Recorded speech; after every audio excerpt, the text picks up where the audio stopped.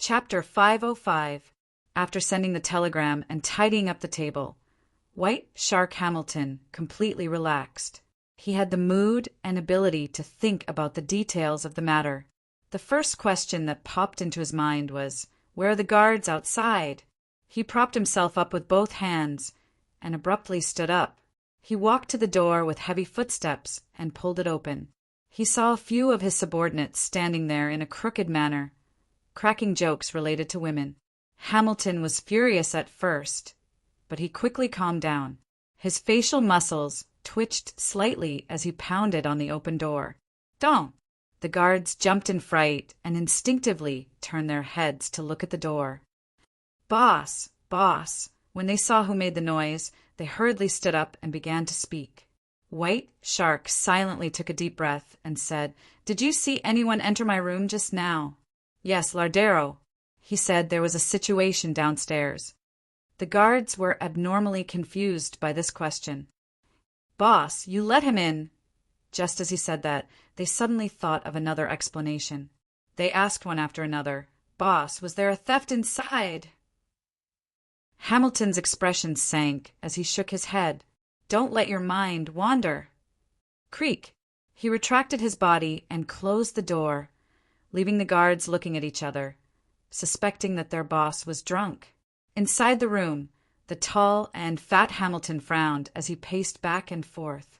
"Lardero, Lardero," they saw Lardero. That guy can transform into other people's appearance?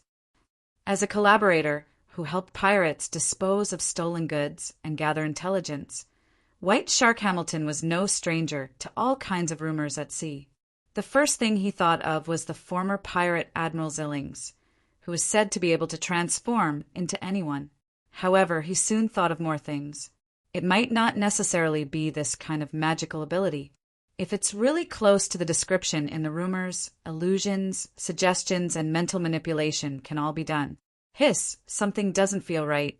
That guy just now looks gentle on the outside, but he's crazy on the inside, and he's terrifyingly strong. Why would he pretend to be my subordinate and call me boss just to sneak in? Based on his character, he should have knocked out or killed everyone he saw along the way. Walked to the door like he was taking a stroll, and then knocked on the door very politely. If he didn't want to cause a huge commotion, leave behind too much information, or expose the secrets related to his sequence, then he could have used a more covert method, such as climbing through the window. How contradictory! There's only one explanation for this contradiction. He's faking it. Disguise my personality, or disguise my strength, or both of them. When he thought of this, Hamilton suddenly stopped and connected all the details. That guy is a newbie. His madness was an act. His strength was manifested by a particular mystical item. Yes, that must be the case. This is the only way to explain the contradictions. He didn't climb the outer walls and enter through the window because he's a low sequence and isn't good at such matters. Mystical items aren't focused on such matters either. In order to successfully enter the room, he was willing to lower his head and address me as boss because he's purely relying on a mystical item. He doesn't have much confidence in himself, nor is he arrogant or crazy enough. He acted like a madman to match the effects of the mystical item to produce fear in others, creating pressure and asking for information. This can also perfectly explain why he left. The reason why he came to me is because he obtained a powerful mystical item. His ambitions were inflated, and he wanted to make a fortune by capturing and killing pirates. When he learned that I was working for Silver Coin Viper Oder and Admiral of Blood's intelligence officer, Old Quinn, and that it might involve Queen Mystic, he became afraid. He chose to leave after giving me a perfunctory explanation, not daring to kill anyone. The more White Shark Hamilton thought about it, the more he felt that he had found the truth. He hurriedly set up the radio, flipped through the code book, and sent another piece of information, briefly describing his guess. He believed that he hadn't been targeted by a hunter. What had happened before was purely a result of the inflated ambitions of a young man who had a fortuitous encounter. And for his target, he also gave the corresponding characteristics: blonde hair and blue eyes. Not crazy. He's even a little timid. Possesses a rather mystical item. Perhaps it can change his looks and figure, or perhaps it can create illusions and combine it with terror. The latter is more likely. In short, there's no way to know what he really looks like. A newbie without much experience.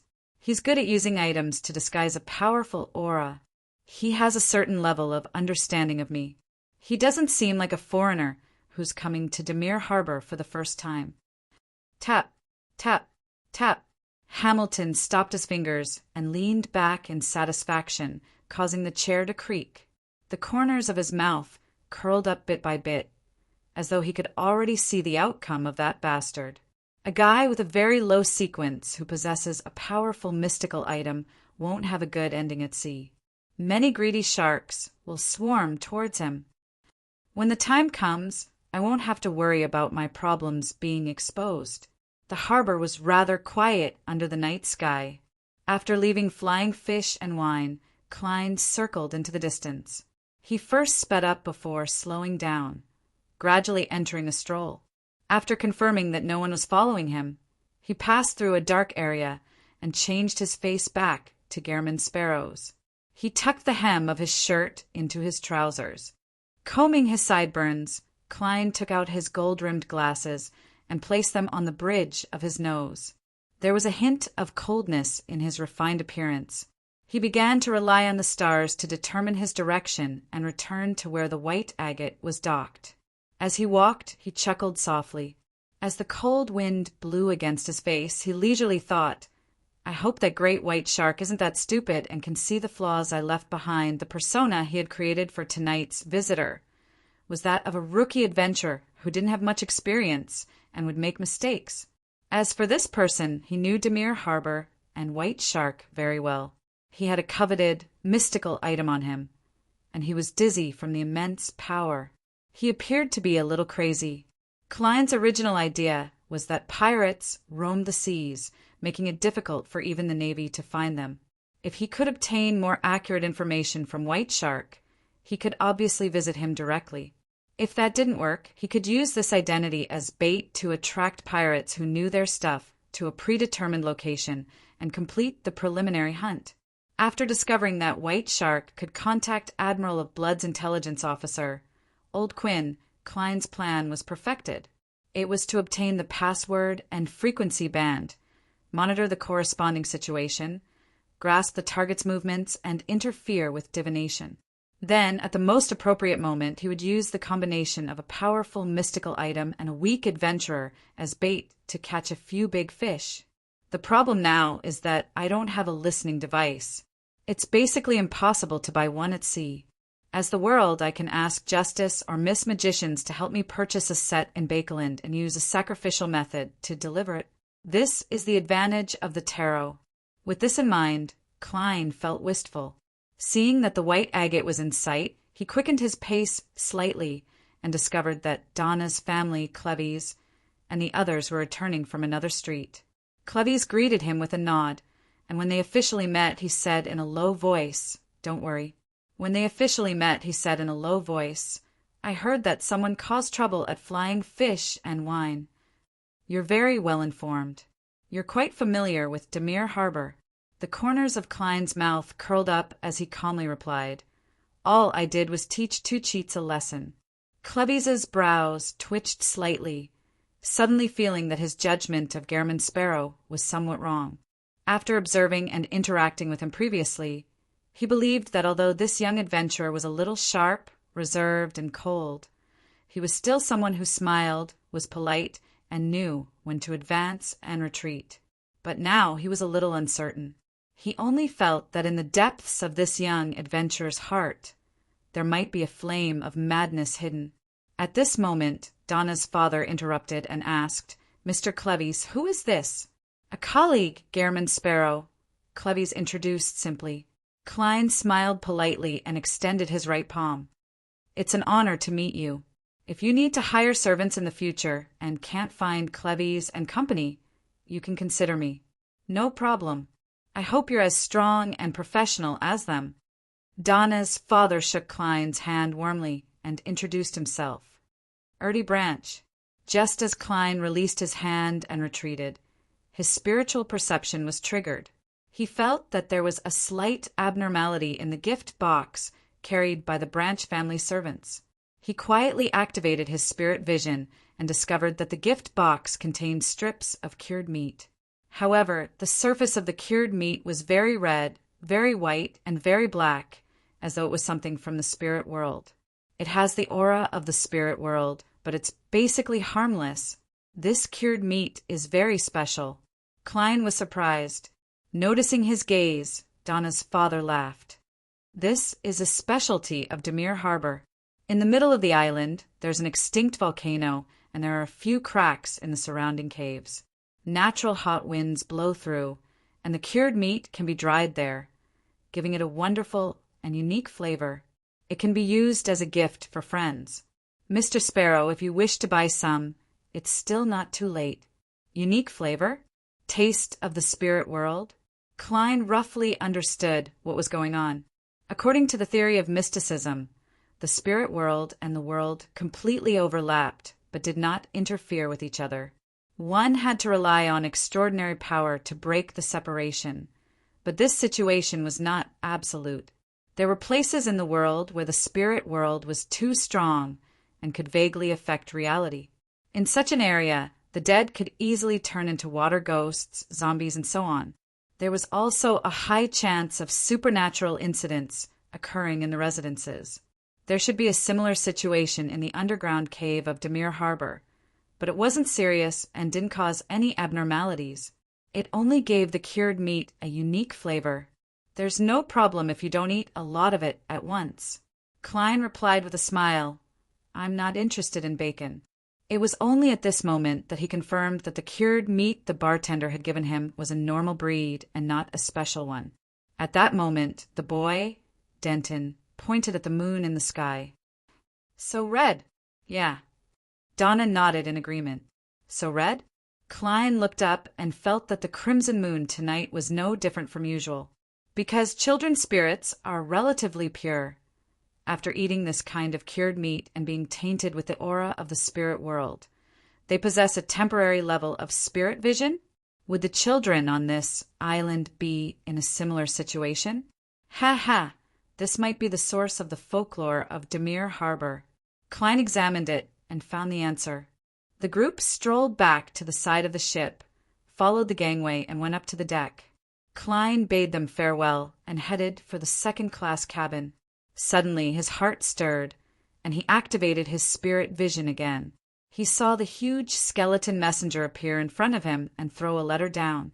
Chapter 506. Pa. Klein stretched out his hand and caught the slightly heavy letter. The huge skeleton messenger didn't stop. It directly disintegrated into a fountain and fell onto the deck one by one, disappearing, as though it didn't want to stay here for another second. Holding the letter firmly, Klein didn't look down at it directly. Following his spiritual intuition, he instinctively turned around and looked at the wooden stairs leading to the first-class cabin. He saw Donna and Denton's eyes widen and their mouths half open, as though they wanted to scream because of the scene just now, but they didn't have the time to make a sound. Seeing that it was over, they suspected that they were hallucinating. Children who eat Demir Harbor's special cured meat have a certain level of temporary spirit vision. Klein's brows twitched slightly.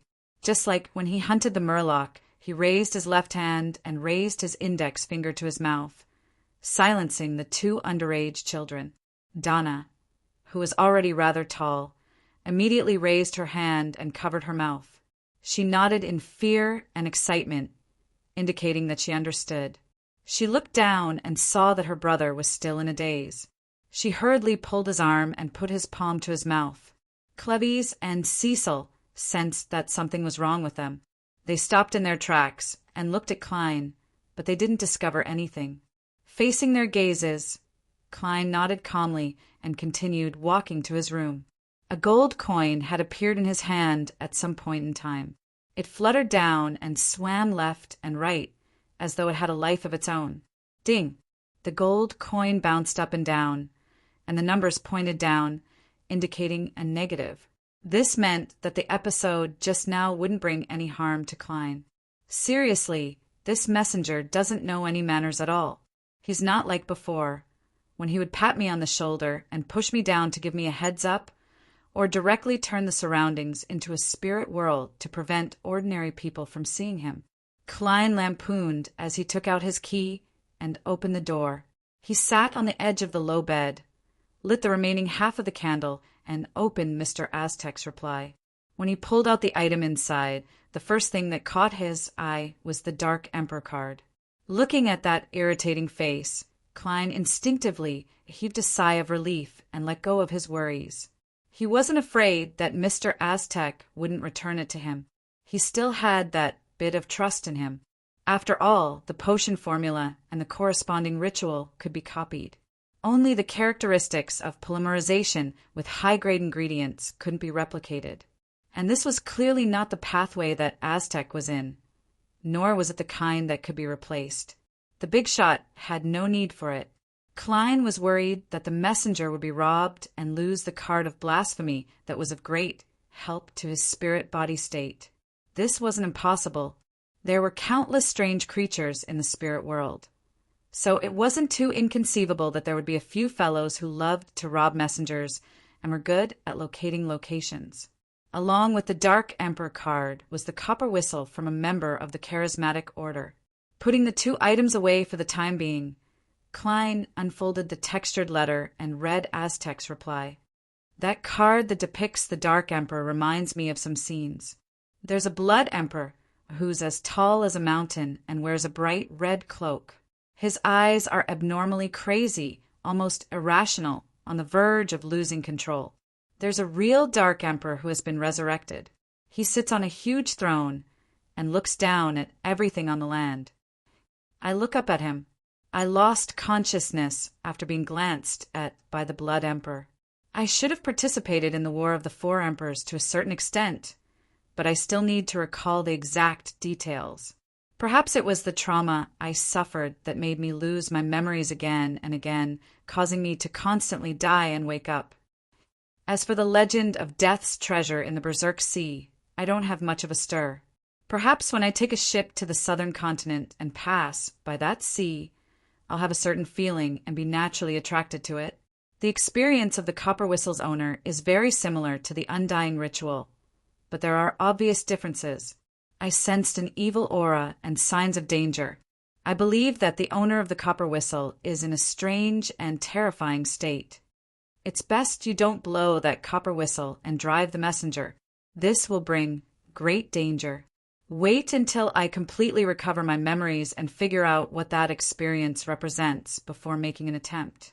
The feather left behind by the Copper Whistle's owner that you mentioned can be used in the realm of undead. It's a unique material that's rich in spirituality. Once I recall more, I'll organize some rituals and charms that can allow you to use it.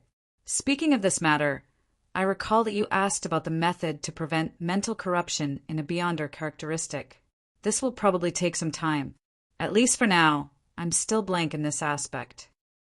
Also, I vaguely remember that in the southern continent, there's a special creature called the Feathermen. It's best to seal that card, otherwise it might attract powerful enemies and many calamities. I can give you some techniques. It's not too difficult. First, a modified wall of spirituality, indeed an activated card of blasphemy, has a converging effect. Thankfully, I left it in the land of gray fog. According to Mr. Aztec's description, he shouldn't be Death who lost his memories. Otherwise, he wouldn't have looked up to the Blood Emperor and the Black Emperor. He's Death's son. He followed that deity to participate in the War of the Four Emperors and unfortunately suffered serious injuries. That should be the case. As Klein pondered, he produced a flame and burned the letter. Following that, he tried the sealing technique and familiarized himself with the knowledge that Aztec had taught him. After doing all of this, he held a ritual and brought the Black Emperor card and the copper whistle of charismatic order into the mysterious space in the land of gray fog to eliminate any possibility of accidents. Without a doubt, Klein didn't wish to suddenly encounter King of the Five Seas Nast at sea. Early in the morning, The sun leaped over the horizon and dyed the distance golden. Klein went to the second-class buffet cafeteria, ate 2 slices of bacon and butter on toast, and drank a cup of lemon black tea. After filling his stomach, he went to the deck to breathe in the fresh air and enjoy the beautiful early morning scenery.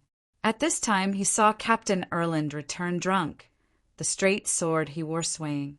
Thinking of what happened last night, Klein walked over and said without a smile, "Good afternoon. Did Great White give you any trouble? He should be able to find out that I'm a passenger of the White Agate." Erland, who was wearing a dark red coat, took off the boat-shaped hat on his head and laughed. "That's his own problem. Actually, he did ask you to pay half of the bar counter repair fee, but it's not much, just a few soldi. It just so happens that I won £6 last night and gave him some extra tips. That's the end of the matter. Captain, are you afraid that I, a crazy adventurer, will blow things up for the sake of my reputation? So you're going to take the blame yourself?" Klein was silent for a few seconds. "I get it." Then he turned around and walked back to the bow of the ship, leaving behind a very soft sentence. "Thank you." Returning to his previous spot, Klein felt the sea breeze blow against his face and slowly exhaled. He felt that it was too King difficult to set up a persona. After enjoying the wind for a while, he was about to return to the cabin when 2 figures suddenly appeared beside him. They were Donna and Denton. Cecil, who was in charge of protecting them, was cruising a few steps away. Donna clearly hadn't slept well last night. Her eyes were a little puffy, and her face was rather gloomy. However, she was rather excited. She was clearly imitating Klein to look at the scenery, but her eyes were nimbly darting around. Just as Denton, who was in a similar state to her, was about to speak, she spoke first. "Uncle, who was that last night?" As she spoke, she looked ahead without turning her head, but her body trembled slightly, as though she was recalling the scene she had seen last night. "That was a messenger. You can think of it as a postman." Klein similarly didn't look at the 2 children, as though he was talking about what he had for breakfast today. "A messenger?" Denton almost couldn't control his voice. "The world is so big, so there are bound to be some special creatures. Believe me, although it looks very fierce and terrifying, it's actually very gentle and professional. It just delivered a letter to me on behalf of a distant friend." Klein explained slightly, trying his best to describe the nearly 4-meter-tall skeleton messenger as pitiful, weak, and helpless. After a night of panic, Donna had calmed down a lot since she hadn't suffered any damage. Her eyes unconsciously lit up as she said, Good God! It's like I'm listening to a story." "Very cool." Denton also expressed his opinion. Then he asked in puzzlement, "But why didn't the others see it?" "They didn't react." "That's because your hearts are pure," Klein said with a slight curl of his lips. This was a white lie. After all, he couldn't directly say that it was the problem with the special cured meat. That would make the 2 good little guys unable to resist trying it. This way, ignoring the problem of getting sick from ingesting large amounts of it, just randomly activating his spirit vision was a very dangerous thing to do. Even if Klein could sustain the consumption of his spirit vision for a long period of time, he didn't dare to keep it on all the time. Sometimes, seeing things that he shouldn't see could cause him to go crazy or even die. Can we have our own messengers?" Donna asked excitedly. "That depends on luck," Klein answered simply with a calm expression. However, he could not help but complain in his heart. "I don't even have a messenger of my own." If he wanted to obtain a messenger, he had to first design an accurate summoning ritual and prepare the corresponding spirit world creature contract. This was a specialized knowledge, and messing around would easily result in something bad being summoned.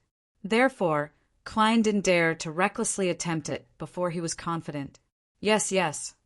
Donna was looking forward to it. Then she whispered, "Uncle, we will keep your secret." Beside her, Denton nodded heavily. At this moment, a new passenger on the ship at Demir Harbor walked onto the deck with his luggage. After Blazing Danas sent the telegram, he considered that the captain might have some instructions for him. So he decided to cut short his vacation and head to the capital of the Rörsted archipelago to await further orders. Through his own channels, he got himself a ticket, put on a wig, and blackened his eyebrows. He boarded the White Agate very easily and waited for the liner to whistle out of the harbor. Sigh, just as Roselle the Great said, capable people will always be a little tired. As Danas walked to the cabin, he looked around leisurely. Suddenly he saw a familiar figure. He saw the young adventurer in the black coat, who had a calm appearance but was crazy in nature, standing at the bow of the ship, smiling politely at him like a gentleman. The muscles on Donna's face stiffened bit by bit. P.S. Friendly reminder, this month's monthly ticket will be invalid in 5 hours. A.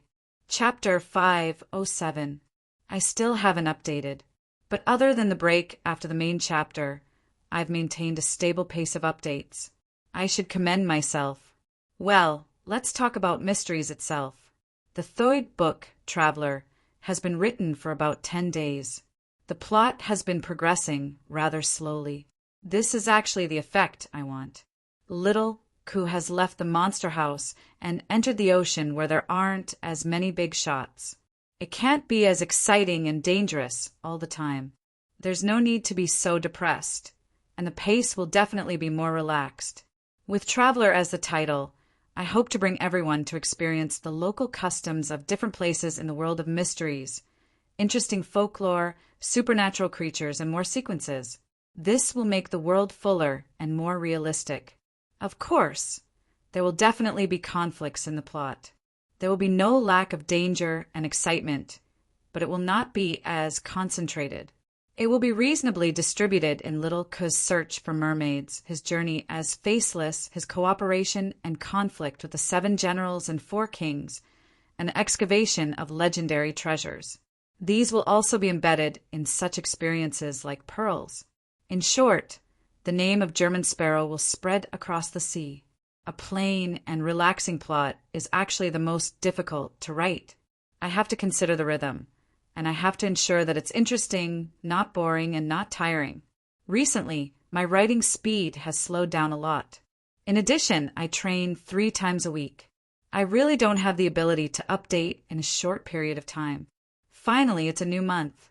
Please give me monthly votes to encourage me so that I can write the 3rd book better and better. Actually, I'm not really interested in fighting for rankings.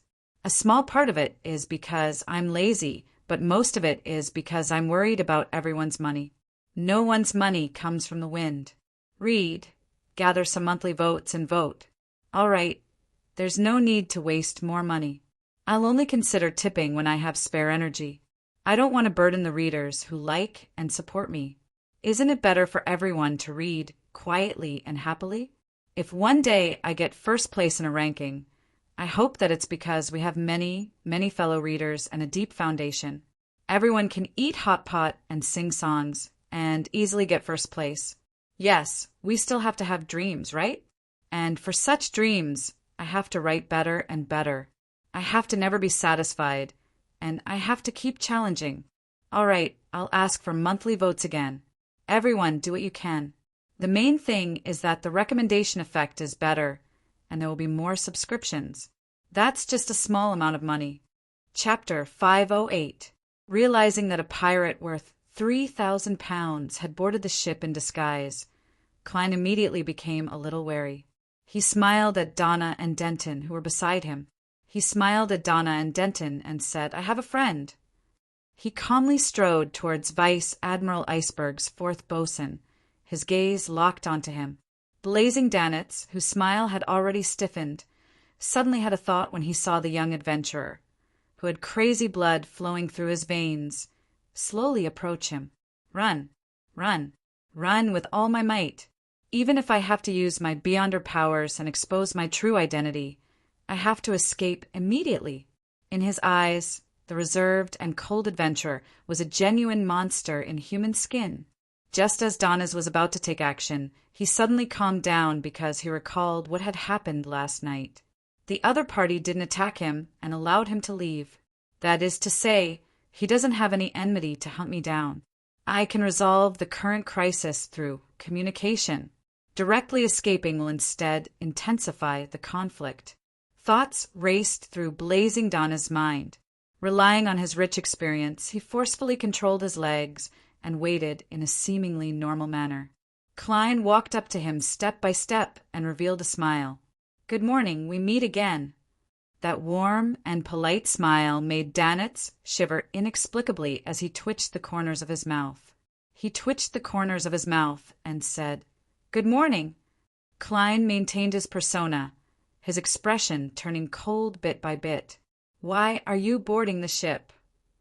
"To the Rorstad archipelago," Blazing Donnas, who could be considered a famous pirate, answered honestly. "Why are you going there?" Klein asked calmly. Donnas forced a smile and said, "Waiting for our captain's orders." "Wait for our captain's orders. There might be a mission for us. He'll probably chase me off the ship. No matter what, there's a potential risk for a pirate to board a passenger ship." After saying that, Donnas guessed the possible developments. This was a pretty good outcome for him. At most, he would just waste a ticket. Klein fell silent, so silent that Donna's hair stood on end. After 5 or 6 seconds, he spoke again. "Which cabin are you staying in?" "First class, room 312. Donnas raised the ticket in his hand to his eyes. He didn't dare to look down, afraid that the other party would take the opportunity to launch a sneak attack. Klein nodded indiscernibly. "Is there a servant's room?" "Yes." Blazing, Donnas answered subconsciously, but he was at a loss. He didn't understand the meaning of the question at all. Then he heard the other party say in a flat tone, as if he was ordering a subordinate, "You sleep there." "Huh? Where?" "I sleep in the servants' quarters. Aren't you going to kick me off the boat?" Danitz was a little taken aback as he blurted out, "Why?" Klein swept a glance at him and said indifferently, "You're not the only one." "Hostage." "Hostage? He's worried that I'm a spy on the ship so that the subsequent pirates can hijack the white agate, so he plans on using me as a hostage? Makes sense. If that's really the case, even if I'm kicked off the ship now, I won't be able to avoid the pirates' attack. It's better to take me as a hostage. It'll be easier to negotiate. **T. I hate this kind of arrogant and indifferent guy who can't speak human language the most. He always says 1 or 2 words or half a sentence, and I have to guess the rest myself. If it weren't for the fact that I can't beat him, I wouldn't even interact with such a guy. Why did I find his temper to my liking? I must be crazy." Donnas gritted his teeth as he thought. "All right." He exhaled helplessly. "Go to your cabin." Klein maintained the perfect persona of a German sparrow. Phew! Blazing Donnas carried his suitcase and reluctantly led the monster in human skin into the cabin. They arrived at the upper deck and arrived at room 312. After opening the door, Klein quickly scanned the room and felt that it was many times better than the second-class cabin. The living room was about 30 square meters, and it was connected to a master bedroom and 3 servant rooms. There was a separate bathroom, a standard wardrobe, and a mahogany desk. Donnas put down his suitcase and looked at the servant room. He suddenly thought of a very important question. Are we just going to leave the master bedroom empty? Just as he said that, he already knew the answer. "It's mine," Klein said with a refined smile. "As expected, in order to watch over me." Donnas felt depressed. Klein took 2 steps on the carpet in the room and pointed at the door. "Follow me downstairs." "Okay." Donnas was somewhat confused, unsure of what the other party was up to. The adventurer and famous pirate team quickly arrived at the second-class cabin area and found Klein's original room. After opening the door, Klein didn't enter. He pointed inside and said to Donnas, "Pack the things on the table." "Pack the things on the table into the suitcase." "What? Pack? I'll help you pack?" Donnas was stunned. In an instant, he felt a surge of anger rush to his head. "How can I, Blazing Donnas, Vice Admiral Iceberg's 4th bosun, a famous pirate with a bounty of £3,000, be ordered around like a servant? My dignity, and my reputation don't allow me to accept such an insult." Seeing blazing Donnas standing there motionless like a stone statue, Klein gave him a cold look. Donna's body immediately trembled. He took a deep breath and replied with a smile that looked uglier than crying, "All right, all right." He bent his back and entered the room that wasn't considered high, and he quickly placed the items scattered outside into the suitcase. Without needing Klein's reminder, he placed them neatly, even more attentive than his own luggage. After doing all of this, he carried the suitcase and followed Klein upstairs.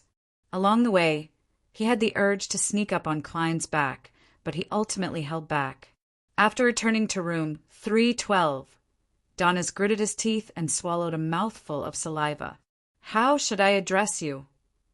"German Sparrow," Klein replied succinctly. "German Sparrow." Donnas ruminated over the name inwardly, swearing that he would never forget today's encounter. In the future, he would definitely let him have a taste of something similar. "Captain will definitely help me," he thought expectantly.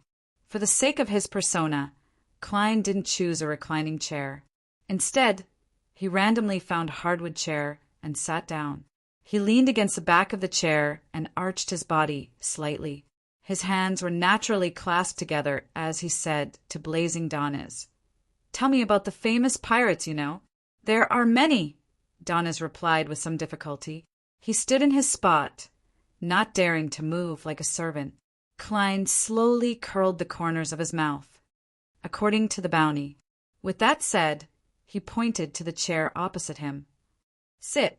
Donnas heaved a sigh of relief and hurriedly sat down.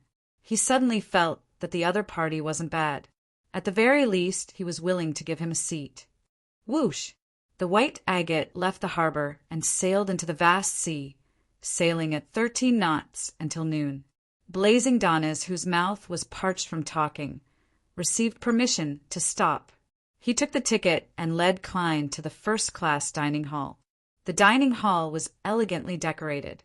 There was a violinist playing in the corner, and there were certain barriers separating the different tables, ensuring the privacy of the dining environment. After taking a few steps, Klein encountered Donna's family, Cleves, and the others. They had taken up a large table and were waiting for the waiter to serve them the delicacies. Uncle Sparrow, because of their common secret, the little boy, Denton, had quietly changed the way he addressed him. Donna blinked her eyes, fully displaying her confusion. She clearly remembered that Uncle Sparrow lived in a second-class cabin and shouldn't have appeared in this dining hall. Klein smiled and waved his hand as a greeting. He then pointed at Donnas. "His treat. Is that so?" Donna sized up Donnas curiously. She felt that this gentleman looked strange, especially his eyebrows, which were very unnatural. Cleves put down his knife and fork and fell silent for 2 seconds. "Your friend?" Klein chuckled and turned to Donnas. "How do you think I should answer?" Donnas gritted his teeth, then forced a smile. "Gehrman once saved me. Yes, that's right. Otherwise, I might have been killed by him in exchange for a bounty." Donnas comforted himself inwardly. Cleves sized up Donnas and didn't say anything else. Walking past Donna's family, Klein found a table by the window. The waiter came over very enthusiastically and handed over the menu. Charcoal, grilled steak, foie gras in red wine, vegetable salad. Donnas glanced at the menu and couldn't help but sigh. It's still better to have a ship that docks at the port every 2 or 3 days to replenish. There's enough fresh food. When it comes to those that float at sea for a week or 2, we can only alternate between beer, cured meat, and all kinds of canned food. It's so monotonous that it drives people crazy. However, the sea itself will also provide fresh ingredients. Ha ha! You have to be able to distinguish between them. We have a sailor on our ship who once had diarrhea to the point of his buttocks because of a beautiful lobster. As a pirate, he wanted to describe it in vulgar terms, but after looking at the German Sparrow's expression, he changed his words in time. Diarrhea to the point of his buttocks. I have reason to suspect that there are other factors, although your captain is a woman. There should be very few women in the crew. Also, they can't go ashore for a long time, so the sailors must be very thirsty. Klein criticized inwardly. He took the menu and scrolled down according to the price. All of these. Okay. The waiter's expression didn't change in the slightest. At this moment, Klein saw Captain Erland enter the restaurant and pass by, so he simply greeted him. When he turned around, he found that Blazing Donis had already turned his head to look out the window, as if he was looking at the scenery. "Does the captain know you?" Klein asked in an almost declarative tone. Donis laughed dryly. "When he was the boatswain of the William V, we fought with them. And I'm also considered a relatively famous pirate." At this point, Donis thought of his current situation and suddenly felt a little melancholic, so he changed the topic. "I've always wondered why the just Erland suddenly left the Navy. At that time, he was already an arbiter." Chapter 509. A Beyonder was allowed to leave the fleet? Without needing Donna's explanation, Klein easily understood why he found it odd. In the Nighthawks, even the purely civilian staff were subject to strict restrictions. Normally, they would sign a lifelong confidentiality agreement when they left their jobs. They were not allowed to leave the Nighthawks' jurisdiction without approval. After obtaining approval to move to another city, they had to immediately register with the local church of Evernight. From such a rule, one could see the officials' attitude towards Beyonder powers and related matters. It was impossible for a Beyonder who had drunk the potion to leave the organization so easily. Klein clearly remembered that Miss Justice clearly had the means to become a Beyonder, but she wasn't willing to attempt it. The reason she gave was that she didn't want to lose her freedom. Similar thoughts flashed through his mind, but he didn't express them. This was because the polite but cold German sparrow wouldn't be interested in such rumors. So what? Klein looked at the cutlery on the table and calmly asked, "Do you know how to chat?" Blazing Donis secretly took a deep breath and forced a smile. "Haha, I just find odd. We all suspect that he has joined MI9 and is monitoring the sea route as a captain." "That's possible." Klein picked up the cup of water and took a sip. The dishes he had ordered began to be served according to their categories. The restaurant even gave him 2 cups of sweet, bubbling, pale golden aperitif. Klein didn't say another word and focused on enjoying the delicacies. He felt that this was indeed much better than the second-class restaurant. The melodious sound of a violin reverberated in the air, and the slight contact between the cutlery and porcelain plates could be heard. Outside the window, the blue and open sea rippled quietly. Everything seemed so beautiful. Just as Klein entered the dessert segment, a crew member ran in and rushed to Erland's table. "Captain, there's a pirate ship." He didn't hide his voice. Most of the passengers were shocked and stopped eating. Klein looked up, his eyes dark and cold as he looked at Donis. Blazing Donis stiffened for a second as he smiled bitterly and suppressed his voice. "If I say this has nothing to do with me, would you believe me?" Klein relaxed his eyelids that had almost twitched from his performance and slowly curled the corners of his mouth. I guess you're a son of a bitch." Donis was furious and almost cursed out loud.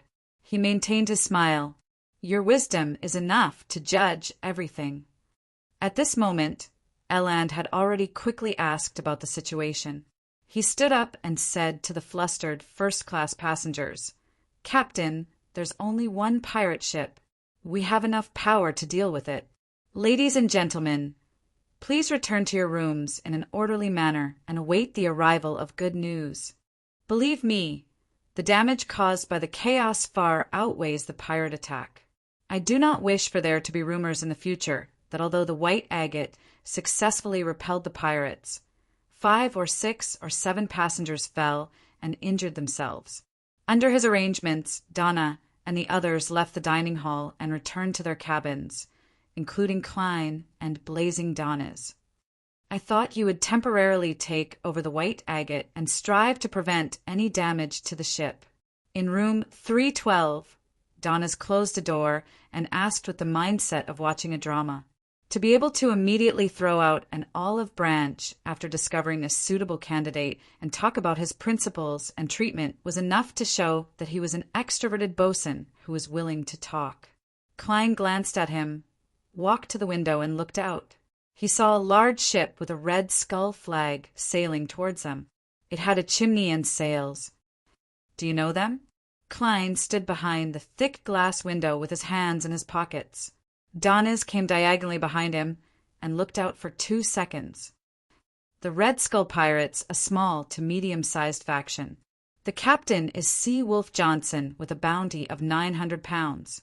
The first mate is One-Eyed Anderson with a bounty of £500.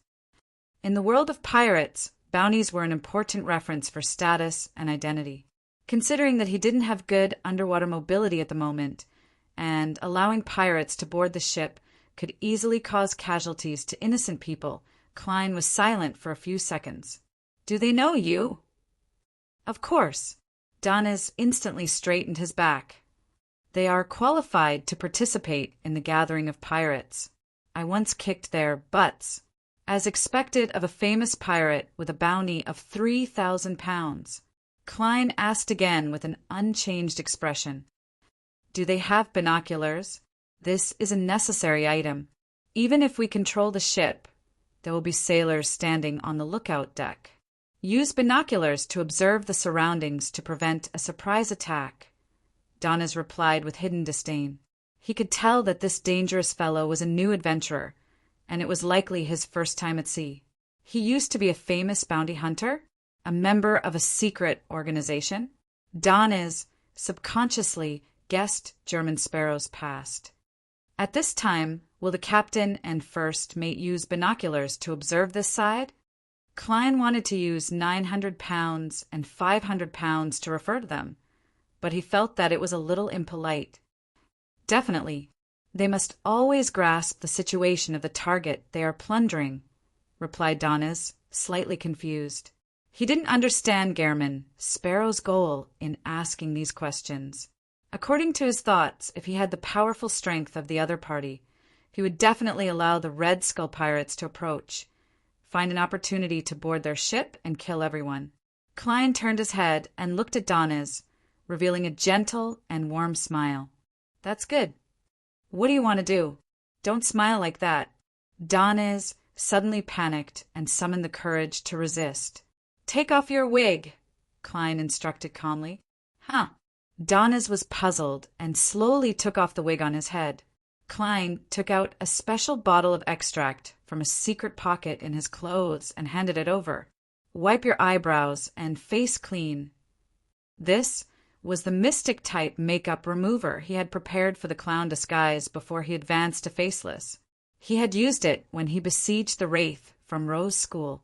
The current Klein naturally no longer needed such things, but he couldn't bear to throw it away. Donnas became more and more puzzled, but before the other party attacked, he didn't want to make it impossible for him to return. He could only follow the instructions and wash off the disguise on his face, returning to his original appearance. Putting away the metal bottle, Klein opened the window and let the sea breeze in. "Stand here and face outside." He pointed to the back of the window and said to blazing Donnas. Donnas walked over in a daze and vigilance, standing firmly behind the window. Klein observed for a few seconds and calmly asked, "You have 2 choices. One is to crawl out yourself and hang there in a conspicuous manner, and the other is to be hung there in a conspicuous manner while I'm holding your collar. What do you want to do?" Donnas blurted out. Klein revealed a genial smile again. "Show you to the pirates. The 4th bosun of Vice Admiral Iceberg should have enough weight to dissuade them." "No, I can't do that." Donnas subconsciously chose to refuse. He could imagine what kind of judgment the Red Skull Pirates would make when they discovered him. Either Blazing Donnas had been captured and there was a terrifying powerhouse on the ship, or this ship had already been targeted by Vice Admiral Iceberg, and the other pirates had immediately distanced themselves. "And the way I'm hung out will determine what they will think," Donnas thought sadly. Klein smiled even more genially. I'm a very easy person to get along with. Really, as long as you do as I say." At that instant, Donis felt the indescribable hunger again. He felt as if his flesh and soul would be torn apart at any moment. After weighing the pros and cons for a second, he half raised his hands, gritted his teeth, and smiled. "I'll do it myself." Donis held back his anger and grievance as he turned around and climbed out the window. Relying on his balance and strength that he had honed over the years, he used his elbows as support and hung outside the cabin. "Don't attempt to escape. I'm not a patient person." Klein's expression turned cold as he gently reminded him. "Phew." Donis resisted the urge to release his elbows and jump down. On the pirate ship in the distance, the crew member in charge of observing the white agate sent a message to Sea Wolf Johansen. "Boss, there's a strange fellow hanging outside the window." Johansen was taken aback for a second as he raised his binoculars and held them in front of him. He quickly discovered the strange fellow that his subordinate was referring to, because his position was just too conspicuous. Isn't this blazing Donis?" Johansen's eyebrows twitched as he recognized him. Why would he appear on the white agate? What's the meaning of him hanging outside? Is this Vice Admiral Iceberg's prey? After a series of questions, Sea Wolf made a judgment. He raised his right hand and said, "Everyone take note. Everyone, stay away from this area immediately." Inside room 305, Clubbies gripped his revolver tightly and stood by the window to prevent a possible boarding battle. Donna's family was a little afraid and didn't return to their respective bedrooms. Instead, they sat in the living room, waiting for the bombardment to begin. Cecil and the other bodyguard, Teague, stood guard by their side, fully on guard. At that moment, Clubbies' slightly aged eyes revealed a puzzled look. After a few minutes, he took a step back, lowered his gun, and said to everyone, "The pirates have left." "What?"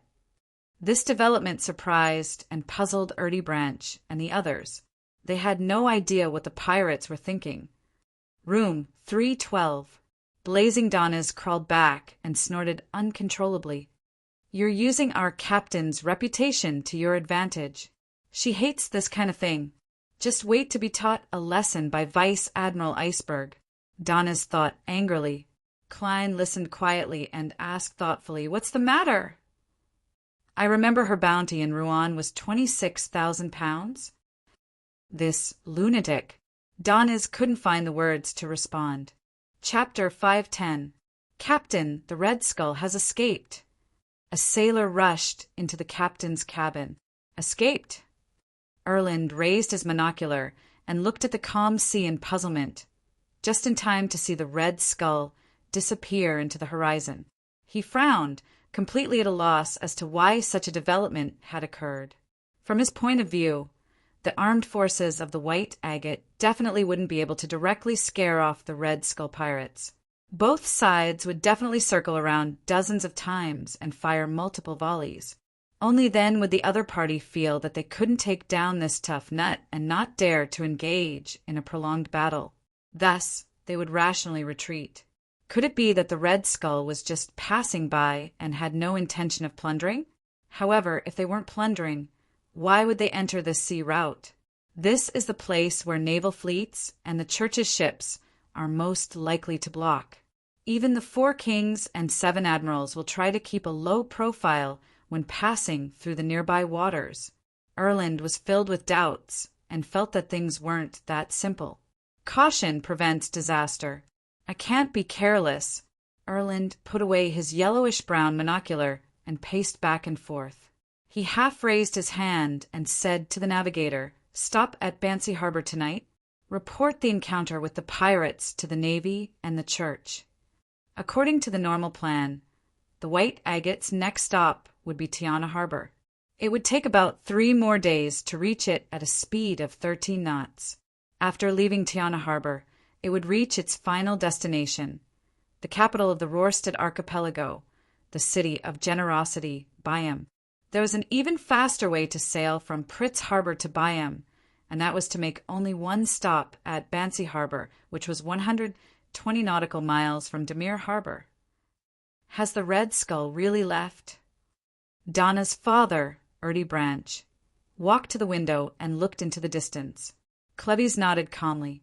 Yes. Just as he said that, a sailor's shout came from outside. Danger averted. Danger averted.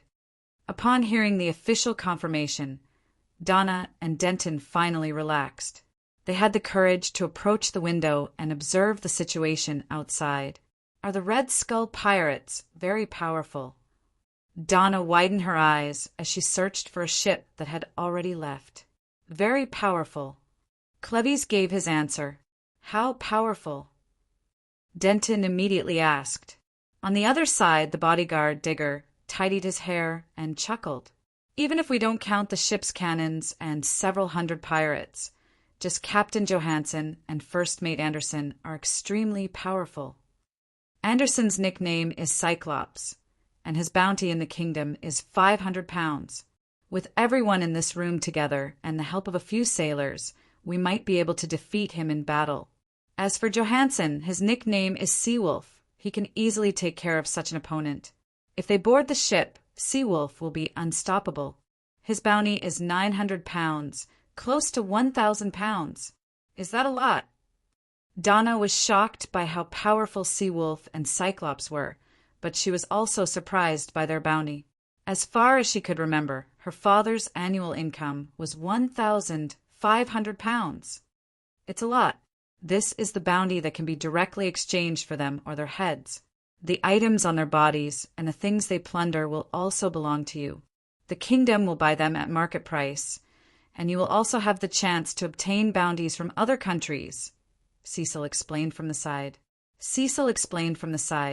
At sea, pirates with a bounty of more than 300 pounds are quite powerful, and those with bounties close to or above 1,000 pounds are at least very famous in their own seas.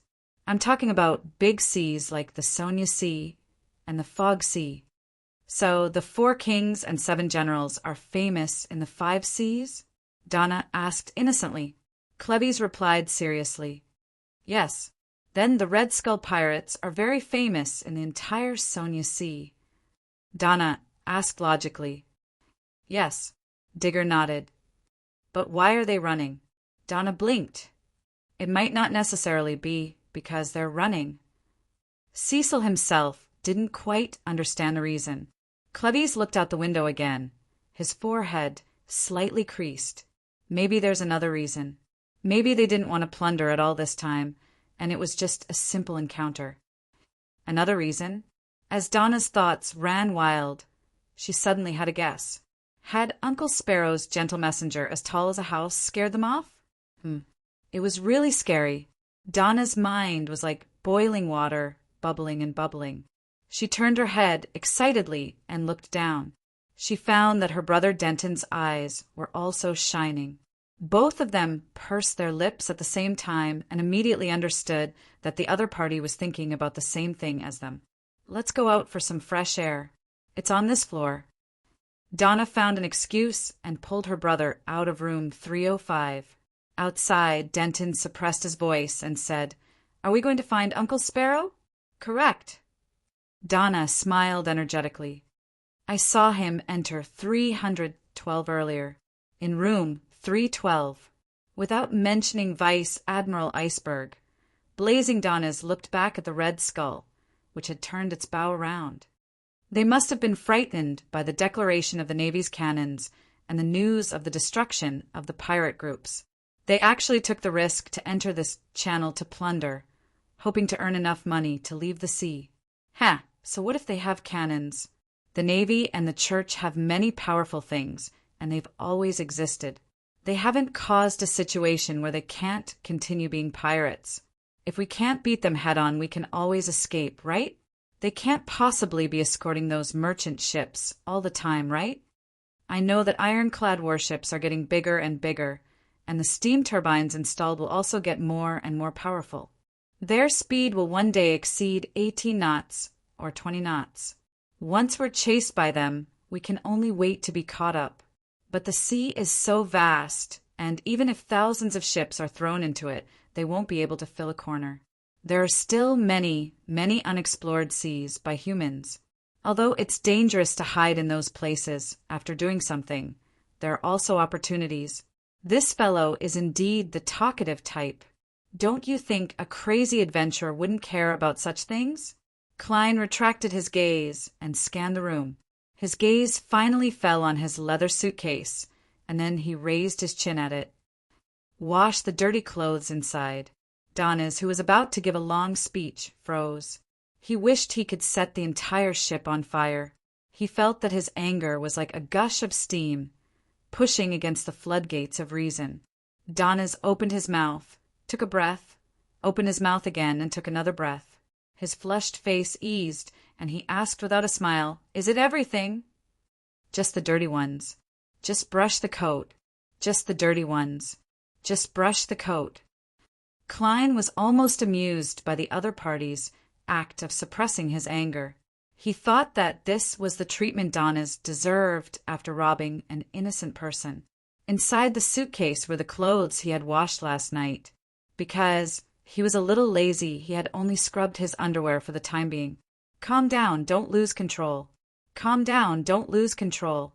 Danes repeatedly admonished himself, walked to the German Sparrow's suitcase, opened it, and took out the clothes that needed to be cleaned. He had just started busying himself in the bathroom when he heard the doorbell jingle. Klein opened the door and found Donna and Denton. "Uncle Sparrow, I'm not disturbing you, am I?" Donna's eyes darted left and right. "Nope." Klein made way for them. The two little fellows entered the room and were surprised to see Donna's washing clothes. "Where's the servant?" Denton asked subconsciously. "He didn't bring one," Klein answered for Donna's. Donna said in confusion, "But there's an exclusive laundry made in the first-class cabin." "But the first-class cabin has its own laundry maid, and the fee is calculated by the bucket." Before she could finish her sentence, Donna's froze. He had been so angry that he had forgotten about this matter. Donna's shook off the water droplets on his hands, turned around, squeezed out a smile, and said to the German Sparrow, "Can I ask the laundry maid to help?" Klein didn't have the malicious intent to see the other party embarrass himself. He smiled and said, "I only care about the results." "Phew!" Donna's heaved a sigh of relief. The question and answer between the two made Donna sense that something was amiss. The little girl asked suspiciously, "Uncle Sparrow, aren't you two friends?" Why does he look different from before?" Klein found a chair and sat down without hiding anything. "To be precise, he is my prisoner of war." "Prisoners of war?" Dan Dunn looked left and right in a daze. He did not remember any conflict between his two uncles. Donna was puzzled at first, but then her heart skipped a beat. Is he a pirate?" Klein nodded lightly. "The Red Skull pirates were also scared off by you, Uncle Sparrow?" Donna asked excitedly. Klein glanced at Danitz and replied without any expression, "That's right." "Sort of." Having all her doubts answered, Donna was abnormally satisfied. She glanced at Donna's and unconsciously lowered her voice. "Uncle Sparrow, does he have a name?" "No. Does he have a bounty?" "No. I can't let anyone know what happened to me." Donna's opened his mouth and answered first. "My name is Sieg." At this moment, Klein said lightly, "That's right." Donna's. Donna and Dan Dunn looked at each other and didn't ask any further. The siblings didn't stay long before they bade farewell and left. They had a nagging feeling that the pirate's eyes were very fierce. When they returned to room 305 and saw that her father and Uncle Cleves were still discussing, Donna pretended to interrupt innocently. "Many people were talking about pirates just now. Did they mention Donna's? Is he very powerful?" "Donna's. Blazing Donna's. He's Vice Admiral Iceberg's subordinate, the fourth bosun of the Golden Dream." Cleves replied simply. At this point, he suddenly fell silent and retracted his eyes, as though he was recalling something. A pirate admiral's subordinate. Donna asked curiously, "How much is his bounty?" Cleves returned to normal and said in a deep voice, 3 £3,000. £3,000? Donna and Dan Dunn's mouths gaped open bit by bit, almost forgetting to close them. The captain of the Red Skull only had a bounty of £900, but that fellow who looked like a servant was worth £3,000. The siblings looked at each other, speechless. At 6 in the evening, the White Agate entered the harbor again. Bancy Harbor? Erland is very cautious. Donnez stood by the window and looked at the dark harbor and the tall lighthouse. Without waiting for Klein's response, he laughed to himself. There seems to be some bad rumors here. Chapter 511. Klein had already gained a basic understanding of Donna's character, so he didn't take the initiative to ask about the legends. He continued sitting in his chair and calmly looked at him. Without being interrupted, Donna's shook his head. Legend has it that 300 years ago, when Ruan's army first occupied this island, more than 500 soldiers mysteriously disappeared after a heavy fog. Not long after, many bones appeared by the sea and on the mountains. Similar incidents happened several times until the Church of the Storm built a cathedral here and sent a bishop. Although historians attributed the official start of the colonial era to Rozelle's fleet finding a safe sea route to the southern continent, in fact, the various countries in the northern continent had been exploring the surrounding seas for a long period of time before that.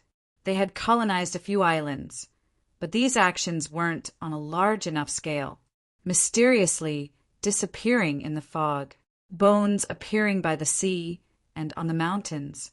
Klein suddenly thought of the forsaken land of the gods. According to Little Sun's description, there was no sun there, only lightning and night. And when humans were enveloped by the darkness without any light, they would encounter strange or terrifying events. Danitz looked at the lighthouse that was exceptionally eye-catching in the setting sun and continued, "That's right. And according to the tombs and murals excavated on the island, the natives here seem to have a tradition of cannibalism. This island is situated in a region with intense climate changes. It often encounters earthquakes, storms, and fog, bringing disasters to the natives time and time again. In order to survive, they began to worship the god of weather that they created. Every year they hold 4 rituals. The ritual's content is to kill a chosen blessed, share his blood and flesh, and bury his head in an altar. However, such traditions have long been replaced by the storm rituals. The original language of the natives has also disappeared. God of weather, a conquered island that once retained the tradition of living sacrifices, Klein made a preliminary judgment. Donez retracted his gaze and casually said, "It's precisely because of these legends that Bancy Harbor has 2 unique customs. It's precisely because of these legends that Bancy Harbor has 2 unique customs. One is that on nights with heavy fog and drastic weather changes, the door is tightly shut. Do not go out and do not respond to knocking sounds. The other reason is that they are fond of the blood of all kinds of animals. They learned to add salt to it from the migrating elves, so that the blood would coagulate into strange lumps. Together with the local spicy spices, it would be tender and fragrant. Wasn't this the blood curd?" Klein was stunned for a second. His puzzlement turned into a frown. Elves? According to the stereotype formed in his previous life, elves should be elegant vegetarians. Why would they study the correct way to consume blood and the 100 ways to make blood curd? Yes, rumor has it that many elves like coagulated blood. Donez threw up his hands and replied, "Unfortunately, it's very difficult to encounter such creatures that are good at cooking." Little Sun once mentioned that the ancient god, Elf King Sinithrim, wields the authority of the Lord of Storms. Then, the elves should be similar to Beyonders of the Sailor Pathway. From the looks of it, it's not incomprehensible for elves to like blood food. Perhaps they even have the trait of being irascible. This scene is quite beautiful. Klein's thoughts raced as he gradually turned his attention to the blood curd. I haven't eaten it in a long time. He had the thought of disembarking the ship to try some delicacies. At this moment, Donna's took the initiative to suggest, "There's a famous green lemon restaurant here. There's a famous green lemon restaurant here. The pig's blood is especially delicious. Do you want to try it?" He had a nagging feeling that it was very dangerous to be alone in a room with German Sparrow. He was worried that this monster in human skin would suddenly go crazy. He should be more restrained in places with many people. Holy Lord of Storms, may this journey end soon. Donnas prayed without much confidence. As a pirate, he also believed in the Lord of Storms, but he lacked sufficient respect for the church. Upon hearing Blazing's suggestion, Klein, who was already interested, felt his heart palpitate. However, the legends and customs that Blazing mentioned made him feel a little uncomfortable. Therefore, he took out a gold coin and did a divination in front of Donna's. The result was that there was no hidden danger in Bancy Harbor for him. Klein looked at the gold coin in his palm and didn't move his eyes away for a few seconds, still feeling uneasy. When Donnas saw this scene, he suddenly realized that the monster in front of him was good at divination. Even if I sneak away, I'll be easily found. Blazing felt depressed as a faint sense of sorrow welled up in his heart. Just as he composed himself, Klein suddenly stood up and walked to the washroom. Before closing the door, Klein turned his head with a deadpan expression. "You can take this opportunity to escape." With that said, Klein slammed the washroom door. Donnas opened and clenched his fists, took 2 steps towards the door, and finally stopped. The unknown was the most terrifying. Before figuring out what other beyonder powers the German Sparrow had, he didn't dare to take the risk of intensifying the conflict. At least he's kind and didn't hurt me physically. When I reach by him, he'll probably let me go. The thought of being lucky occupied Donna's mind. In the washroom, Klein took out a paper figurine, disguised himself, and took 4 steps counterclockwise to go above the gray fog. He sat at the end of the long bronze table, took off the spirit pendulum on his left wrist, and wrote the corresponding divination statement. "There are hidden dangers in Bancy Harbor." He lowered his spirit pendulum and got into a good posture. After chanting a few times, he opened his eyes and saw that the topaz pendant was spinning clockwise. Furthermore, it was doing so at an extremely fast speed. This meant that there was a great danger lurking in Bancy Harbor for him. How could this be? This place has been colonized by the kingdom for more than 300 years, and has been an important port on the main trade route for more than 100 years. There have never been any rumors of danger. Could it be that a few powerful pirates are working together to plunder this port? No, those coastal defense cannons aren't just for show. Klein frowned in puzzlement. He divined again if he would encounter any disasters related to pirates in the near future. The answer was no. He fell silent for a few seconds, enveloped himself with spirituality, and fell into the gray fog. After returning to the real world, Klein pressed the mechanical button on the toilet, put away the paper figurine, and went to the washstand beside him. He wet his hands with water. In this short period of time, he quickly sorted out his thoughts and decided to hide if he could. It was best to be safe. After wiping his hands with a tissue, Klein opened the door and saw Donnas still standing in the middle of the living room. A pirate who's cautious to the point of being a little cowardly. In a sense, Vice Admiral Iceberg subordinates are adventurers who moonlight as pirates. Klein looked at him and calmly said, "To the first-class dining room." "All right." Donnas didn't understand why German Sparrow had suddenly changed his mind, but in the end he chose not to argue. Along the gangway and down the ship, Clubby suddenly said to Donna and the others, "Go to the Green Lemon restaurant first. I have some matters to discuss with Captain Erland. I'll catch up soon." "All right." Although Erdy Branch was surprised, he wasn't too puzzled. Clevies boarded the ship again and met Erland, who had a sword by his waist. "I'm going to visit German Sparrow." With that said, Clevies turned and headed for the first-class area. Erland was at a loss, not understanding the other party's intentions for suddenly coming over.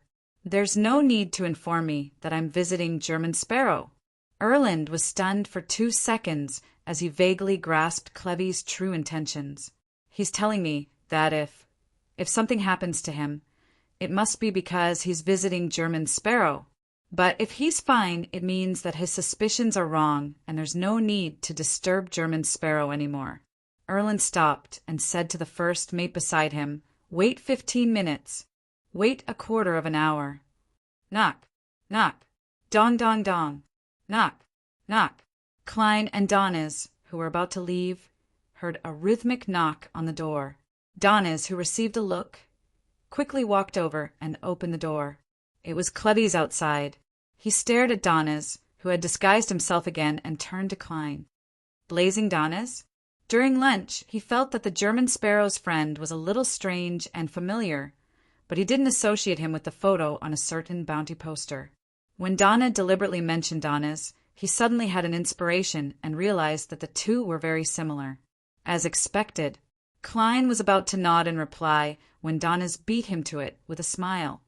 "Friend, you've got the wrong person.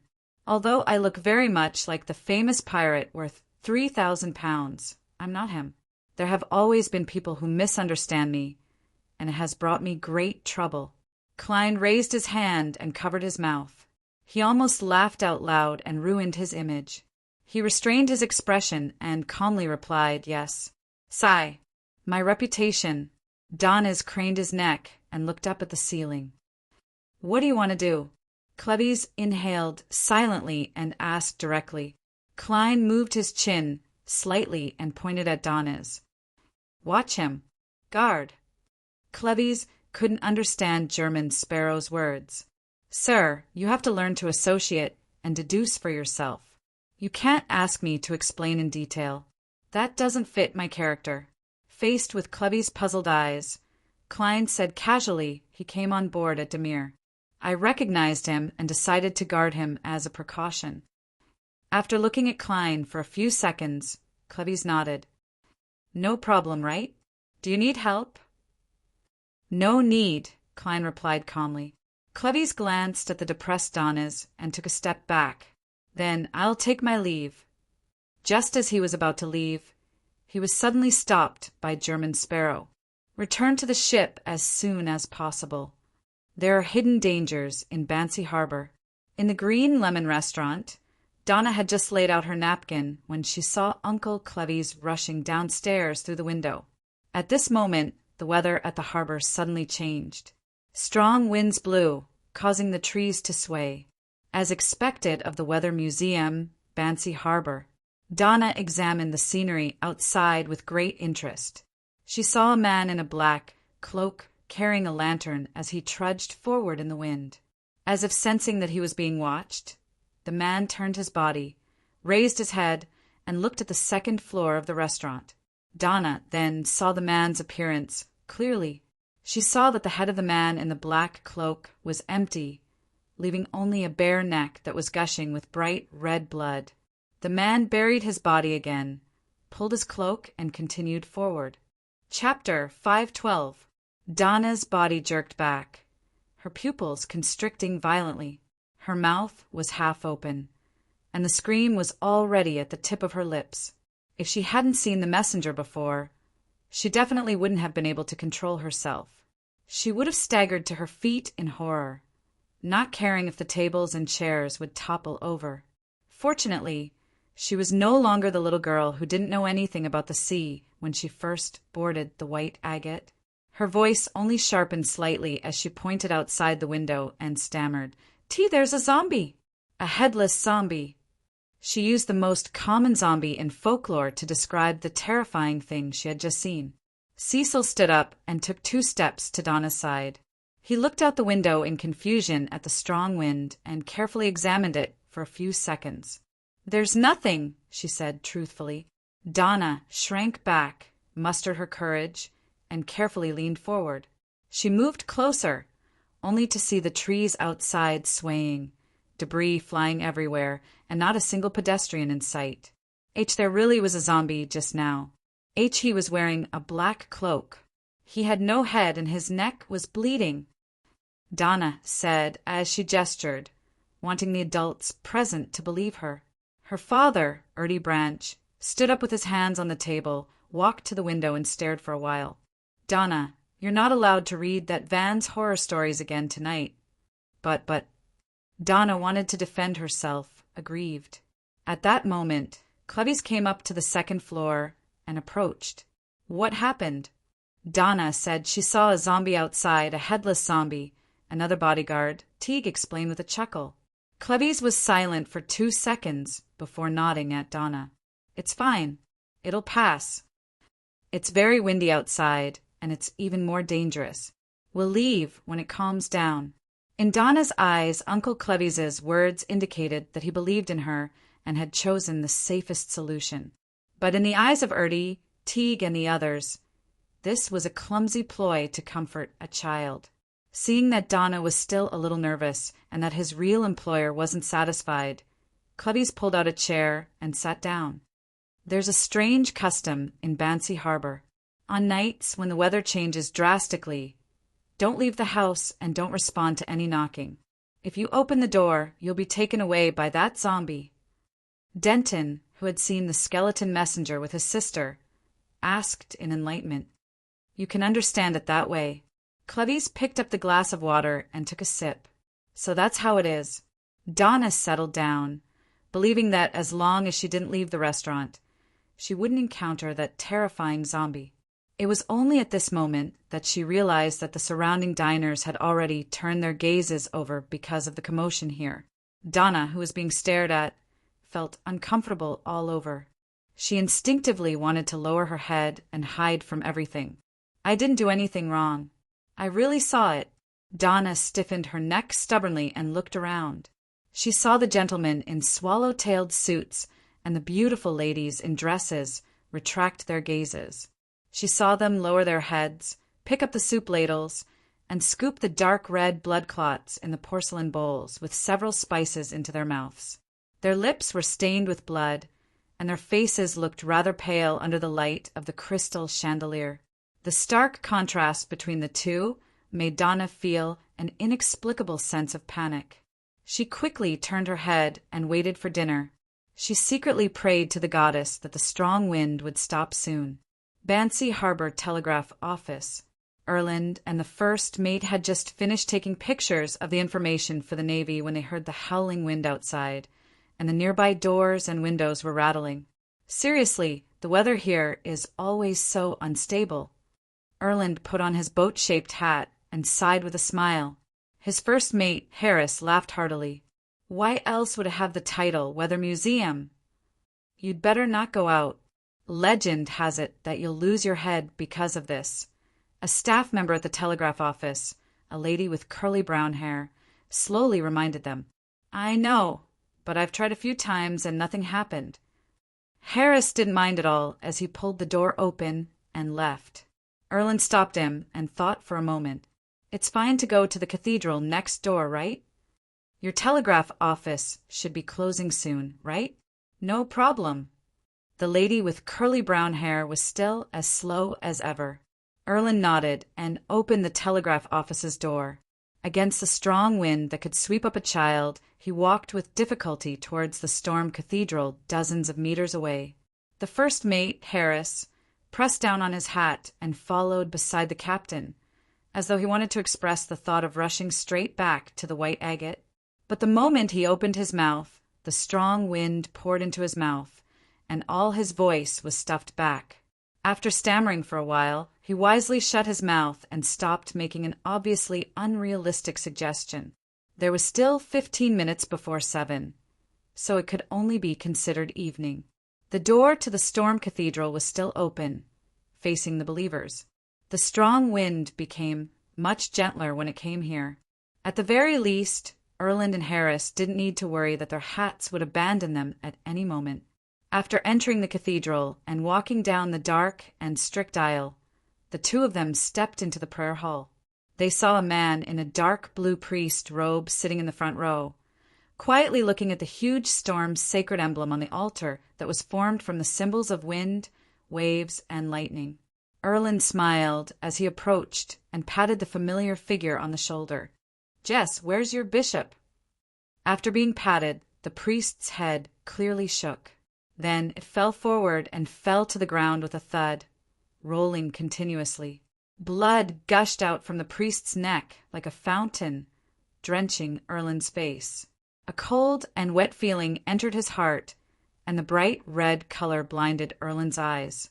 All that was left in his vision was the blood-red world, as well as the head that had finally stopped rolling and was looking up with its eyes in a daze. At 7:15, when Klein and Donnas came out of the first-class dining hall, they realized that the strong wind that had rocked the ship had calmed down significantly. After thinking for 2 seconds, Klein walked all the way to the cabin entrance and asked the crew member guarding there, "Who else hasn't returned?" The crew member had seen this passenger enjoy the delicious Murloc meat with the captain, so he didn't hide anything. Apart from the Branch family and Timothy family, who went to the Green Lemon restaurant, the other passengers returned before the wind rose. "Ha ha! That place is rather far, and the meal time is rather long." "Ah, yes, the captain and the first mate went to the telegraph office and haven't returned yet." Klein nodded indiscernibly and silently returned to room 312. He stood by the window and looked at the waves that were stirred up by the wind. Even if he didn't go to the mysterious space above the gray fog for a divination, he could vaguely sense that something bad was brewing and happening just by relying on his spiritual intuition. After waiting for another 5 minutes, he still didn't see Captain Erland and Donna's family return. Klein turned his head to glance at Donna's, making the famous pirate, who was lounging in the reclining chair, sit up straight. Klein retracted his gaze and walked into the bathroom without a word. He skillfully closed the door, pulled out a paper figurine, and disguised himself. He then went above the gray fog and prepared to do another divination. Previously, he had been considering the potential risks of Bancy Harbor, but now that the wind had risen, he planned on confirming the current level of danger. Bancy Harbor is in danger. Klein held the spirit pendulum and chanted softly. After repeating it over and over again, he opened his eyes and discovered that although the topaz pendant was spinning clockwise, it wasn't very fast. There's danger, but it's within an acceptable range. This contradicts the previous revelation. Klein propped his elbows on the edge of the long bronze table and muttered to himself in puzzlement. He quickly thought of a possibility. The current danger didn't equal the hidden risk. Unless something was triggered, or something was investigated in depth, it would cause the iceberg hidden beneath the sea surface to appear. This hidden risk might have existed for 300 or 400 years, or even longer. It's not because of my arrival.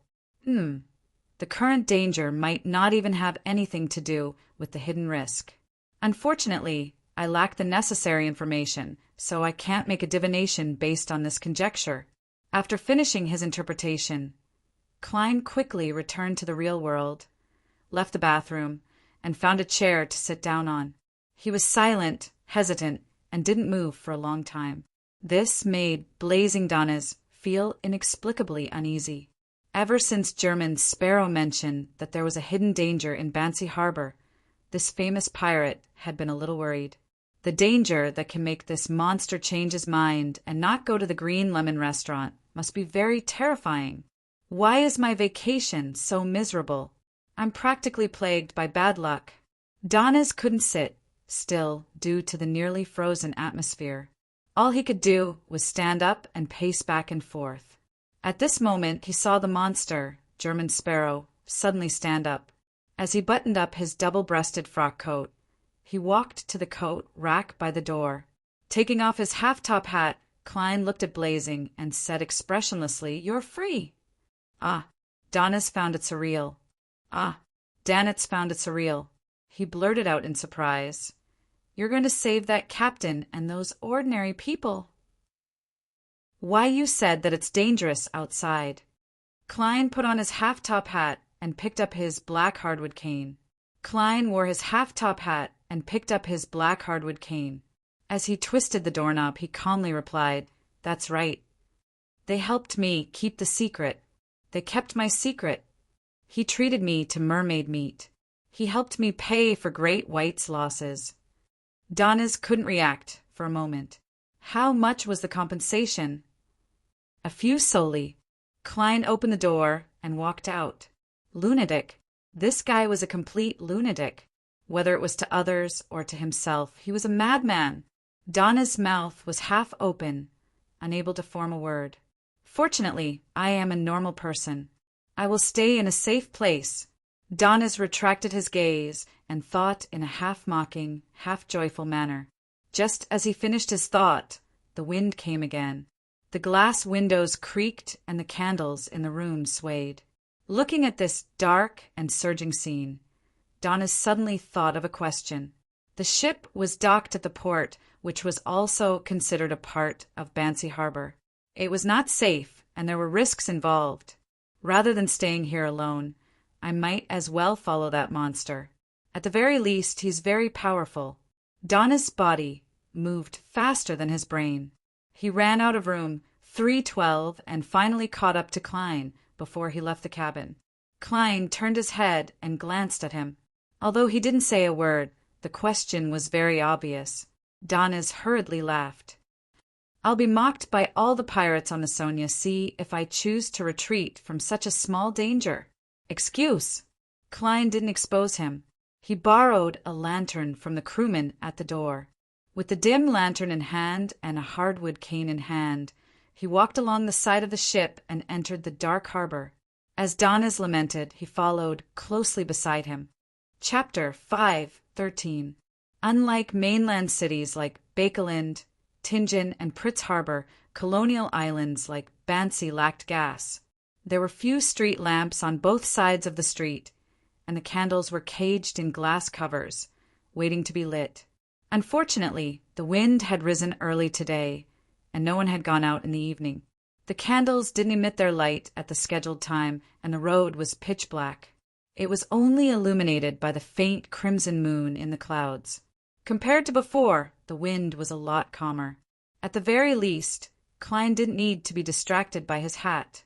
A thin fog gradually spread, and the doors and windows of the surrounding two-story houses were tightly shut.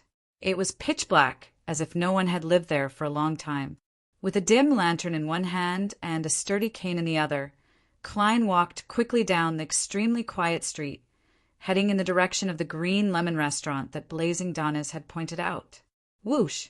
Wind swirled in the thin fog, and for some reason, Klein felt a chill run down his neck.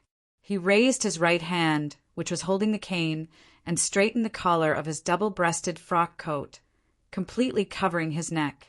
At that moment, a scene suddenly surfaced in his mind. In the scene, a black shadow the size of a watermelon leaped out of the fog and instantly pounced at his ear. Without thinking, Klein swung his arm and forearm and suddenly pulled out his cane. Bang! Just as the black shadow approached, it was struck in the face and sent flying for a long distance. With the help of the lantern's light, Klein finally saw what had attacked him. It was a head. It was a head that had lost its body and was hanging from its esophagus. The head floated in midair, and its face was like a dried cheese covered in mold. The skin that flowed with yellow-green liquid was clearly sagging, but it outlined the outline of the bones. There were only 2 black holes left on its nose, and its eyes were bulging out with more white than black. Most of its lips were rotten, revealing sharp teeth that were mixed with blood. Dog*T. When Blazing Donnas saw this scene, his heart trembled as he cursed inwardly. Even though he had explored many treasures and fought many monsters, it was rare for him to see such a disgusting and horrifying thing. A classic revolver had appeared in his hand at some point. His elbow pressed down, and he was about to fire. At this moment, he saw a pure and bright light descend from the sky and land on the head that was a little stiff from the whipping. Ah! A blood-curdling scream sounded out, and the shriveled and hideous head quickly evaporated and melted into ashes, leaving not a single trace behind. How weak! Donnas commented subconsciously. This monster, German Sparrow, is from the Sun Pathway? It doesn't look like it. He must be relying on a mystical item. I didn't notice it just now, but the German Sparrow had already discovered the enemy and attacked. He's indeed very strong. Dana's quickly turned his attention elsewhere. Just as his thoughts settled, he saw a similar head flying out of the fog from the corner of his eye, trying to bite his neck. Bang! Dana's calmly pulled the trigger. The brass bullet accurately hit the head that was covered in mold, shattering its glabella. It fell backward and stopped in midair. Right on the heels of that, in Dana's left palm, a scarlet blob rapidly expanded as flames began to swirl around it. He leaned forward, dragged his arm, and threw the blob of flames, causing it to slam into the stiff head. The flames surged as the scarlet burned. The skin of the head was quickly charred black as it emitted sizzling sounds. However, it didn't seem to be affected. It lunged forward and opened its mouth wide, about to bite Dana's neck. This change was somewhat out of Dana's expectations. He was nearly unable to dodge in time as he hurriedly shrank his neck and rolled forward, barely dodging the fatal damage. In his left palm, scarlet red appeared once again, but the flames didn't expand. Instead, they shrank inwards, stacking on top of each other. In just a second, while dodging, Danas threw out the orange-yellow fireball that was only the size of an eye. Under the control of his spirituality, the fireball drew an arc in midair and accurately flew into the shriveled head's mouth. Boom! With a flash of flames, the explosion tore apart the flying head from the inside out. Countless fragments and blood splattered everywhere. It's finally over. Dana stood up and heaved a sigh of relief. Only then did he realize that these monsters that only had heads left weren't easy to deal with. Furthermore, German Sparrow had easily killed one. The main reason was that the Beyonder powers of the Sun domain were very effective against such things. Dana's added in disdain inwardly. As this thought flashed through his mind, he turned his head and realized that German Sparrow wasn't waiting for him at all. With his cane and lantern in hand, he ran into the distance, his black gown fluttering slightly behind him.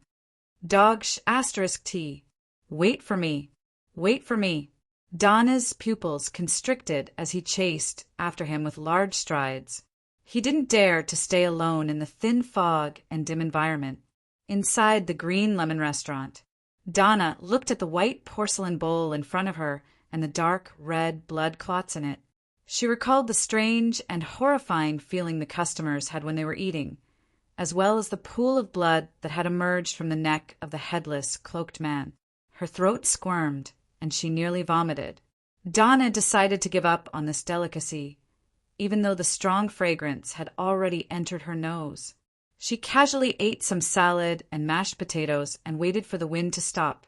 She felt that the clock on the wall was ticking very slowly. As time passed, table after table of customers paid their bills and left the second floor. The place became quieter and emptier. Dong! Dong! Dana felt that the sound of them walking down the wooden stairs was very irritating. Finally, she realized that the trees outside were no longer shaking, and the ground was covered with all kinds of debris. The wind has stopped. Dana pointed excitedly at the window. Her father, the import and export merchant, Erdy Branch, pinched his forehead and roared in a low voice, "Dana, where's your table manners?" But Dana was about to argue when Cleves raised his palm and pressed it down. "It's 7:40. Dinner is coming to an end. Let's go back as soon as possible. There are many bad rumors about nighttime in Bancy Harbor." Every merchant who relied on the sea for a living was more or less superstitious, especially when it came to folklore and legends. Therefore, Erdy pondered for a moment and agreed to Cleves's suggestion. He quickly paid the bill and led his family and bodyguards down to the first floor. Cleves was about to open the door to explore when a creaking sound came from the room next to him. Dana nearly screamed in fright as she gripped her brother's hand tightly. A figure walked out, glanced at them, and said calmly, "It's foggy. It's best not to go out." The figure wore a black tuxedo without a hat and a pair of glasses on the bridge of his nose. His face was fleshy and almost round. "Mr. Fox, what are you trying to say?" Cleves recognized him as the owner of the Green Lemon restaurant.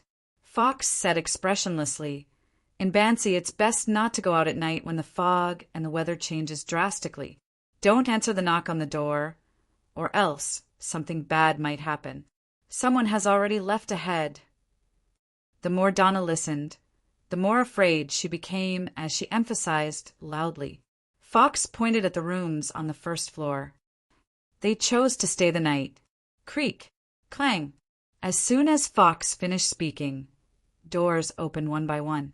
The gentlemen and ladies from before came to the door and quietly watched Donna's family as they tried to leave.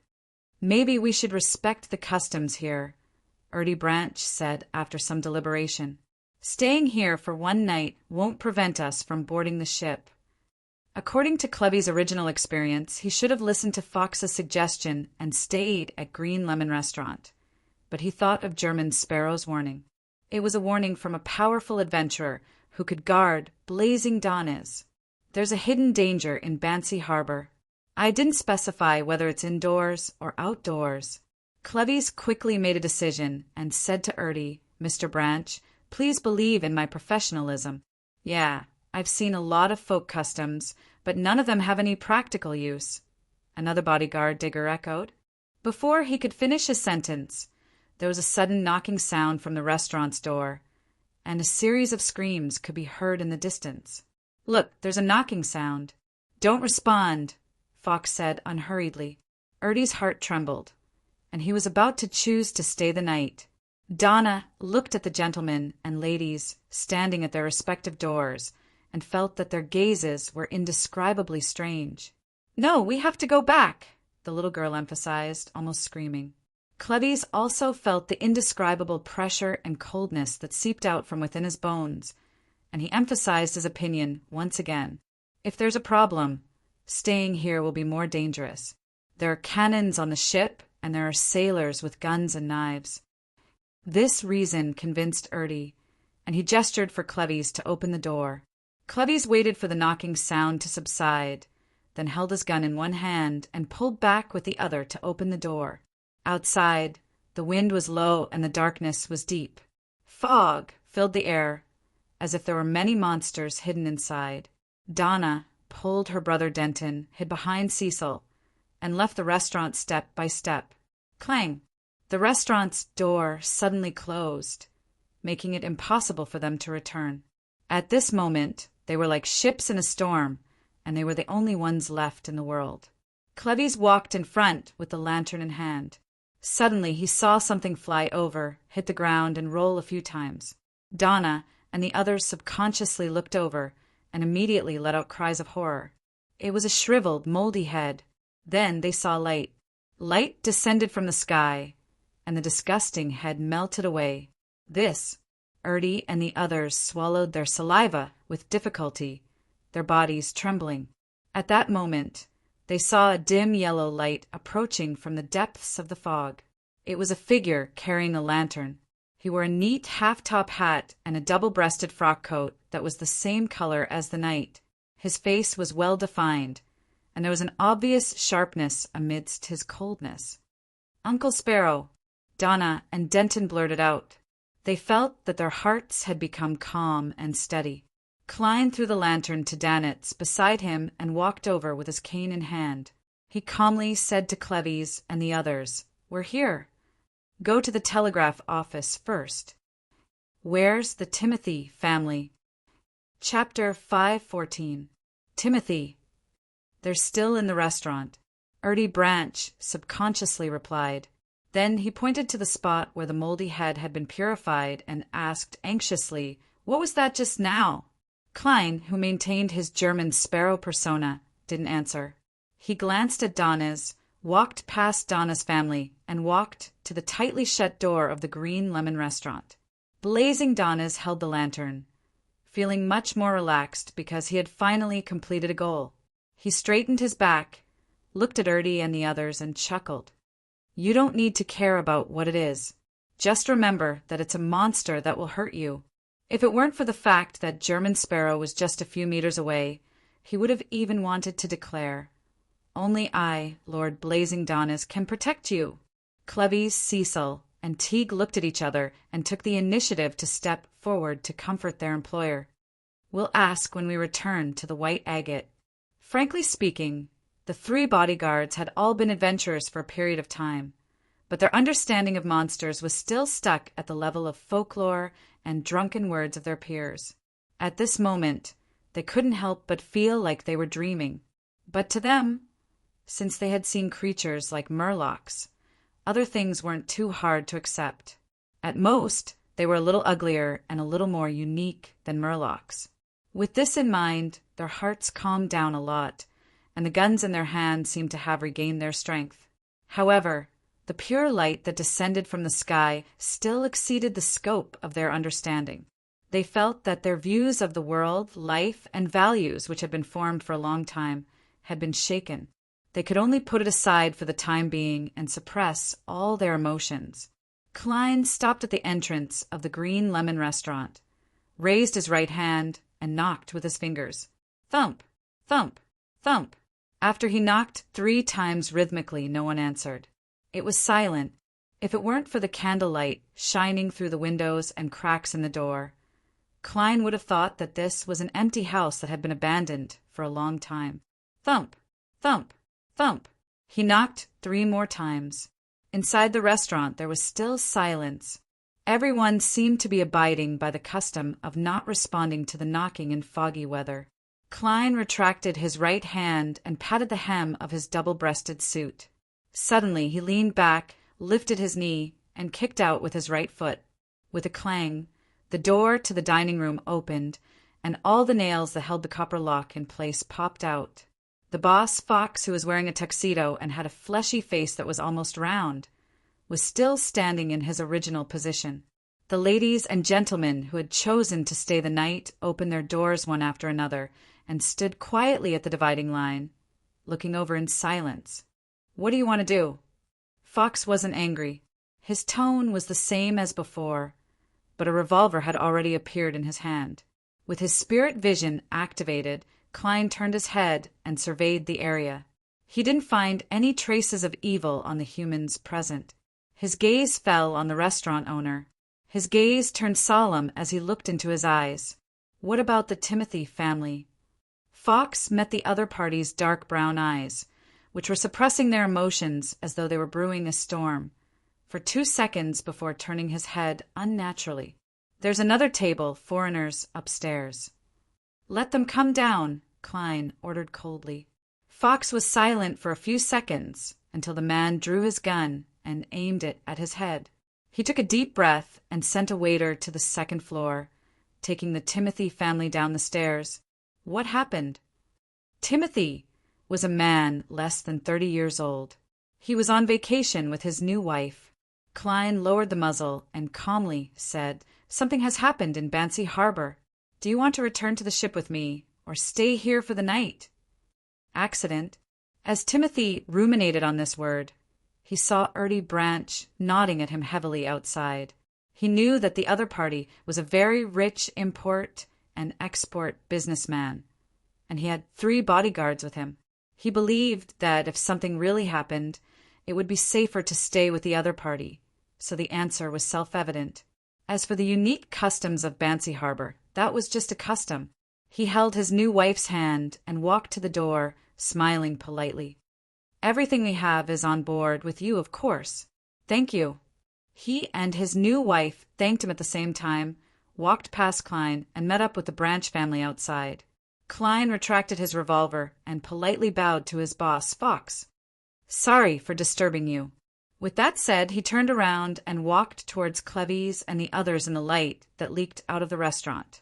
With a clang, the door to the Green Lemon restaurant closed again, swaying a little from the wind. Klein had actually sensed something abnormal and subtle in the atmosphere, but since his spirit vision didn't yield anything, he didn't want to delve into it, lest he ignite the huge danger hidden in Bancy Harbor. He returned to Donna's side and scanned the number of people under the light of the lantern. Donna's family of 4, 3 bodyguards, Timothy and his wife, and a few servants are all here. Klein switched positions with his revolver and cane, raised his right hand that was holding the gun, reached into his double-breasted frock coat, and rubbed the sun brooch. A dark golden light flashed, and an invisible force quickly spread out, surging through everyone present like a wave. At this moment, Donna and the others felt as if they had arrived in the south, bathing in the warm sunlight and dispelling the coldness in their bodies. They were no longer as nervous and worried, as if they had found their courage again. The remaining blackness from enjoying Demir Harbor's special cured meat, along with a very small amount of evil feelings, quickly melted away. The sun halo could increase the courage of companions within a 20-meter radius and purify the evil powers in their bodies.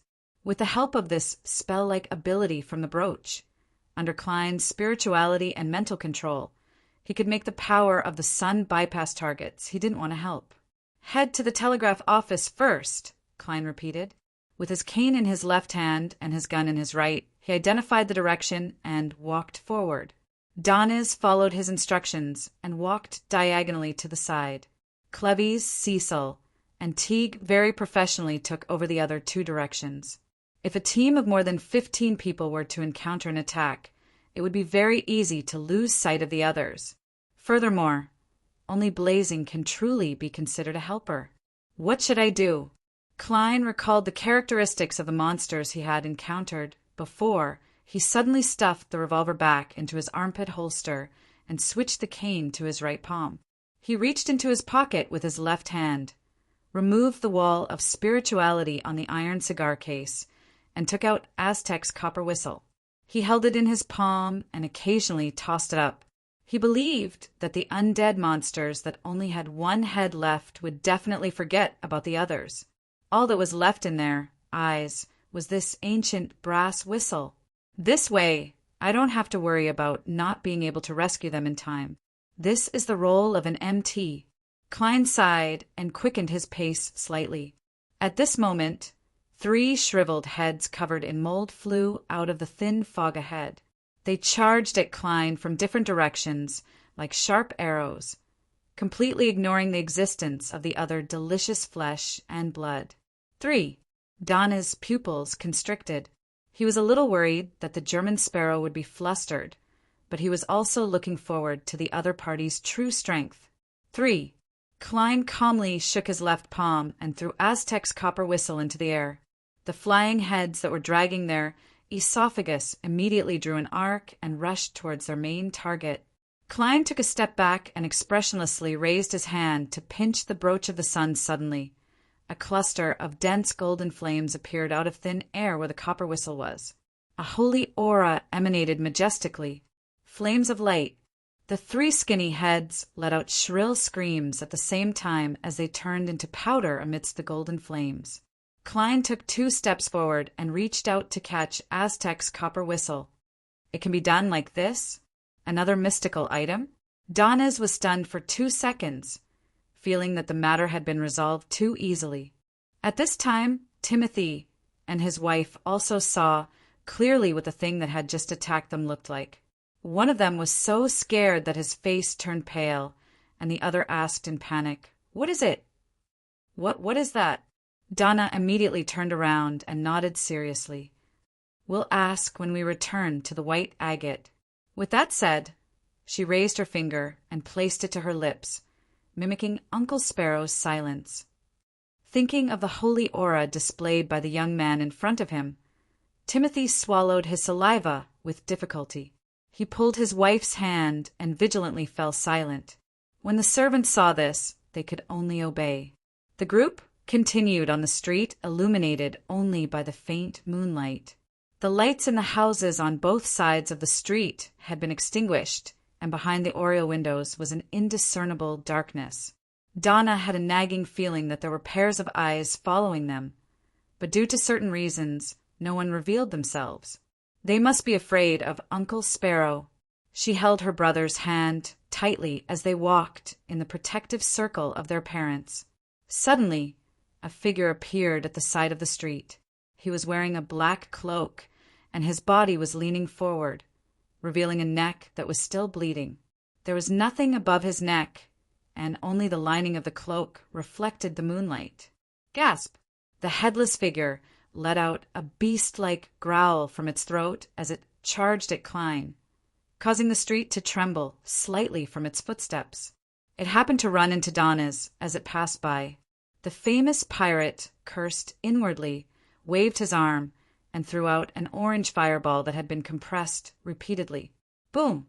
The fireball exploded, causing the headless man to take a few steps back. His clothes were tattered, his skin was quickly charred, and his cloak began to burn. But to a monster that had long lost its life, this wasn't too serious of an injury. At this moment, with a crisp crack, the scarlet flames on the black cloak suddenly soared, as if they were blooming.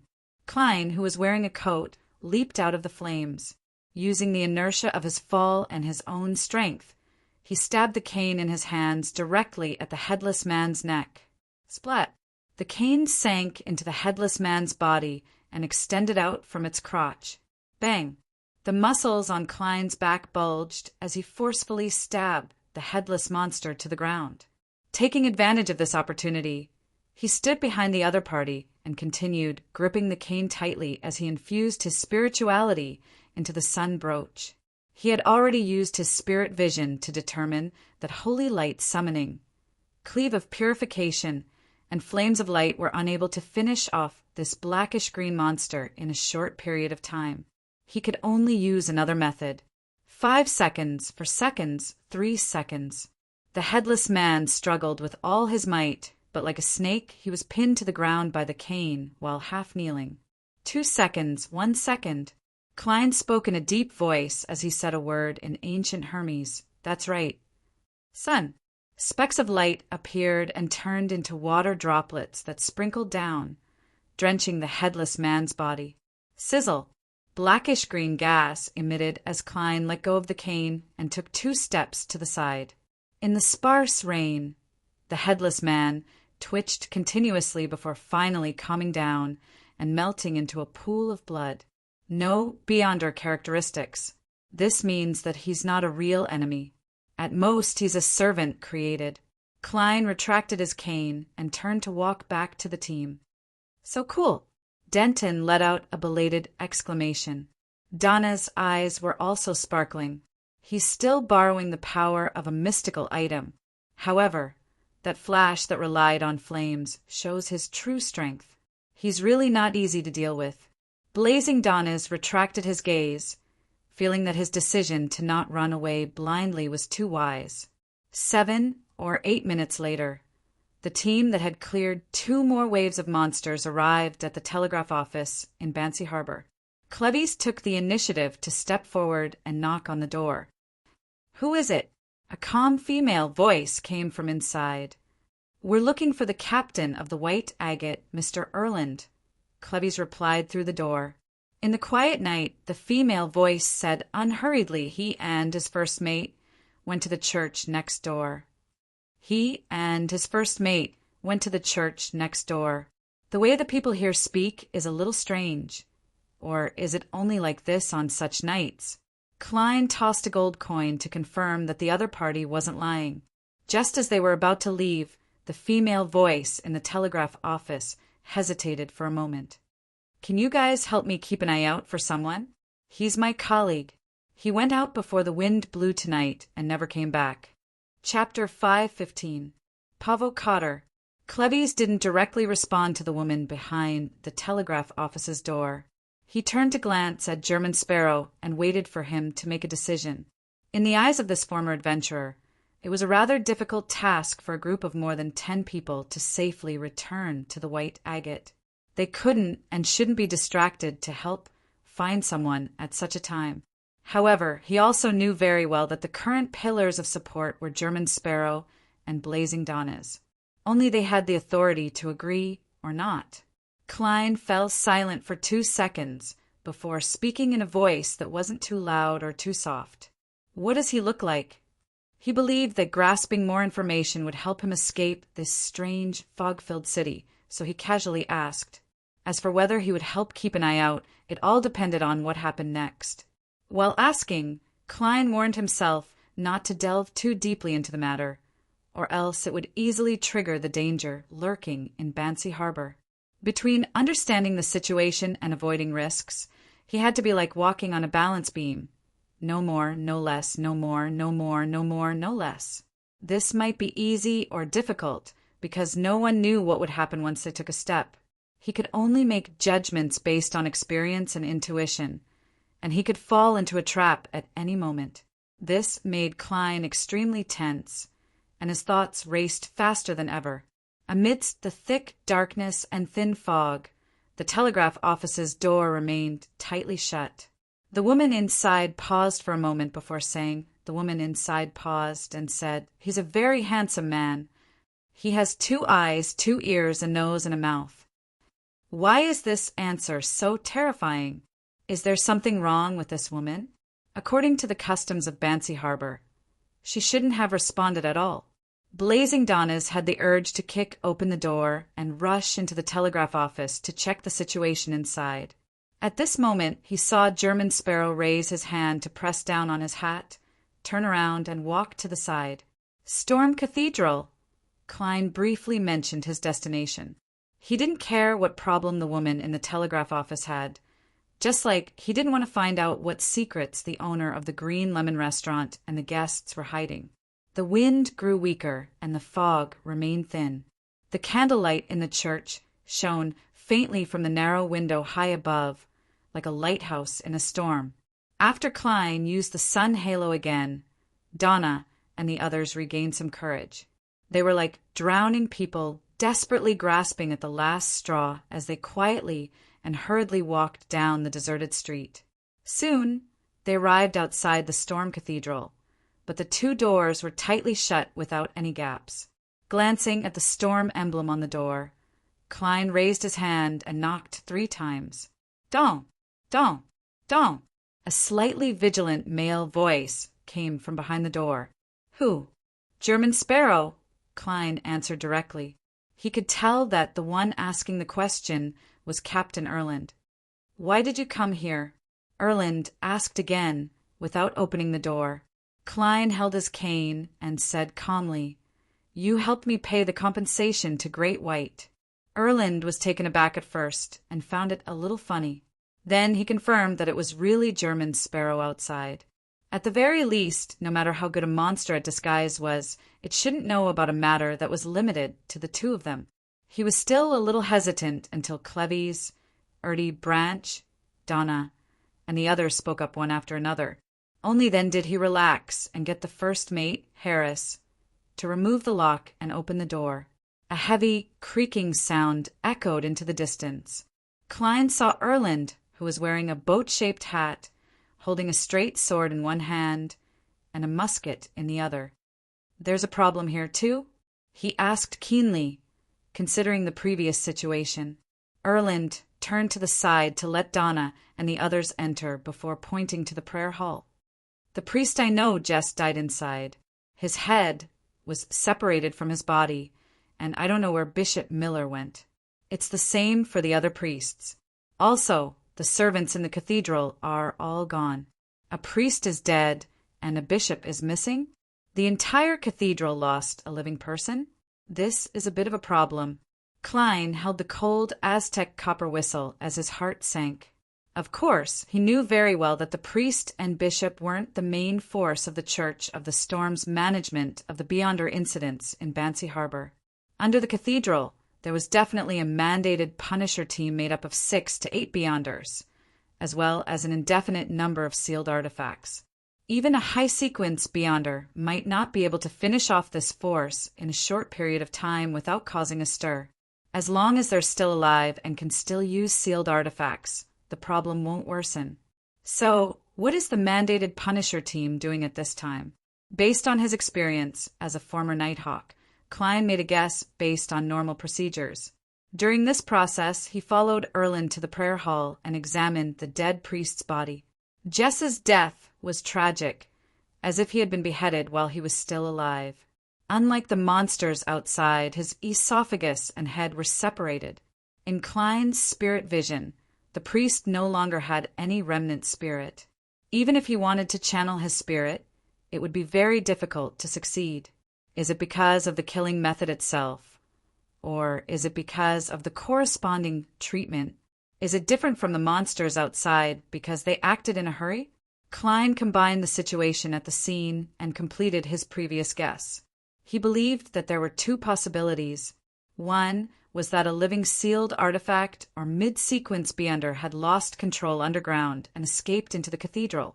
It ran out and finished off Jess along the way, causing the anomaly in Banshee Harbor. The bishop, priests, and mandated punishers were doing their best to search for it, in order to complete the seal and cleanse it.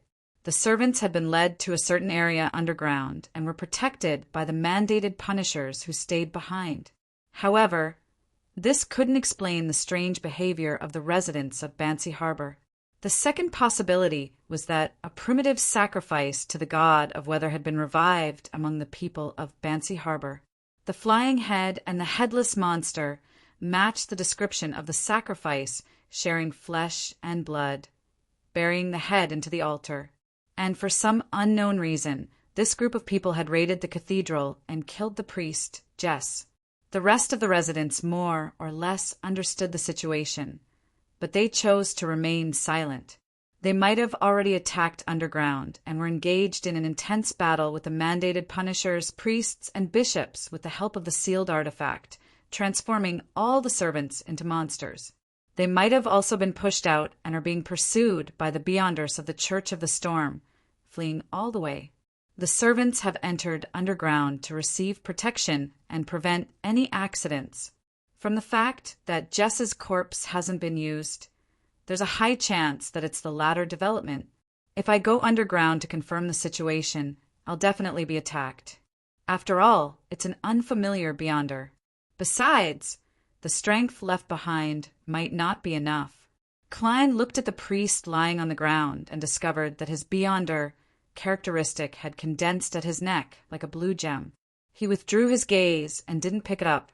He didn't want to provoke the crazy revenge of the grumpy brothers of the Church of the Storm because of a small profit. Instead, he turned to Erland and Harris. "Let's return to the ship first." He casually tossed a gold coin to confirm that there was no fighting underground.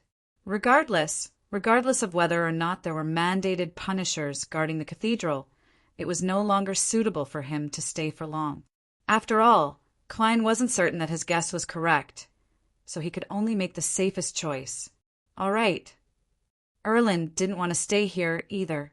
He anxiously waited for the change to come. As long as he returned to the White Agate, he would have many cannons and sailors, which would allow him to withstand a certain degree of accidents. After a short rest, the group left the Storm Cathedral. With the addition of Erland and Harris, the defense around the team was much tighter. Klein no longer needed to use the copper whistle to attract the monsters, so he put it back into his pocket.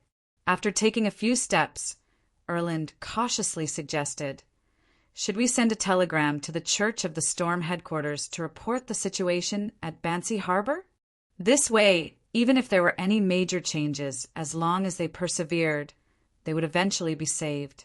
Klein didn't object as he walked ahead of him in the thin fog. He walked in the fog ahead and calmly said, "We'll pass by the telegraph office." Phew! Blazing Donnes heaved a sigh of relief before his heart tensed up. He was afraid that the Church of the Storm would send someone to investigate the entire matter and discover that a famous pirate had played an important role in it.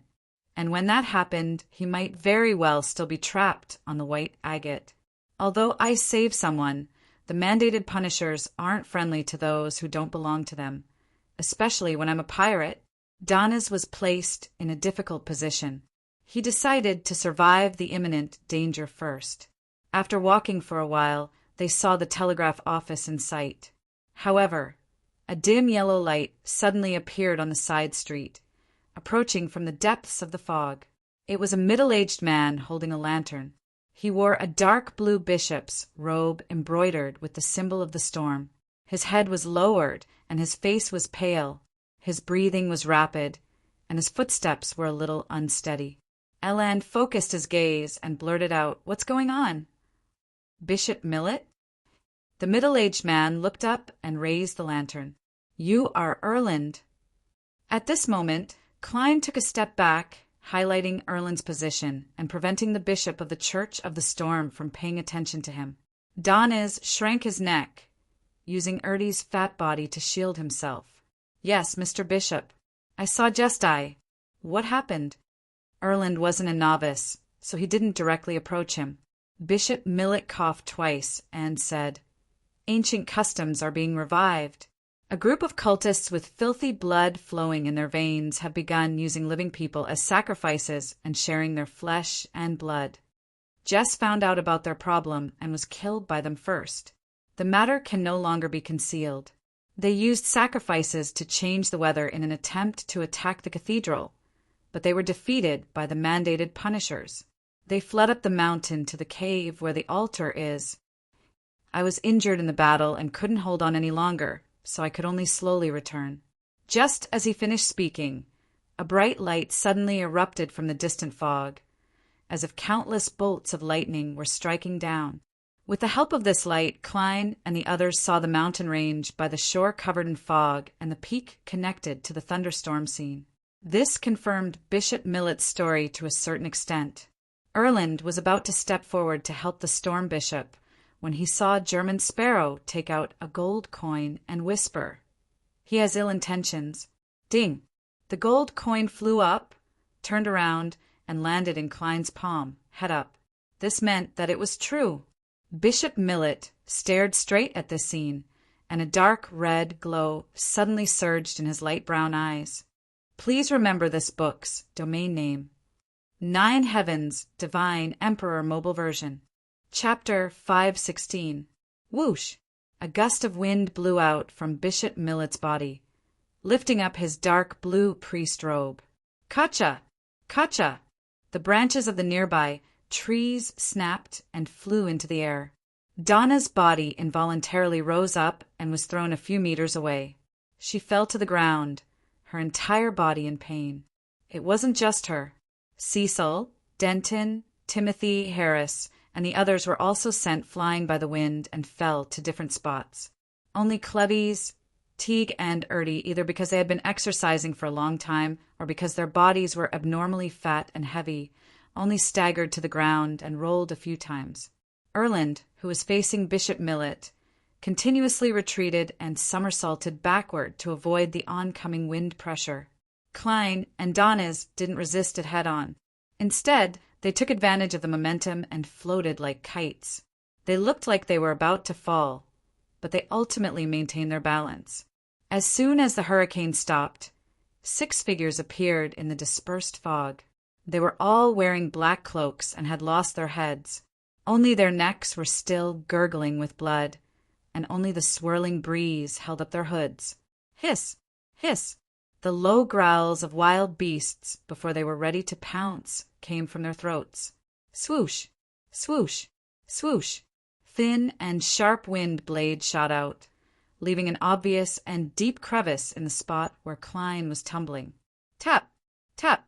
On either side of Bishop Millet, who was holding a lantern and gently fluttering his dark blue priest robe, the 6 headless men charged at Klein, Erland, and the others, causing the ground to tremble. One headless monster was already very difficult to deal with, and now there were 6 of them. Furthermore, there was an obviously corrupted bishop. When Blazing Donnes saw this scene, he couldn't help but feel his scalp tingle. At this moment, a brass beam of light flew past him and shot into the distance. Clang! Clang! Clang! Aztec's copper whistle fell to the ground and bounced a few times. With a whoosh, the 6 headless men changed directions at the same time and rushed towards where Aztec's copper whistle had stopped, leaving Bishop Millet standing alone in his original spot. Klein seized the opportunity, raised his left palm, and tore off the sun brooch from his coat. He threw it to Captain Erland, who was closest to him, and simply shouted, "It's Captain Erland. Inject spirituality. 5 seconds, holy water." With that said, he ignored the silk-top hat that had been blown away. He crouched down and rushed towards Bishop Millet from left to right. So. Numerous wind blades shot out, all aimed at Klein. In an instant, many marks that looked like they had been cut by knives and axes appeared on the ground. Klein either rolled, pounced to the side, or used his hands to support himself on the ground, and jumped up, dodging the first round of fire. The dark red light in Bishop Millet's eyes intensified as he raised his hands. So. At this moment, the attack of the wind blades was like a machine gun. Klein only had enough time to dodge most of them before his body was torn apart, turning into thin and light paper scraps that flew in the air. Klein appeared in another direction and continued to rush toward Bishop Millet. He wanted to close the distance between the two of them to a point where he could unleash his full power. After catching the sun brooch, Erland immediately felt the heat. He wished he could take off his clothes and jump into the water that was about to freeze. He pondered over the words left behind by German Sparrow for a moment before taking out a tin-colored, square wine flask from the inside of his clothes. He twisted open the lid and poured out all the Lanti-proof inside. The rich fragrance of the wine quickly spread in all directions. Blazing Donnes looked around and had a certain grasp of the situation. He grimaced in pain as he squatted down on one knee and pressed his palms to the ground. 2 scarlet fire snakes appeared out of thin air, sticking close to the ground as they spread towards Aztec's copper sentry post, creating a wall of fire around it. He originally wanted to throw a fireball at Bishop Millet, allowing German Sparrow to use the flames to easily jump to his vicinity and launch an attack. However, when he saw that the area around the bishop was still filled with fierce winds, he rationally gave up on this idea. He planned on clearing the headless monsters first to prevent them from interfering with German Sparrow's true strength. Cleves, Cecil, Teague, and Harris had already stood up and retrieved their guns. They protected Erdy, Donna, Timothy, and the others in the middle, guarding against any other monsters that might come. Their experience told them that it was best not to interfere in a battle that didn't belong to humans without prior training. Thud! Thud! Thud! The 6 headless men ignored the burning flames as they charged through the scarlet walls and fought over Aztec's copper whistle like hungry dogs. This gave Erland time to calmly inject his spirituality into the sun brooch and wait for the holy water to condense and flow into the square wine flask. When Donnes saw the group of headless men scrambling for the whistle, his heart stirred. He bent down, and with a flushed face, he condensed a blazing white spear in his right palm. He took a step forward, turned his waist, and swung his arm, throwing the flaming spear out. It whistled through the air as it hit a headless man and nailed it to the ground. Blazing white flames soared, and a small portion of the headless man's body was directly reduced to ashes. The rest of the body was also burning, constantly emitting a black-green gas. Seeing that his attack had succeeded, Donnes was about to continue when he suddenly sensed a crazy and terrifying hunger. At that moment, he felt as if he had arrived in front of an abyss, and he was just one step away from falling into it. He knew that German Sparrow was no longer suppressing the crazy soul in his body. After using paper figurine substitutes 3 times in a row, Klein finally entered the predetermined distance. The glove on his left hand suddenly erupted with a hunger that had been suppressed for a long time. Dark golden scales squirmed as they grew out. Klein's pupils turned faint as if they were vertical. Right on the heels of that, his eyes reflected Bishop Millet, whose dark blue robe gently rippled. Without a sound, the middle-aged man, who was about to create a large number of wind blades, suddenly tilted his head back, and his body froze for a second. His eyes, which were emitting a dark red glow, had lost his rationality and were filled with madness. His skin became smooth and colorful, like the skin of some aquatic creatures. He let out a gasp that sounded like it came from the depths of the sea, and slippery, disgusting tentacles suddenly emerged from under his blue robe. Psychiatrist's frenzy. Klein originally wanted to use this opportunity to interrupt the other party's attack and create an opportunity for subsequent control, but he didn't expect Bishop Millet to lose control after going frenzy. The moment he who had long been corrupted lost his rationality, he immediately fell into the abyss of losing control. Seeing this, Klein's pupils constricted, and without any hesitation, he switched to the controlling soul. As the other party went berserk, the glove on his left hand was dyed gold. His expression became dignified, and his gaze locked onto Bishop Millet once again. Two lightning-like rays of light instantly lit up in his eyes. Suddenly, Bishop Millet let out a blood-curdling scream. He retracted his palms, along with his tentacles, and covered his head. His psyche had been pierced, causing him an indescribable pain. Interrogator, with a push of his right palm, Klein stood up, and his left hand lit up with a brilliant light. Right on the heels of that, he leaned back and opened his arms, as if he was embracing the sun. A thick, pure, and blazing light descended from the sky and landed on Bishop Millet, completely enveloping him. The surroundings turned as bright as day, and the strong winds came to an abrupt stop. Sequence 5, Priest of Light. Bishop Millet's body began to evaporate, first his skin, then his tentacles, and finally his flesh and blood. When the brilliant pillar of light disappeared, he no longer looked human. He had turned into a monster made of white bones and flesh, and his aura was rather weak. However, he wasn't dead yet. The vitality of a rampager was unprecedentedly tenacious. Klein's expression didn't change as he rushed to the side of Bishop Millet's remnant body.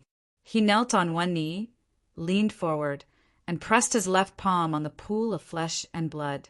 He didn't continue using the powers of the Priest of Light because he wanted to leave food for creeping hunger. A crack silently appeared on the palm of the glove. 2 rows of illusory, white teeth grew out from inside, crazily devouring the flesh and blood, bones, and spirituality. However, Bishop Millet was still struggling. He stabilized his flesh and blood and grew a few new tentacles, attempting to wrap around Klein and pull him into his embrace. Klein threw away his cane, pulled out his revolver, aimed at the monster, and fired 5 shots. Bang! Bang! Bang! Bang! Light gold, brass, or silver bullets hit Bishop Millet, stirring up flames of different colors. Bishop Millet once again let out a scream that came from his soul. He was no longer able to resist creeping hunger. Even his flesh, blood, and soul turned into a torrent that surged into the greedy mouth. In just 2 to 3 seconds, all that was left on the ground were pieces of clothing, the remains of banknotes, and slowly condensing dark blue and green light. This was the difference between devouring and grazing. Klein wanted the latter more, but there was no other food here. At the same time, Captain Erland had already created 2 waves of holy water into the square wine flask. Donis hurriedly shouted at him, "Throw it over!" Without any hesitation, Erland threw the wine flask at the headless man who was fighting for the copper whistle. Cough! Donis cleared his throat and stood up. He leisurely stuck his left palm into his pocket and pushed his right hand forward. Scarlet fire ravens quickly condensed around him. These semi-illusory fire ravens flapped their wings and flew out. They followed different paths and crashed into the square wine flask at the same time, right on top of the group of headless people. Rumble! The square wine flask shattered, and holy water splashed down from the sun's sizzle. The remaining headless people were all drenched. They screamed and convulsed as they fell to the ground. They quickly melted and turned into blood. Aztec's copper whistle lay quietly in the middle of the clean area. It's over. German Sparrow is really strong.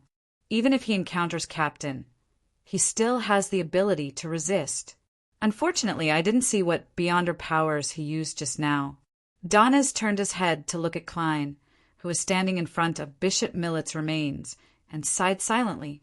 Then he saw German Sparrow sweep a cold glance at him.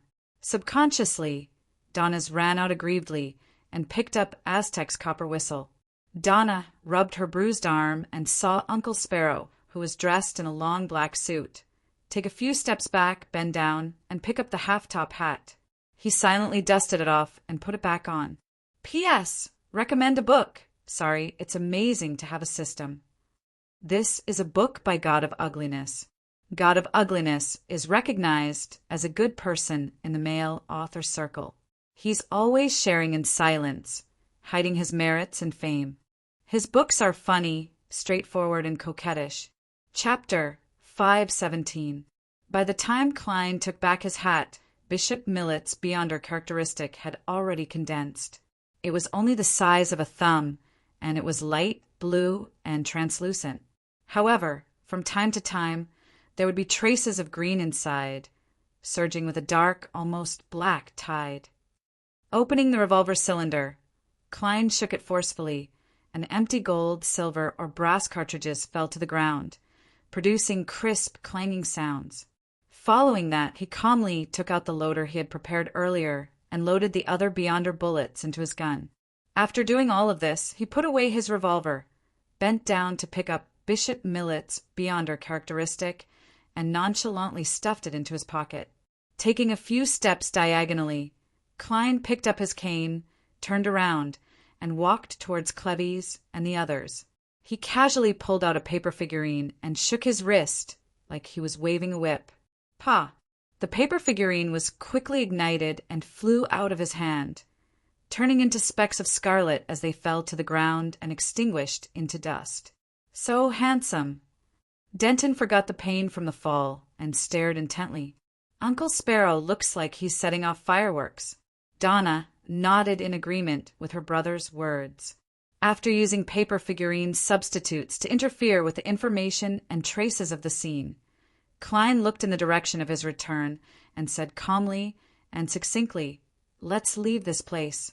With that said, he turned around and unhurriedly strode away. He took the sun brooch and Aztec copper whistle from Erland and Donna's respectively. Ertie and the others didn't waste any words, nor did they cry out in pain. They quietly followed behind him. In the battle just now, they had fully witnessed the uniqueness of Beyonders, especially Donna's flame powers. They were the most eye-catching and obvious, leaving a deep impression on them. It made them truly understand that this wasn't something ordinary humans could get involved in. The only thing they could do was follow the arrangements and do their best. Only by doing so could they ensure their survival. In contrast to Donna's, the battle between Klein and Bishop Millet was focused on the nearly invisible wind blades and the truly invisible mental domain. Apart from the holy light that seemed to descend from the gods and the terrifying appearance of Bishop Millet after he lost control, the entire process was uneventful and uneventful. It didn't shock the spectators too much. As they passed by the area just now, Cleves, Cecil, and the others suddenly stopped in their tracks. This was because they saw that the ground was covered with cracks, densely packed and everywhere.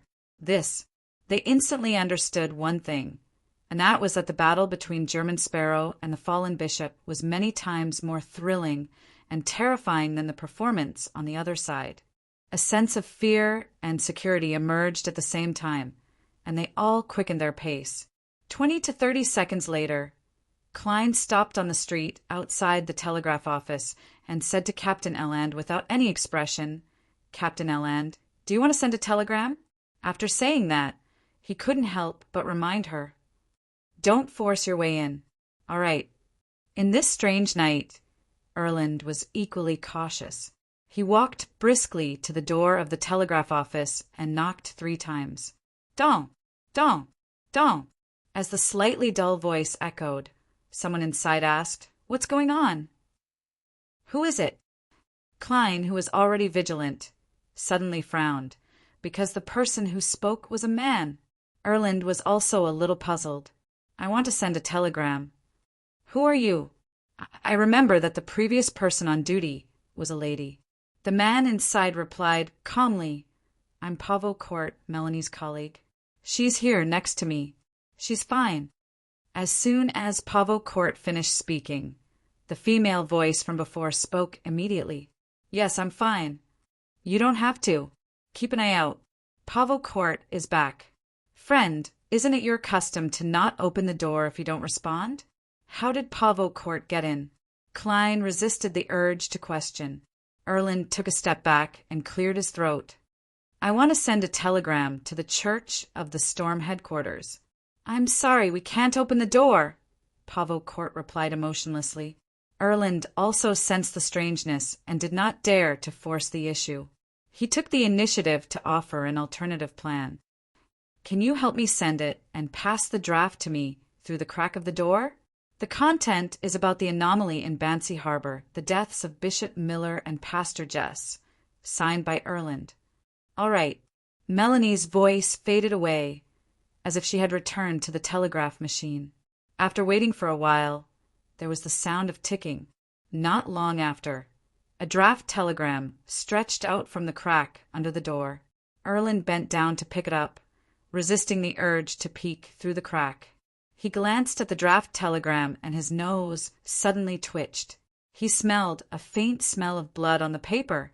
He quickly turned his head and looked at German Sparrow, using his eyes to signal that there was a problem inside the telegraph office. However, what responded to him was a deep, reserved, and unperturbed gaze, as well as a calm and indifferent sentence. Return to the ship. After saying this, Klein turned around and walked to the end of the street. His figure gradually melted into the thin fog. Donna's, who was carrying the shattered lantern, immediately followed without hesitation. Donna and the others did the same. Erland pondered for 2 seconds and chased after the group with the draft telegram.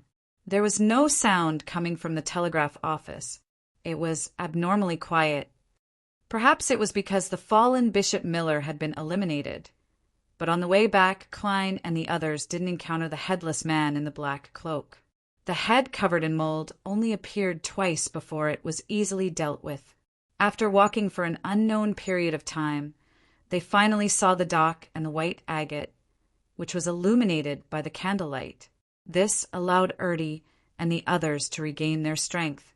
They went from a brisk walk to a jog and ran all the way to the gangway that had been lowered. Klein held his blood-stained cane and stood guard below until everyone had boarded the ship. Only then did he leap back to the deck. At this moment, Erland had already begun to gather his first mate, second mate, navigator, gunner, and other subordinates. He got them to organize the sailors, adjust the cannons, and be ready to set sail at any time. Although leaving the harbor at night was a considerable security risk, it was the best way to avoid danger if the situation worsened. Uncle Sparrow. Donna pulled her younger brother, Denton, and trotted to Klein's side. She had a lot of questions to ask. Klein nodded and pointed to the cabin. Let's go back to the room first. We'll talk tomorrow. The danger wasn't over yet. Donna nodded obediently, together with Denton. She raised her index finger and placed it to her lips. Sure. After the Branch family and the Timothy family entered the cabin, Klein walked to Erland's side, took out Bishop Miller's Beyonder characteristic, and threw it over. If there are any mandated punishers still alive, return it to them. A Beyonder characteristic left behind by a bishop who might have been a Sequence 6 was bound to be vigorously investigated by the Church of the Storm, and everyone on the White Agate would be suspects. Klein didn't want to be wanted by the number 1 faction in the ocean the moment he set sail. If none of the mandated punishers in Bancy Harbor survived, it would take a while for the headquarters reinforcements to arrive, giving Klein plenty of time to deal with and leave. Then he would definitely be reluctant to return it and would find a reason to get it back. Erland caught the thumb-sized object and glanced at it in puzzlement. He didn't ask what it could be used for. He just chuckled. He chuckled and said, "Don't worry about the Church of the Storm's investigation. I'll hint to them that you and I are in cahoots. So, I'll be mistaken by the Church of the Storm as someone from MI9? Klein nodded slightly and didn't say anything else. Eland looked at Danitz, who was beside him, and probed. Don't worry. Blazing? Huh. Donna's laughed dryly and mimicked a certain someone. Guess. Then I don't think so, Erland replied tacitly. After giving some simple instructions, Klein came to the side of the ship and looked at the fog-shrouded Bancy Harbor, wary of any hidden dangers.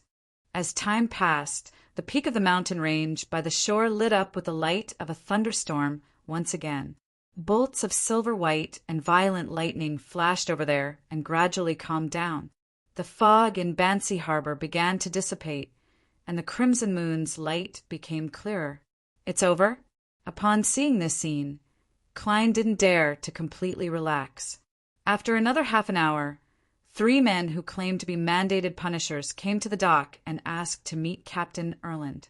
After the German Sparrow confirmed it with a divination and tricked them, Erland got the sailors to lower the gangway.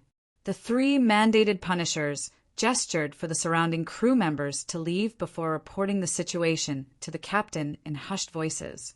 Klein didn't move closer to listen, patiently waiting for things to end.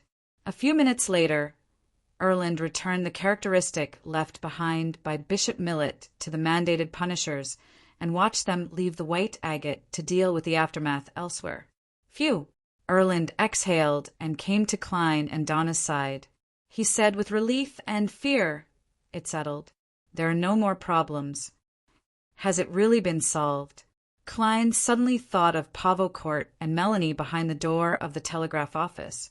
He thought of Fox, the owner of Green Lemon Restaurant, and the guests who were quietly watching him. Erland continued. To be more specific, Ace happened to discover the revival of ancient cannibalism and the tradition of live sacrifice. He confirmed that a small number of people in Bancy Harbor had become cultists. He hurriedly returned to the cathedral to report to Bishop Miller, but he didn't expect that the person in front of him was the leader of the cultists, the true fallen one. Miller's wind blade slit his neck on the spot, and he died in the main cathedral. Just as Miller was about to dispose of the corpse, he was discovered by the servants, and things got out of hand.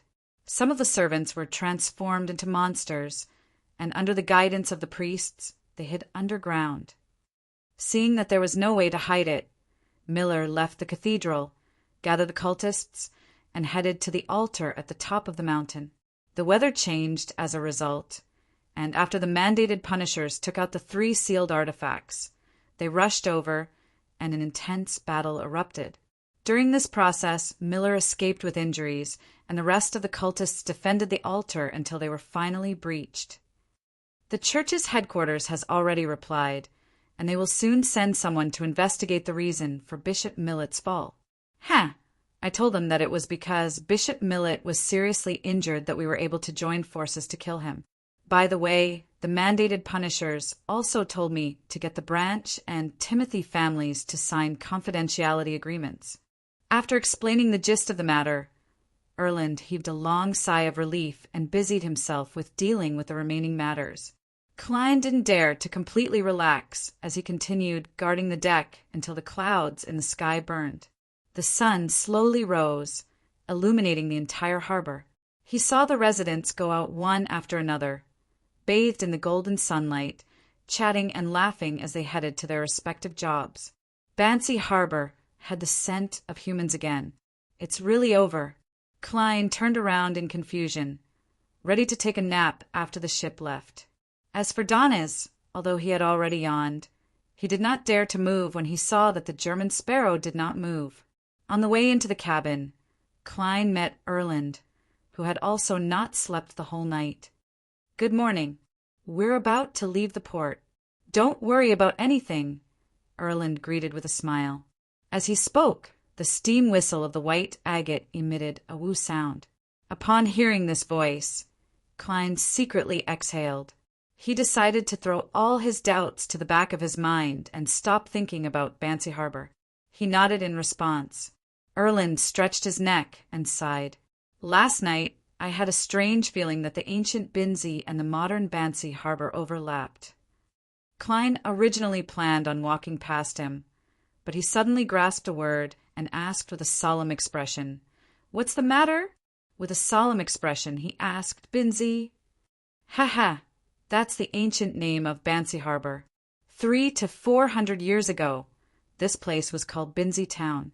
Later, due to the pronunciation and other factors, it gradually evolved into Bancy," Erland casually introduced. Upon hearing this answer, Klein's pupils constricted.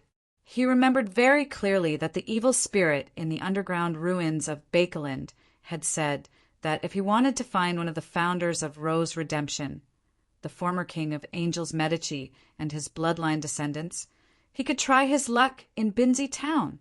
Binzi. Klein's heart seemed to freeze inch by inch as a chill emanated from the depths of his bones. He suddenly looked back at the harbor outside, and the tightly shut telegraph office and the guests who were quietly watching him in the Green Lemon restaurant appeared before his eyes once again. Please remember this book's domain name. 9 Heavens Divine Emperor Mobile Version Website. Chapter 518. If I delve deeper into it, there's a high chance that I'll attract Rose Redemption or even a hidden red angel.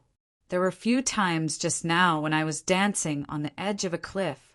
Thankfully, I restrained my urge and suppressed my curiosity about the strange situation in the Green Lemon restaurant and the telegraph office. Klein retracted his gaze and felt that even the sun brooch couldn't prevent his back from breaking out in a cold sweat. Compared to the descent of the true creator, the unknown and undetonated situation was even more terrifying. At the very least, Klein couldn't help but imagine what he would see and what would happen if he kicked open the door to the telegraph office, circled around to the back, and entered through the window. He kept imagining all kinds of strange and terrifying scenes, scaring himself quite badly. At the same time, he decided to make some sun-holy water for the passengers who had eaten at Bancy Harbor last night to prevent any latent dangers. What's wrong? Erland sensed German Sparrow's abnormality. I recalled something from the past. Klein used his clown powers to make his facial expression remain normal. He was glad that he hadn't taken the risk last night and had successfully left Bancy Harbor. He only had one thought when it came to the secrets of Rose Redemption and the King of Angels that were hidden here. I have to report it. If I don't report it, am I going to keep them alive until the new year of 1351? If he chose to hide it and wait until he had a sufficiently high sequence and sufficient strength to explore and reap the corresponding benefits, then if something were to happen in between, such as the danger being detonated prematurely, or if the cultists were to still exist, causing the deaths of one innocent traveler after another, Klein felt that he would definitely feel very guilty and carry a heavy burden. This way, he would be very close to losing control. Of course, reporting also required methods and methods. Klein wasn't stupid enough to tell Erland directly or write an anonymous letter to the Church of the Storm, which would lead to a lot of trouble. First of all, the authorities would definitely investigate German Sparrow's background, and many things would definitely be exposed if they delved deeper into it. Secondly, his current identity might be exposed to Rose Redemption, attracting the pursuit of a King of Angels. Klein's plan was to use the world to mention the abnormalities in Bancy Harbor when the Tarot Summit was held in 2 days. The Fool would then casually draw out Rose Redemption and the King of Angels. As someone related to the Church of the Storm, the hanging man naturally knew what to do next. This was his chance to make a contribution. As for the blood of a direct descendant of the Medici family, Klein didn't even consider it. This was because neither he nor Miss Sharon had any thoughts of rescuing the evil spirit in the underground ruins. Seeing that German Sparrow was clearly unwilling to mention his past, Erland laughed, took out a small black wooden box, and threw it over. Klein reached out to catch it and expressed his puzzlement with his eyes. The bladder of a murloc. It can be used to make items. It's very useful at sea. A beyonder ingredient from a murloc. 150 pounds. Captain Shore is generous. Klein nearly forgot how German Sparrow would react at that moment. Fortunately, he was quite experienced in acting. His face immediately darkened, and he immediately said with a sullen expression, "I didn't save you for a reward." Erland laughed. "I'm not giving you this to repay you for saving me. We're considered friends, right? I saw that my friend didn't have a similar item, so I helped to make up for his shortcomings. Isn't that normal? That makes sense, and I can't refute it at all." Klein held the small black wooden box, fell silent for a few seconds, and finally nodded. Erland covered his mouth and yawned, then took off the boat-shaped hat on his head. "I have to go back to my room to get some sleep. See you at noon." Klein waved his hand politely and led Donna's all the way to room 312. He saw that Donna and Denton had already woken up early and were waiting at the door. "Uncle Sparrow, what's that in your hand?" Donna asked curiously. Klein didn't say a word and directly opened the lid of the small black wooden box. Inside was a layer of black velvet, and in the middle was a circular, gem-like, transparent object. A blue, water-like brilliance rippled outwards. The murlocs from that day. Denton thought for a moment and said heavily, "Bladder!" At that moment, under Klein's gaze, Donna's opened the door. Donna entered briskly and stretched out her hand from behind her back. She held a thick stack of cash, consisting of 10 and 5 pounds. "My dad, Mom, Uncle Clevy's, and Uncle Timothy's family asked me to pass this to you. 150 pounds. Donna smiled sweetly. They said that this isn't enough to express their gratitude. They just want to replenish the supplies you've consumed. Those things are very expensive, right?" "They're not too bad." Klein thought for a moment and accepted the 150 pounds as a token of gratitude, lest Ertie and the other ordinary people feel uneasy. Seeing Uncle German Sparrow stuff the cash and the small black wooden box into his pocket, Donna heaved a sigh of relief that she had finally completed the task her parents had given her. She quickly got into the zone and found her true mood for visiting. She asked curiously and a little fearfully,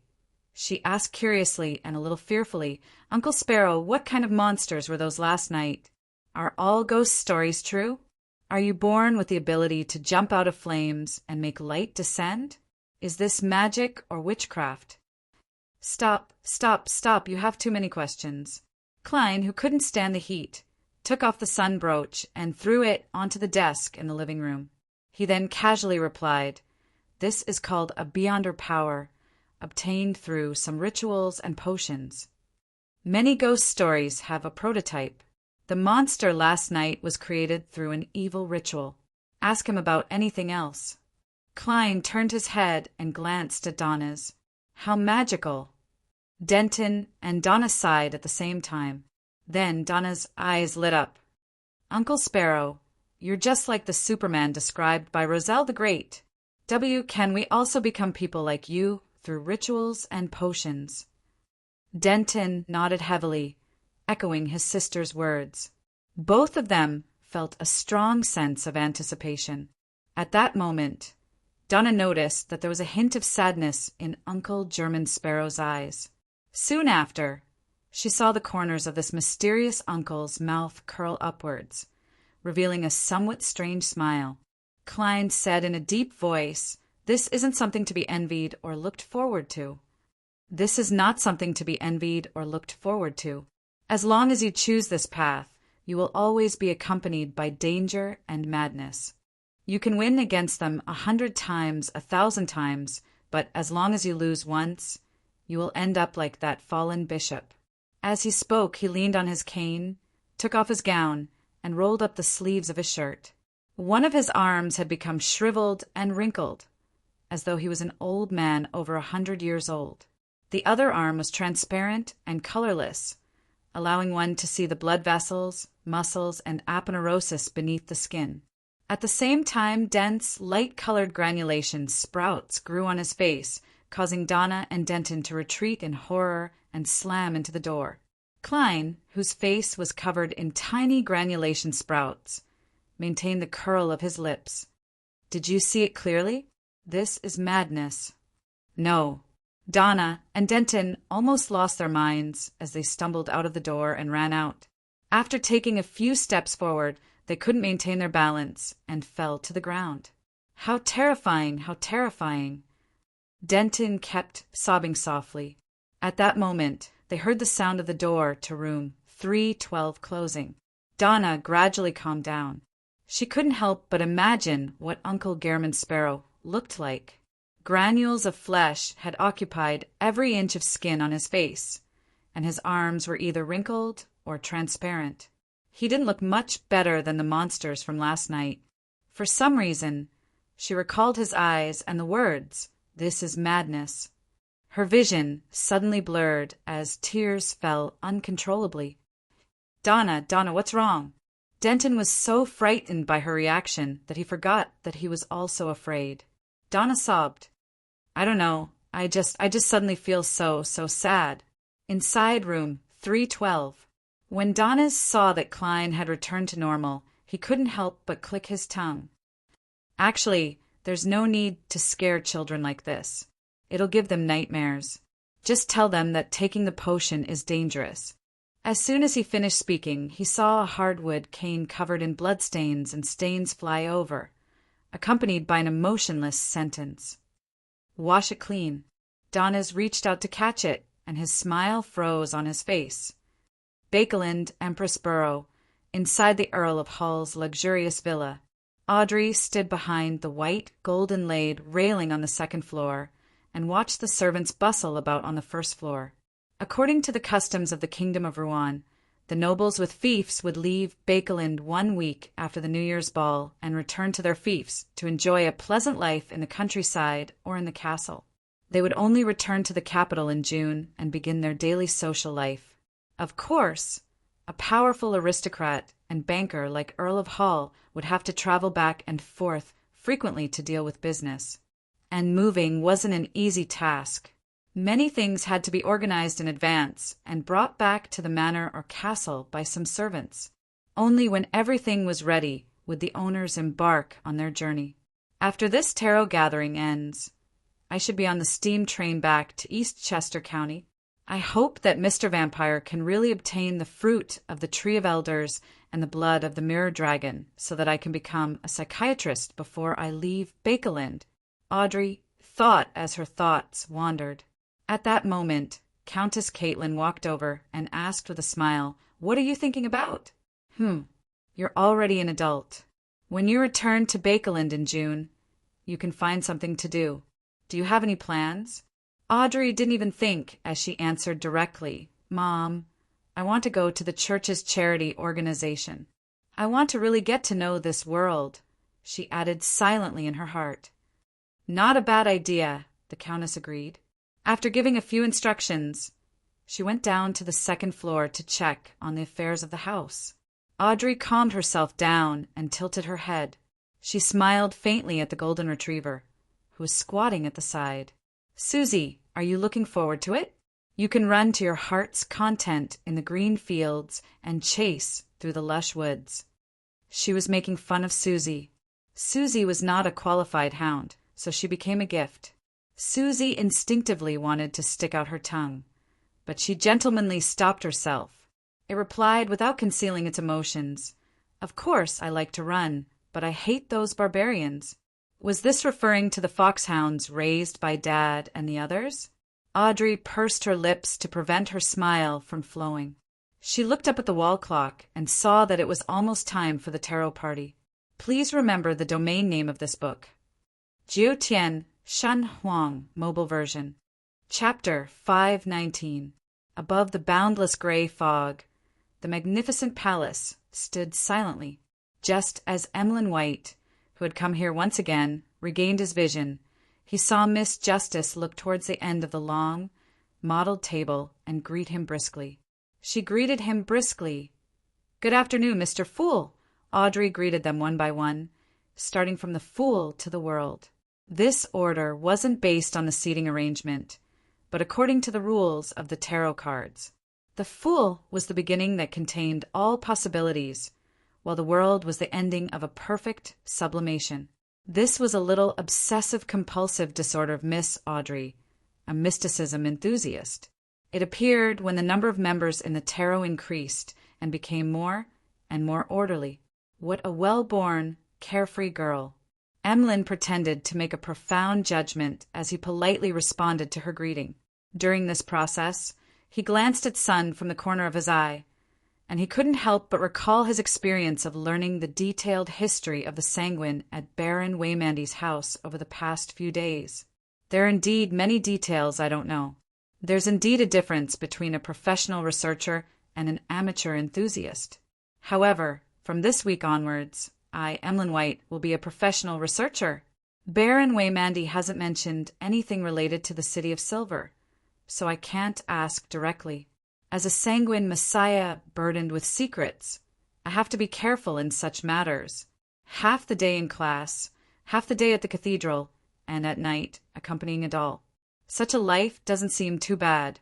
Emlyn's thoughts gradually dispersed. Suddenly, he frowned as he discovered a very important problem. Why do I still go to the Harvest Church every day? Yes, as a noble sanguine, there has to be a beginning and an end to everything. Recently, there have been quite a number of patients. Sigh, it's not a good thing for my reputation to spread. Emlyn's brows gradually relaxed and turned gentle. Seeing that Miss Justice had finished her greeting, he rapped the table and looked at her. What you need? Audrey pressed her right hand down and gestured for him to stop. Then she smiled faintly. We'll talk about it during the trading segment. This is Mr. Fool's reading time. Judging from Mr. Vampire's tone, there must be at least one fruit of the Tree of Elders or the blood of the Mirror Dragon. Audrey, you're about to become a psychiatrist. He was almost a mid-sequence beyond her. Audrey's mood became more and more cheerful, and her eyebrows and eyes were full of smiles. She looked at the figure in the thick fog and raised her voice. Honorable Mr. Fool, I've obtained another 3 pages of Roselle's diary. Only 4 more pages. She pursed her lips as she thought. With Miss Justice as an example, Magician's Furs also spoke up. Mr. Fool, I also have 3 new pages of Roselle's diary. She was also filled with anticipation for the tarot gathering. This was because she had digested the second apprentice potion much faster than she had expected. She had completely resolved the latent problem the day before yesterday. Son Derek followed closely behind. Honorable Mr. Fool, I've copied some legends of the ancient gods.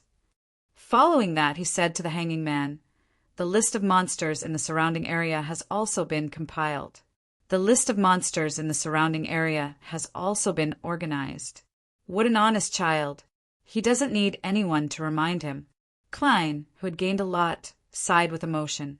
Seriously, he hasn't improved at all, although this will lower the difficulty of my harvest. It also hides the risk of losing the information about the City of Silver. Exposure is a problem that I have to be constantly vigilant about. The hanging man Alger shook his head indiscernibly. Roselle's diary and the legends of the ancient gods quickly appeared and flashed into Klein's palm. He quickly scanned through it and discovered that 2 of the 6 diary pages were duplicates.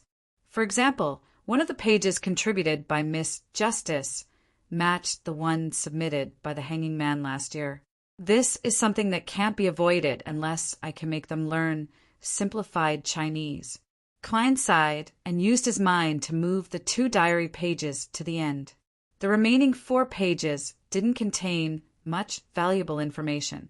Most of them belonged to the period when Roselle had lost his ideals and was obsessed with money. The entire page was filled with sentences like, what did I invent today? What do I plan to invent tomorrow? How many gold coins did I sell for? And how much investment did I get? It made Klein almost lose control of his expression. He wanted to slap Roselle in the face. And at this moment, Audrey acutely noticed that the Dark Emperor card had returned, quietly covering the side of Mr. Fool's hand. Is it really a bestowed adorer to help him complete the mission? Oh, there's another possibility. This is a new card of blasphemy, not the original one. Audrey guessed with interest. After flipping through the diary, Klein resisted the urge to take a deep breath to calm his emotions. He cast his gaze at the legends of the ancient gods provided by Little Sunday. This was a rather rough description. It divided the 8 ancient gods of the second epoch into 3 factions. Giant King Ormer, Elf King Siniathrim, and Vampire Ancestor Lilith were allies, fighting against Dragon of Imagination Anquelt, Phoenix Ancestor Gregrace, and Mutant King Faster. As for Devil Monarch Farbody and Annihilation Demonic Wolf Flegria, they were existences that wanted to overthrow all order and corrupt all living beings. In the records of the City of Silver, the 8 ancient gods were described as tyrannical, evil, cruel, terrifying, and so on. Even Vampire Ancestor Lilith, who had the most normal appearance and was known as the embodiment of beauty, had a disgusting and ferocious side. For example, she could transform into a lump of flesh that could be called a mountain range. There were all kinds of reproductive organs growing on it, and it spewed out thick black fog, constantly creating all kinds of strange creatures. Any powerhouse that approached her would be dominated by the desire to mate and reproduce, turning into the corresponding walking organs. And the living beings that saw this scene, other than the other ancient gods, all lost their minds without exception. They either mutated on the spot or became lunatics. The records of the City of Silver came from the books of the Giant King's court. Of course, this was what they claimed. I can't rule out the fact that they're slandering their allies. This behavior is rather similar to the Sanguine's loss of control after praying to the primordial moon.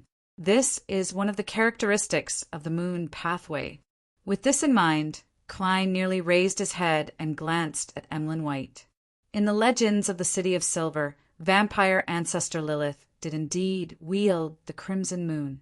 As long as she was willing, she could make the crimson moon appear every day for 365 days a year, allowing negative powers to wreak havoc across the land, allowing the spirit world to interact with reality for a long period of time, releasing countless indescribable monsters and evil spirits. This is the power of a deity. I wonder if there's any difference between ancient gods and the present true gods. Why do they all look like evil gods? In the legends of the Sanguine, Lilith isn't like this. Is there a lie between them and the City of Silver? Or did some changes happen in the middle? Lilith's appearance in the City of Silver's records changed to the appearance in the legends of the Sanguine? Klein retracted his gaze and memorized these details. He made the piece of paper in his hand disappear and leaned back slightly. "You may begin." Audrey immediately spoke as she looked at Emlyn White with bright eyes. "Mr. Moon, do you have any information on the Tree of Elder's fruit and the Mirror Dragon's blood?" Emlyn nodded his chin slightly. "A total of 750 pounds. As long as you pay this sum of money, they will soon belong to you. Of course, there's also my payment, 100 pounds. Audrey didn't even bother to calculate the total price, as she replied happily, "Deal. I hope we can complete the transaction today or tomorrow." "No problem." Emlyn, who was about to earn 100 pounds, couldn't reject Miss Justice's request. "That's awesome." Audrey lowered her right hand, clenched it into a fist, and shook it twice. At this moment, the hanging man Alger turned his head to glance at Mr. Vampire. "Do you still want that Sanguine Baron's inheritance?" 4,500 pounds. That's the best price I can get for you. In fact, that pirate was willing to part with it for 3,200 pounds. Emlyn's expression immediately warped. "If it's only 1,000 pounds, I'll definitely take it," but he replied inwardly, although their family was rather good apothecaries and doctors, and their annual income wasn't small, and they had lived long enough to save up a considerable amount of wealth. Emlyn had been unable to save money ever since he became infatuated with dolls.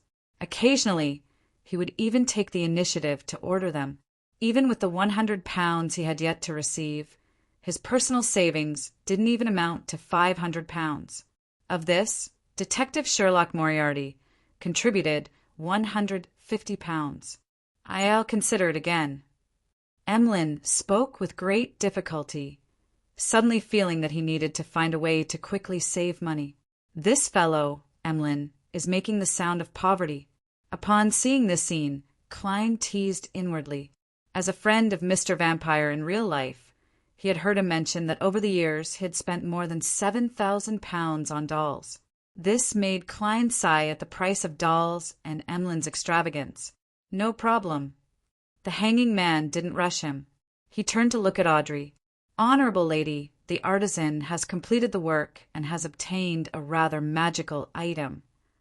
It can allow you to truly change your appearance and grasp the 3 beyonder powers of flame controlling, damage transfer, and danger intuition. It will improve your balance and agility. It's a silver-white mask, a hat, and an earring. It can change your appearance, and you can name it. Of course, it also has its own tiny flaw. When you wear it, your emotions will be magnified. You have to know how to control yourself, or else it'll be easy for problems to arise. Its price is £5,500. At this point, the hanging man chuckled and said to the world, "The beyonder characteristic you provided is £4,500. The beyonder characteristic you provided is £4,500. The artisan's work is worth £1,000. £4,500 is much better than I expected. Although I have to split 15%, which is £675, with Mr. the Hanging Man."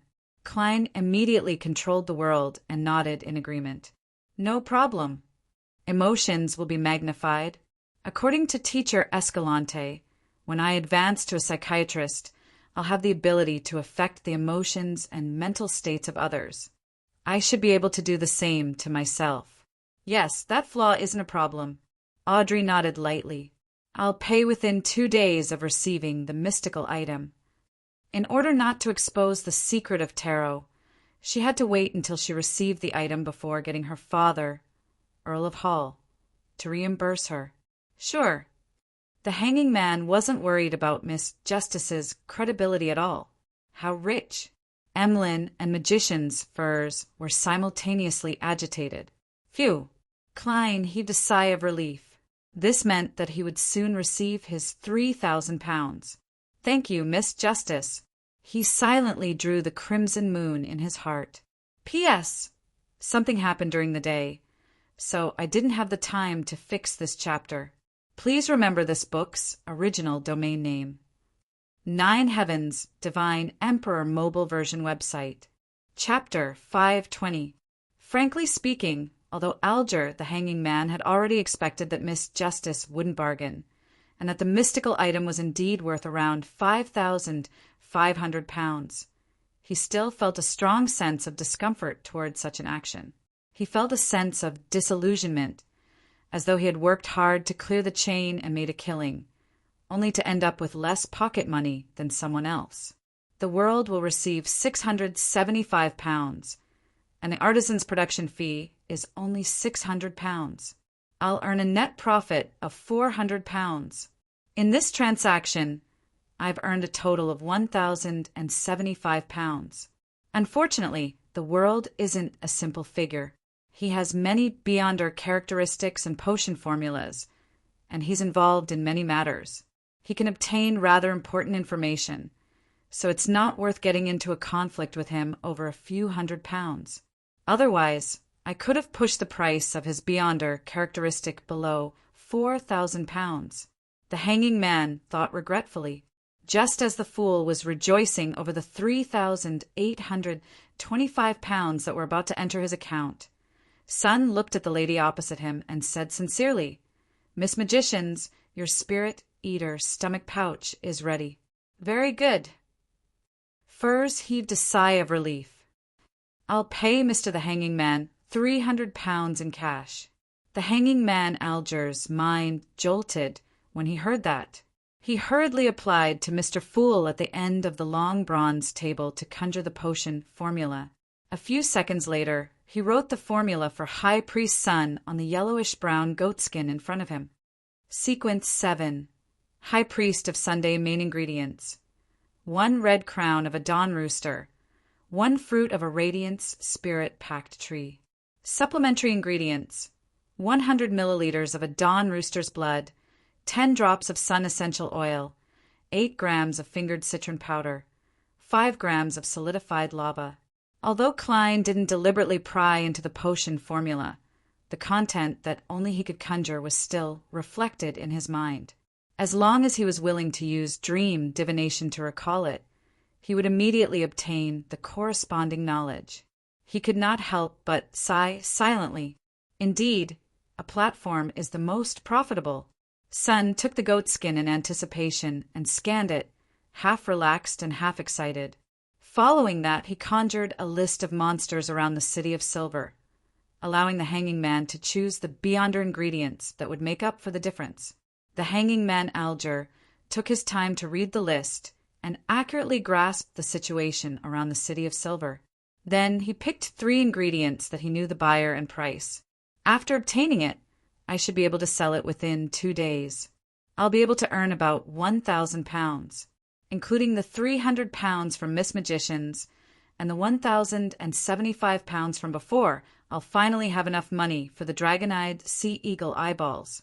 Alger felt his exhaustion as he turned to Furs. Miss Magicians, you can prepare the deal for the dragon-eyed sea eagle eyeballs. The hanging man only had about £10 on him at the moment. Even the advance payment to the artisan was borrowed through his extensive connections. But after completing this series of transactions, his cash assets would reach £2,375, enough to pay for the £2,000 needed for the main ingredient. Thinking of the setback she had suffered at Mr. Hangman's hands last week, she replied in a slightly aggrieved manner. All right. To her, how much she could earn from this deal only depended on how much her teacher, Dorian Gray, was willing to share with her. There were no additional benefits. At the end of the transaction, Klein controlled the world to purchase the remnant spirituality of an ancient wraith and the eyes of a 6-winged gargoyle. As for selling the Murloc bladder or making it into a mystical item, he didn't plan on using the tarot for the time being. He hoped to use this as a catalyst to expand his connections and channels at sea. After today's tarot, Miss Justice's psychiatrist potion will have enough ingredients. It's the same for Miss Magicians's Trickmaster potion. With Little Sun's formula, he can finally strive towards sequence 7. He's one step closer to providing me with the method to remove the mental corruption in my Beyonder characteristic. Mr. the Hanging Man is about to obtain one of the main ingredients of Windblessed, and there's only one problem left for sequence 6. Only Emlyn hasn't made up his mind or found a solution. There's no hope of advancing anytime soon. The fool Klein looked around and chuckled. Free exchange. Audrey was about to say something out of habit, but after careful thought, she felt that there was nothing to share this week. Apart from attending one banquet after another and attending 2 psychology classes, I can only talk about returning to East Chester County. But there's no need for that. She pursed her lips and remained silent. Furs was in a lazy state after the New Year's holiday. Her mind was still a little blank as she guiltily mentioned, "I'm not sure." Bakeland is still in a high-pressure state from before. If you're not an official Beyonder, don't take the risk. Really? Emlyn, who had been behaving well recently, frowned in puzzlement. The vampires in the 3 o'clock state couldn't understand the pain of all the extraordinary gatherings stopping. The Hanged Man nodded, thought for a moment, and said to the sun, "That's right. Don't be careless. Before holding the sacrificial ritual, it's best to confirm that the chief leading the exploration team isn't in the City of Silver or busy with other matters." "Mr. Hanged Man, do you mean that it's possible for the chief to sense the cycle of fate?" Derek asked in astonishment. The Hanging Man replied solemnly, "I can't rule out that possibility, but I can't be sure. After all, I don't know enough about your City of Silver." At this point, he hid his smile and revealed a solemn expression. "Son," Derek said in a vexed tone, "that's right. There are many things that I don't know either." The Hanging Man Alger sighed and got rid of his disappointment. "In short, being cautious and careful will allow you to live longer." "Thank you for your reminder," Sun said sincerely. The Hanged Man retracted his gaze and turned to smile. "Recently, the sea has been relatively calm." "No, that's just what you think," Klein silently retorted and controlled the world to hoarsely say, "I happened to hear about something at sea." Without waiting for the Hanging Man to ask, he first looked at Justice and Magicians. "Ladies, can you help me buy a radio transceiver? I can give it a try." Magicians, Furs agreed without much thought. As she was about to leave Bakeland, Audrey could only apologize. After concluding the deal, the world cleared his throat. "That matter has something to do with the Church of the Storm. It's related to the church? Why didn't I receive any notification? There's no need for it to be given to people at our level." The Hanging Man frowned and patiently waited for the world to explain. The world originally wanted to sweep his gaze at the Hanging Man with a teasing look, but due to the difficulty of the action, he could only give up regretfully. He laughed hoarsely and said, "The ancient customs of Bansi Harbor have been revived, and a portion of the residents have become cultists. Even the bishop of the Church of the Storm has fallen. I heard that the matter has been resolved, but many people have died. Bansi Harbor." The hanging man, Alger, recalled the situation there and took the initiative to explain to the confused Miss Justice and company, "There's a tradition of living sacrifices there. There's a tradition of live sacrifice there, and the target is an evil spirit called the God of Weather. Overseas, in the southern continent, there are many similar evil spirits. On the surface, it looks like they've been eliminated, but in fact, they're still living in a strange state. Many people suddenly die in those places. Ha ha, it might not necessarily be because of a disease. If you have similar travel or adventure plans, don't be careless." Alger tried his best to describe the matter at Bansi Harbor as an accident that happened by chance, one that was within the scope of understanding. Suddenly, he heard a slightly deep laughter. This laughter came from the end of the long, mottled table. "Mr. Fool!" The hanging man suddenly turned his head. "Mr. Fool, the matter at Bansi Harbor isn't as simple as it seems." Audrey immediately looked at Mr. Fool, who was sitting on the high-back chair.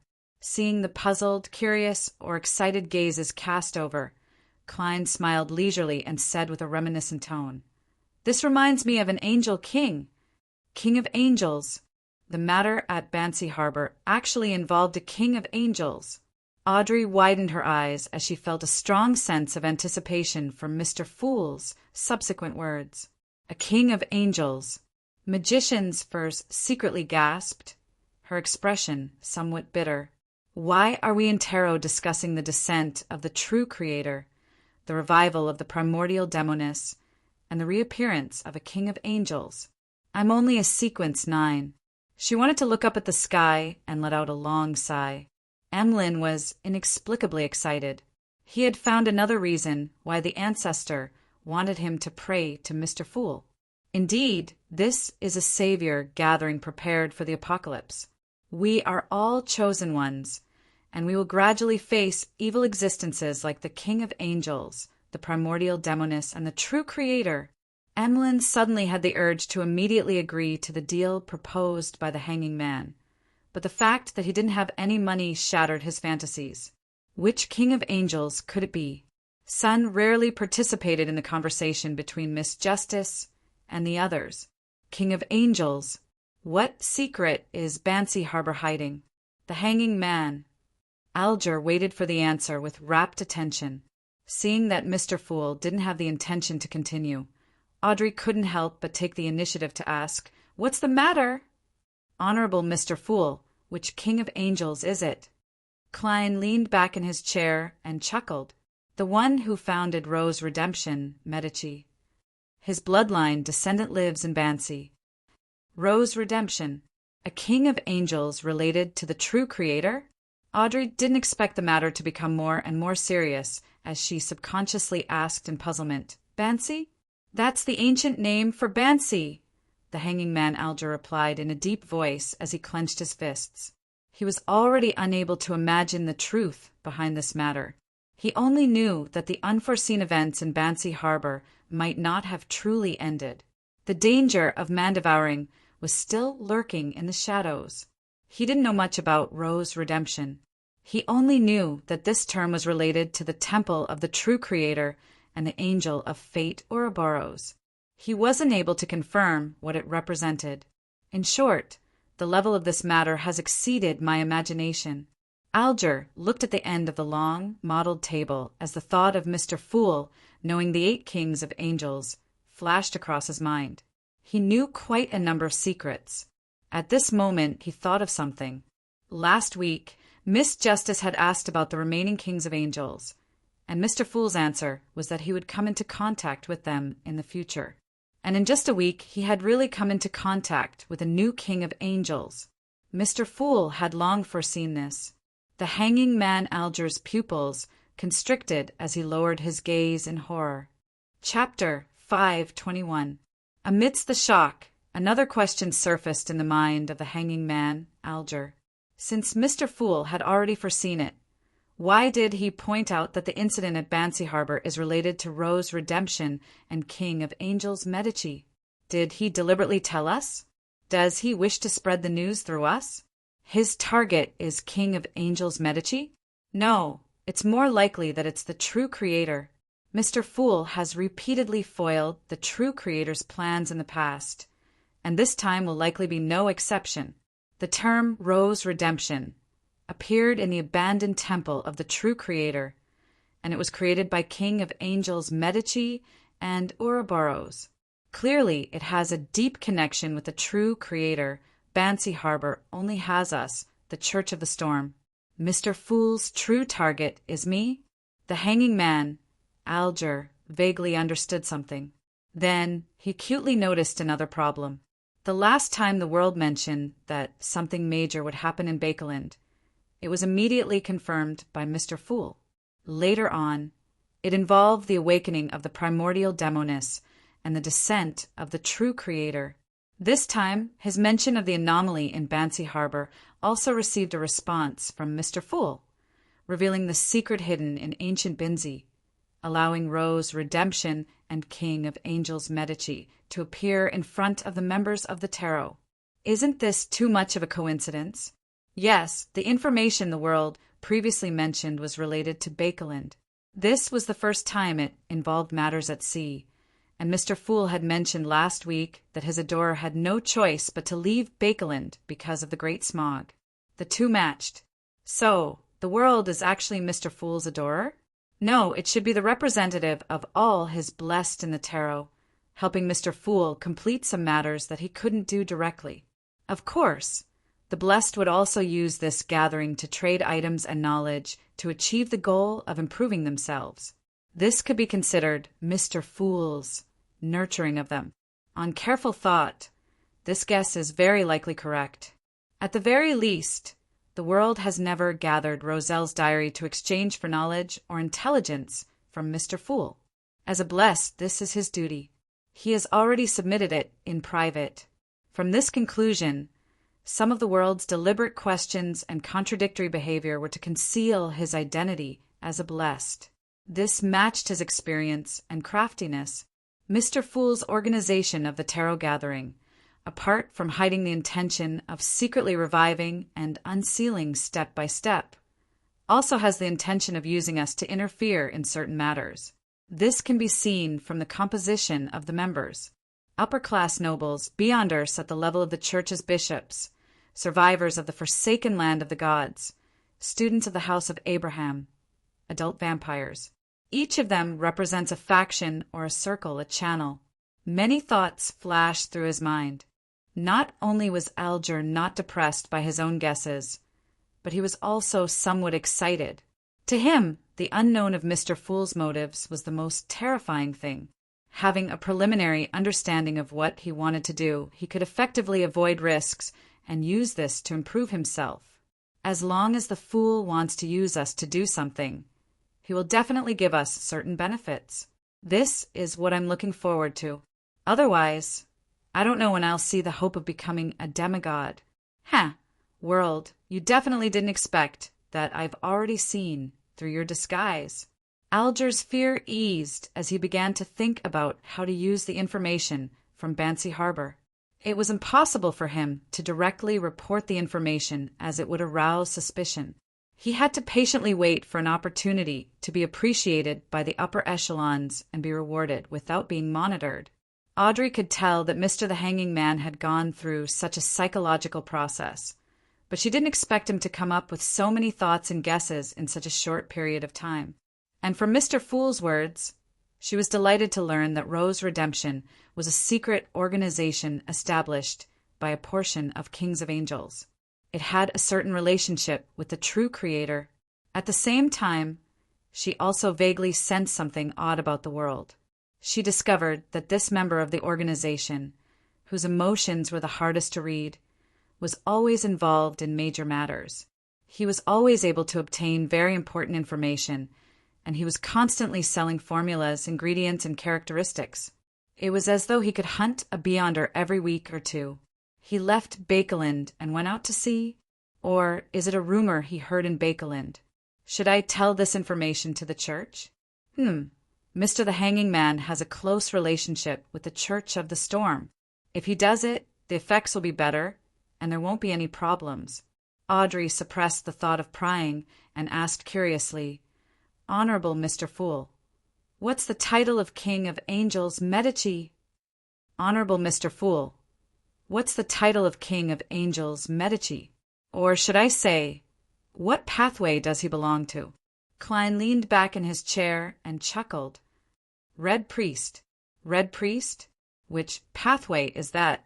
It sounds very close to the Dark Emperor. Could it be another sequence, zero title?"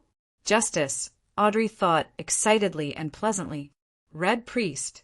Sun silently recited the term and realized that there were no corresponding records in the history of the City of Silver.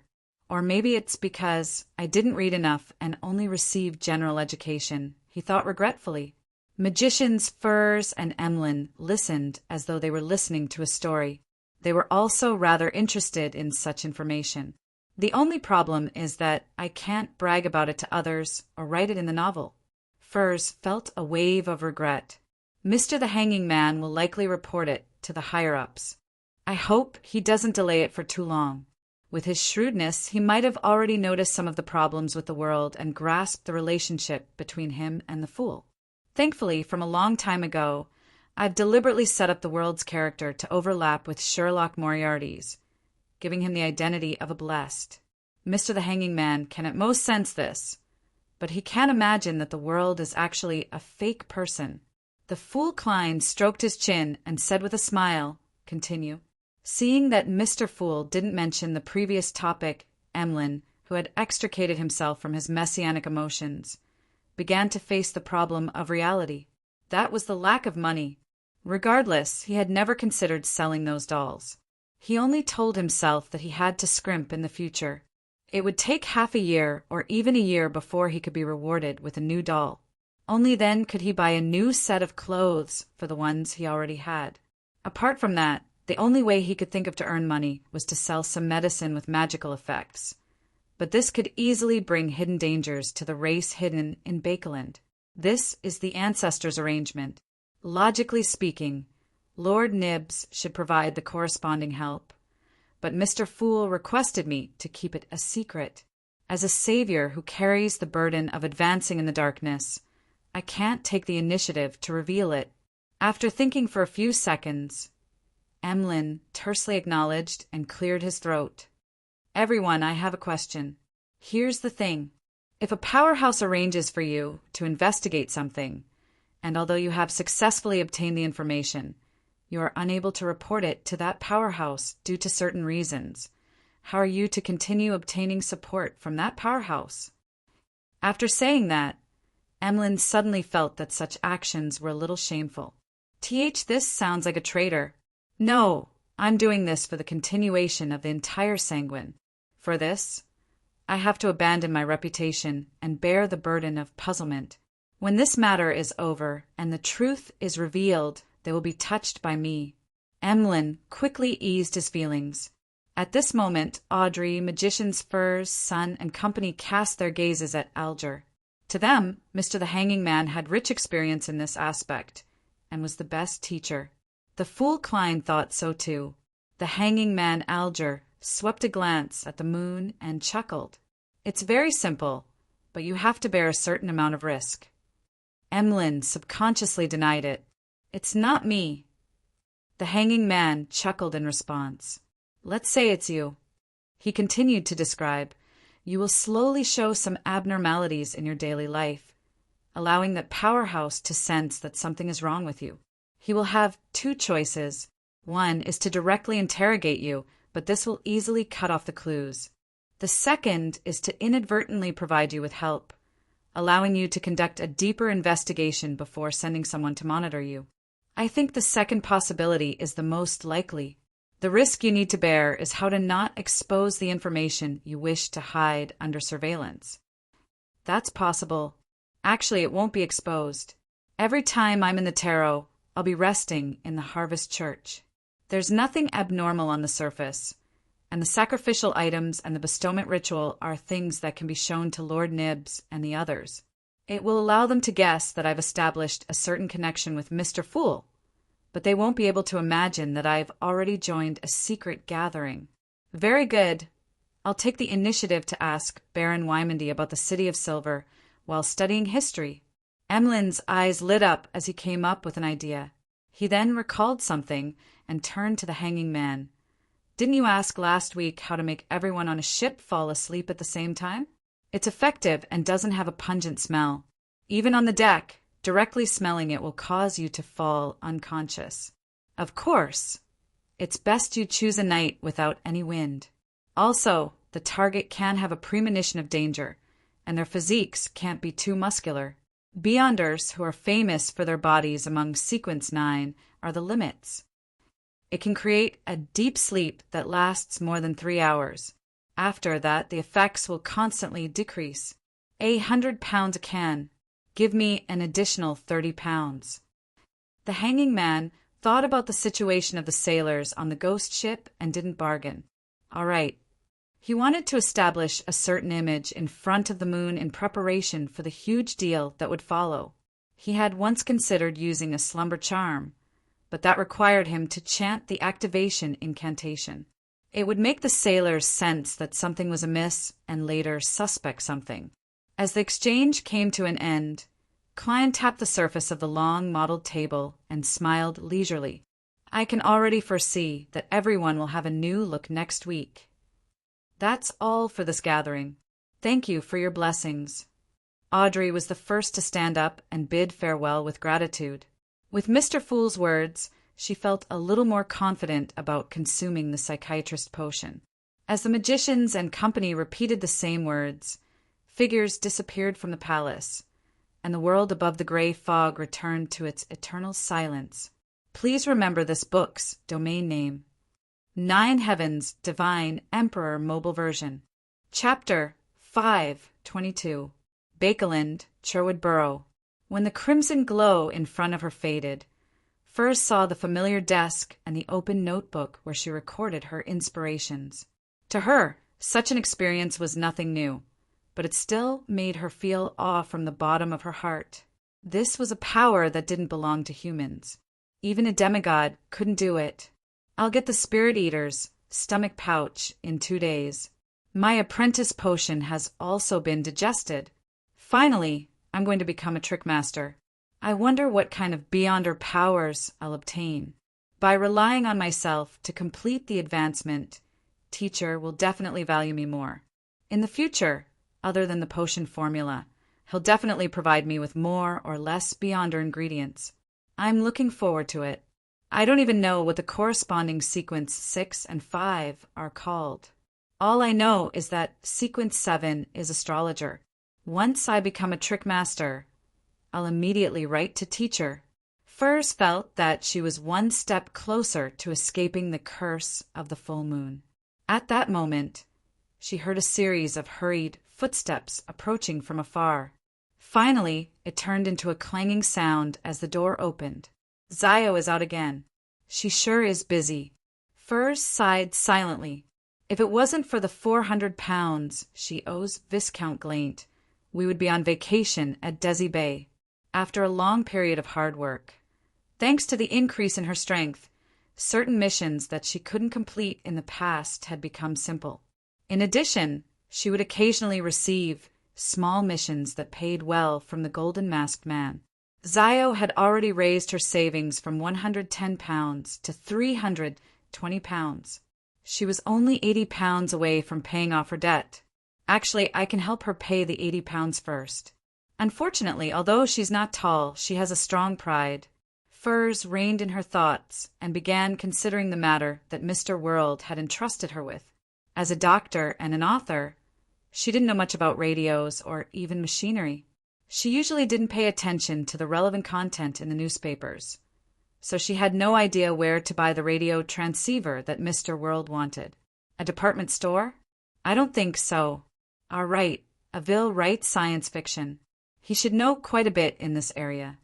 Furs quickly found someone to consult, but she immediately had a new problem. Should she visit him directly or write a letter to ask? Glancing at the reclining chair covered with a thick, soft blanket and smelling the aroma of coffee and tobacco in the room, she felt a slowly wriggling warmth. Furs's motivation to go out slowly dissipated. I'm not familiar with him. I shouldn't pay him a visit, she muttered as she sat down and unfolded the letter. City of Silver, Berg household. Derek opened his eyes, waking from his pretend sleep.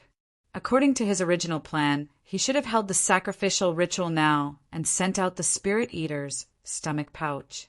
However, the words of the hanging man reminded him, making him decide to be more cautious and observe more. I'll first gather all the ingredients that Mr. the Hanging Man wants and complete the sacrifice in one go. After a few seconds of silence, he attached the axe of Hurricane and headed straight for the steeple. He first checked the information of the items available at the merit exchange point, but he wasn't in a hurry to complete the transaction. He planned on heading to the underground market to take a look after the lightning in the sky lessened. Derek went up to the 3rd floor and headed straight for the mythical and ancient classics section of the library. Filled with hunger, he searched for valuable knowledge that he hadn't learned before. Suddenly, he saw a book with a hard yellow cover. Giant King's Court, Book of Blackrock, a handwritten collection. A record passed down directly from the Giant King's Court? I wonder if there's any content related to Kings of Angels. Derek reached out and pulled out the book, discovering that it was bound with brown monster hide. At this moment, on the upper level of the library, Cullen Iliad, who was wearing a linen shirt and a brown coat, was standing silently looking down. His ungroomed white hair was gently blown by the wind that blew in through the window. His light blue eyes were deep and reserved. Wednesday, January 12th, 5:40 p.m. The sky was dark and the clouds were rolling. Dark blue waves rose and fell, rising and falling. The white agate bobbed up and down in this scene of an impending storm, like a toy in the hands of a giant. This is the sea. No matter how powerful one's strength is, it will appear insignificant in front of it. Donis stood by the window and admired the scene outside. Fortunately, we're about to arrive at the City of Generosity. After leaving Bancy Harbor, the White Agate's voyage had been rather smooth.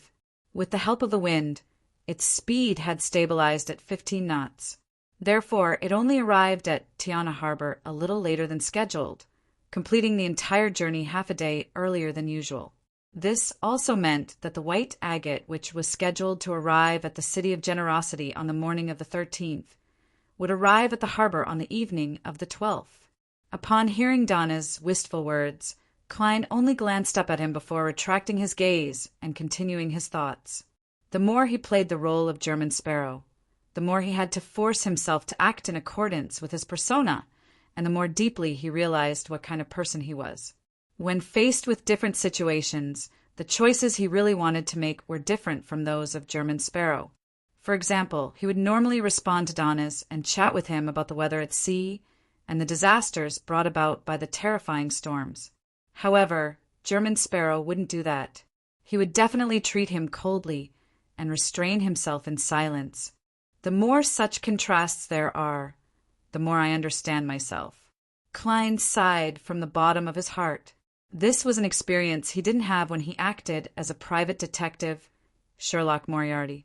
This was because back then he didn't need to disguise his personality. All he needed to do was be himself. I feel like I've digested a little of my potion. However, German Sparrow has something in common with me. At the very least, when I chose to disembark the ship and enter Bancy Harbor to save him, I completely overlapped with this identity. There's no difference. Of course, it can also be said that I've added a persona to a certain extent. Beneath the gentlemanly and craziness is a kind, brave, compassionate, and sentimental heart. Ha, I shouldn't praise myself. If I had known that Bancy was Binsey, I would have most likely chickened out. Not necessarily. At the very least, the danger I divined back then was within an acceptable range. Klein thought in a self-deprecating manner. This made him increasingly aware of a problem. Although acting as a purely fictional person could help him digest the potion, in order to speed up and improve his progress, he needed to replace an existing identity, obtain the affirmation of the other party's interpersonal relationships, and feel the corresponding emotions. He needed to immerse himself but not lose himself in it, become anyone but ultimately return to himself, and obtain feedback from the corresponding personnel. Klein looked at the pale yellow carpet as his mind raced. Seeing that German Sparrow didn't respond, Donis spread his hands in exasperation, feeling suffocated. Apart from making me do some servant work, this crazy fellow is great in other aspects. There's only one thing about him. He doesn't like to speak and has a communication barrier. If this continues, I'll definitely go crazy. Fortunately, I'm finally reaching by him. I can finally be free. Donis felt that sooner or later, he would develop the habit of speaking to himself in similar silence. After a while, he saw German Sparrow look up and smile. You can tell me about the pirate contact points in Byam. Dogsh *T. It's better if you don't speak. Donna's expression contorted. Whoosh! At 6:15 in the evening, before the storm arrived, the white agate smoothly entered the harbor and arrived at the capital of the Rörsted archipelago, the city of generosity, Byam. This place was also known as the Spice Archipelago. There were all kinds of exotic spices and plantations in this area, were the mainstay of the economy. Among them, the Blue Mountain Island, where Byam was located, occupied more than half of the archipelago's land area. There were gold, silver, copper, coal, iron, and other mineral deposits. It had a high forest coverage, a variety of fruits, and the land was exceptionally fertile. It was precisely because of this that the first colonists named the city they built by the sea City of Generosity, believing that it was a land of treasures promised by the gods that flowed with milk and honey. Klein carried the suitcase that Donis had packed, left room 312, and entered the corridor leading to the deck. As expected, he met Donna's family and Clevy's and the others. After being frightened, the siblings were still a little afraid of Klein. They hid behind their parents and bodyguards, not daring to speak, like deflated balloons. Klein nodded slightly as a greeting. At that moment, Ertie Branch hesitated for a second before taking half a step forward. Mr. Sparrow, will you be staying in Byam? If I want to hire, no. Ask for your help. How should I contact you? As expected of a businessman with a spirit of adventure. Even if he's afraid, he still wants to befriend someone with beyonder powers. Klein thought for a moment. What newspapers are there here? The archipelago is mainly popular with the Sonia Morning Post and the News. Ertie didn't need to think to give the answer.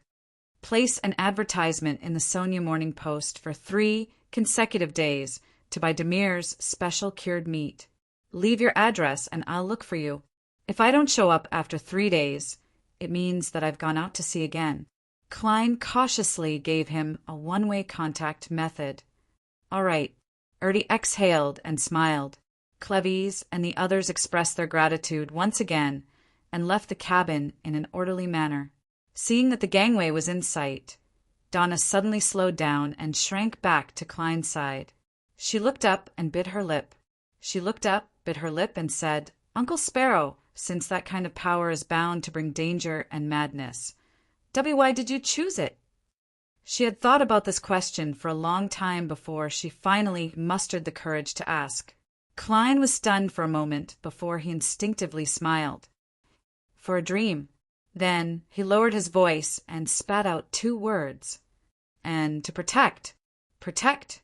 Donna muttered the word in a daze as she quickened her pace and caught up to her parents. After watching the Branch family leave the white agate, Klein retracted his gaze and said to Donna's beside him, You're free. You're free. Ah. Donna's was still a little unaccustomed to it. Chapter 5:23. Klein didn't say anything else, nor did he bother with Donna's. He pressed down on his top hat, carried his suitcase, and walked down the gangway. You're really letting me go? Blazing Donnas stood on the deck. his face filled with suspicion. Although he had expected such an outcome since he could imagine what would happen today when German Sparrow let him go in Demir Harbor, he still found it unbelievable. He felt that everything had happened too easily. No matter what, I'm worth 3,000 pounds. No, this is just a one-sided bounty from Rouen. Isn't that madman German Sparrow an adventurer? How could he let go of the huge fortune placed in front of him? I can't understand. It's true that normal people can't understand a madman. Danes gradually came to his senses. He took his luggage, carefully walked down the gangway, and stepped onto the concrete floor of the harbor. He straightened his back, raised his head, and glanced at German Sparrow's back. He realized that German Sparrow really didn't turn back. He followed the road and headed straight for Coastal Street. Danes didn't dare delay. He immediately turned around and left through another path. From time to time he would turn and change directions, and from time to time he would use obstacles to look back, hoping that he wouldn't be followed. Soon he arrived at the row of houses near the warehouse at the dock. German Sparrow really didn't use me as bait. Danes examined himself again and again before he completely relaxed. At that moment, he felt that he had finally obtained freedom. As a bosun of a pirate admiral, he no longer needed to be bullied and ordered around like a servant. I can already foresee that tomorrow will be extremely beautiful. There will be a bunch of people vying to flatter me and become my servants. Danitz happily knocked on the door in a rhythmic manner. 3 long intervals, followed by 3 short ones. German Sparrow asked me to reveal the pirate's point of contact in Bayam. I'll definitely only tell those who aren't on good terms with us. He definitely wouldn't have guessed that our Golden Dream's point of contact is at the dock. Danes picked his nose and breathed in the fresh sea breeze before the rain fell. Bayam was the center of the Rouen Kingdom's colonial rule in the central Sonia Sea. It was one of the largest cities in the region, with many powerful official beyonders. No matter how arrogant a pirate was, they wouldn't dare to openly appear here. Most of the time they had to rely on the local gangs or people with deep backgrounds to deal with the loot and by necessities. Of course, this didn't mean that they wouldn't come to Bayam.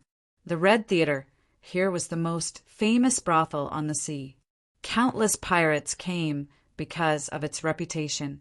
Even if 1 or 2 of their peers were caught there every once in a while, it didn't stop them from coming. Apart from the spice trade, the brothel industry was another pillar of the Rørsted archipelago. Apart from the Red Theater, there were brothels of all sizes, open and hidden everywhere, fully satisfying the desires of the strong men on the sea. As for the female pirates, they didn't have to worry about this problem. As long as they were willing, they could be satisfied at any time. After all, there were many mouths to eat, but there wasn't much meat to be had. On the sea, where there was widespread belief in the Lord of Storms, the number of women had always been small. Similarly, the underground trade of beyonder ingredients and mysticism was also quite frequent here. There were many circles. Those small ports are still better. We don't have to be afraid of being discovered at all. We can openly sit in bars and quarrel with the adventurers across from us, or even get into a fight. As long as we don't cause any trouble or kill anyone, the local official beyonders will pretend that they don't see anything. With their strength, it's often very risky for them to interfere. Danes thought mockingly. At this moment, he heard footsteps and saw the door creak open. A familiar face came into view. "Old man, you didn't drink today?" Danes greeted with a smile. Standing at the door was one of the contacts of the Golden Dream in the Rørsted archipelago, Old Lynn. Old Lynn coughed twice and made way. Danes stepped into the dark room, and his nose suddenly twitched. He smelled the fragrance of Lanti-proof. No, Old Lynn liked to drink the locally produced Bayam Black Rand. As this thought flashed through his mind, Danes was alarmed. Then he saw a man with his back facing him stand up. He was tall, tanned, and muscular. His hair was curled like marbles. Stilmavedi. Danes' pupils constricted rapidly. This was Admiral of Bloodsignor's second mate, a pirate with a bounty of 6,000 pounds. The sea breeze blew, and the sharp leaves swayed, ready to fall at any moment.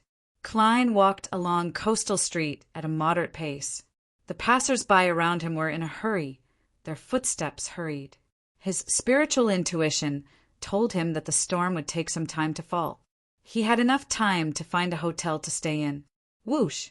The sound of the wind grew louder as tree branches fell to the ground. There weren't many people left on the entire street.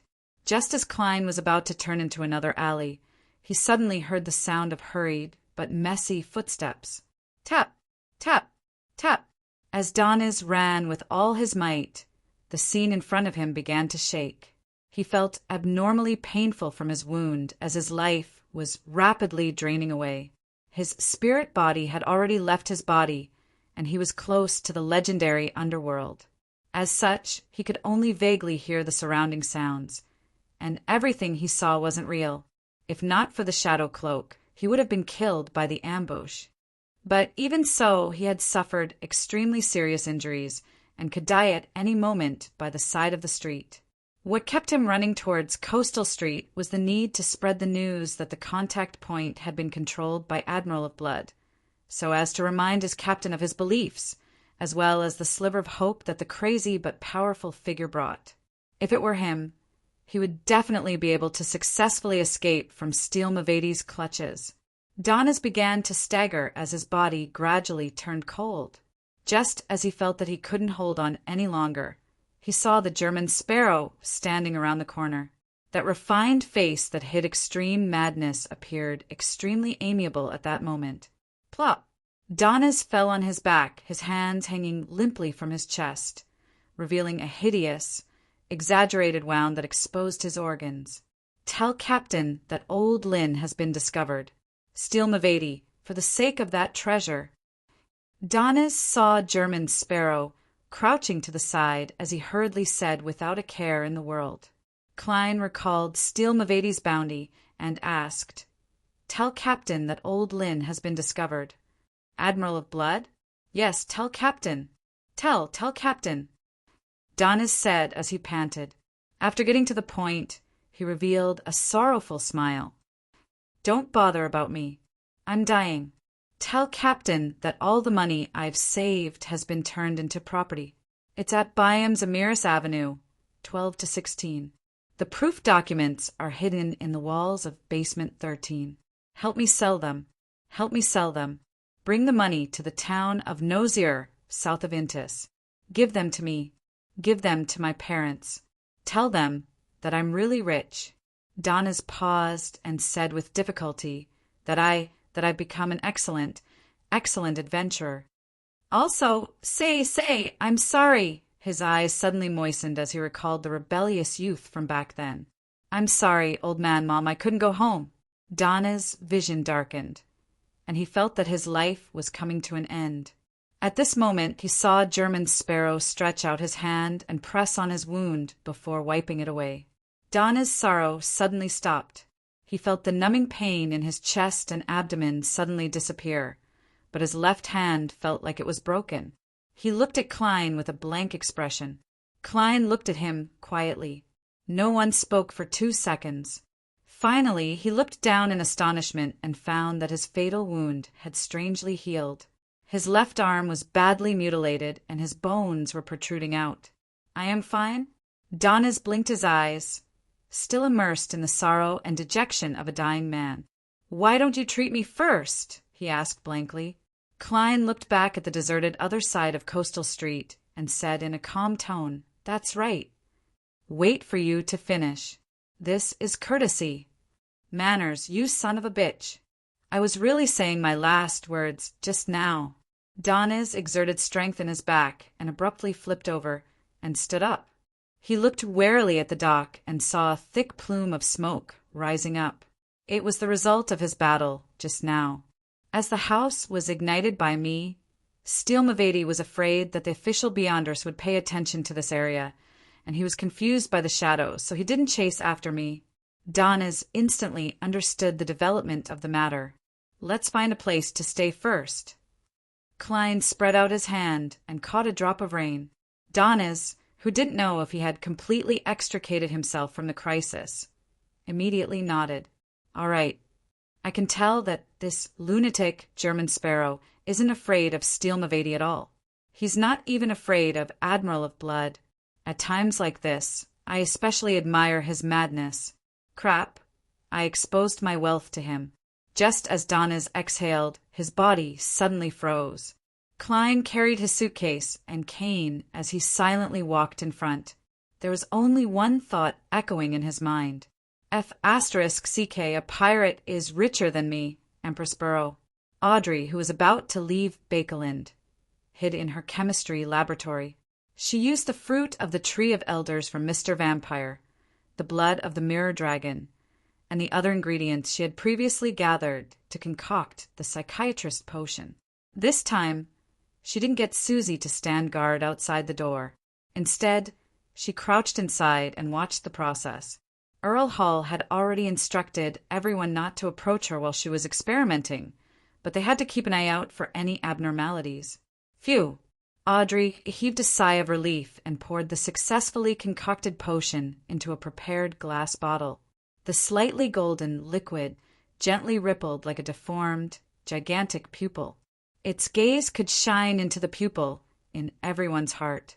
Susie, have you memorized the process? You're mature. No, you're a mature Beyonder. In the future, you have to learn how to concoct your own potions. No, it's not that I don't want to help you. I'm just pointing out a possibility. There might be times when I'm not by your side, and you happen to need a potion, Audrey said to the golden retriever in delight. Susie was confused by the lecture. She could only respond with one word. Woof. Restraining her emotions, Audrey raised her head and drank the psychiatrist potion. Chapter 5:24. The golden liquid was ice cold, making Audrey feel like she was enjoying a delicious ice cream. Following that, she drank a mouthful of champagne. Tiny bubbles constantly rose and exploded silently, giving her a tingling stimulation. Her hearing suddenly spread out. She could even hear the conversation between the two maids at the end of the corridor, who were regretting not having the chance to visit the Hall family's castle and manor in East Chester County. At that moment, Audrey felt as though she had dissolved into an illusory gas that rapidly expanded outwards. It occupied the entire house and overlapped with the sea formed by everyone's mind and consciousness. Her vision also changed. Everything she saw was abnormally smooth, turning into an unconventional mirror that reflected her present appearance. Under the description of her beauty as pure, exquisite, magnificent, and spirited, golden scales slowly grew on her exposed skin. Her green eyes contracted and were dyed with a pale golden luster, as though they had been erected. Upon seeing herself in such a state, Audrey suddenly felt fear that came from the bottom of her heart. She didn't want to become an inhuman monster. With a hum, her mind began to blur. It was as though something was slowly and painfully drilling out from the surface of her body. At that moment, she heard the golden retriever, Susie's gentle voice. Don't be afraid. Calm down. Don't be afraid. Calm down. Audrey regained her train of thought and tried her best to enter the state of a spectator. Her fluctuating emotions quickly calmed down. Her spirit seemed to leave her body and look down at her like a spectator. Audrey saw the golden scales on her body clearly recede, and she saw her emerald-like eyes return to normal. Before long, she regained control of her body and understood what Beyonder powers a psychiatrist had, as well as how to use them. Just now it was really dangerous. Audrey raised her hand in lingering fear. She saw that her skin was fair and delicate, completely different from before. After this incident, she truly understood how terrifying the danger of losing control was, which Mr. Fool would occasionally mention and Mr. the Hanging Man always emphasized. She deeply understood the difficulty of the Beyonder path. Even with the acting method, it was impossible to completely eliminate the hidden danger. At a gathering, Mr. World once said that Beyonders are pitiful wretches who are constantly fighting against danger and madness. Previously, I could only understand it literally, but now I can finally feel the weight behind these words. Audrey, don't be discouraged. Don't be afraid. Dad, Mom, and brother are still waiting for you to protect them. With this experience, you won't be frightened by yourself in the future. It won't be so easy for you to lose control. Come on. Audrey clenched her fists and encouraged herself.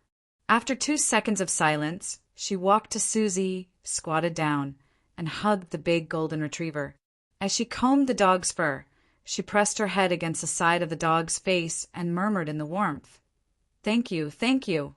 Susie rubbed herself against him and said seriously, "Audrey, is this how a psychologist feels?" "I like it a lot." Audrey suddenly didn't know whether to laugh or cry.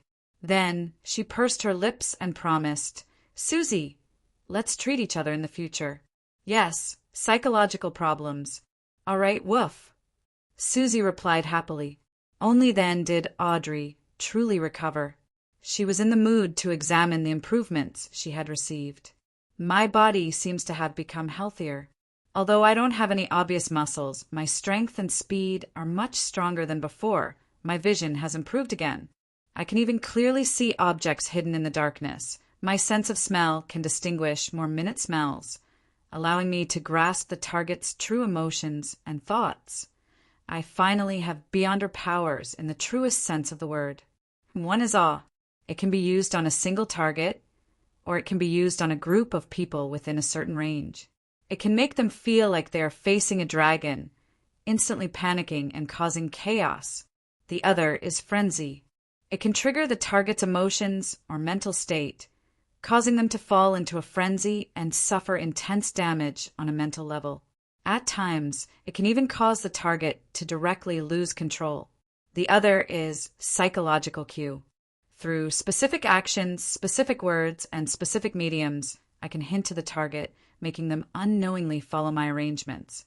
Or, it can strongly make them not want to break a promise from the bottom of their heart. The first is placate, also known as psychoanalysis.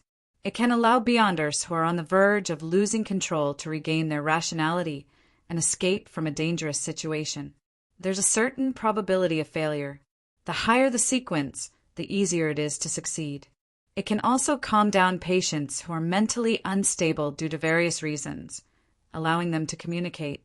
The other is true mind reading. Through mediums such as candlelight and extract, I can put the target in a half-hypnotized state, directly communicating with their body of heart and mind, just like what Mr. Hilbert Alucard did to me. If I didn't have Mr. Fool's angel protecting me, I wouldn't have been able to lie under those circumstances. I have to be wary of similar techniques in the future. I can't be deceived by the target. There should be many ways to achieve such an effect. With placate and mind reading, along with some psychological knowledge, I can act as a real psychiatrist, the kind that can open a clinic. Audrey's mood quickly improved. She finally felt that she had matured and was a qualified beyonder. I'm a mid-sequence beyonder. There's indeed a qualitative change. She stood up, lifted the hem of her dress, and walked briskly in a circle. She quickly discovered a problem, and that was that a psychiatrist still lacked the ability to directly attack. Thankfully, I have it. Audrey stopped in front of the experiment table and opened a very ordinary brown box.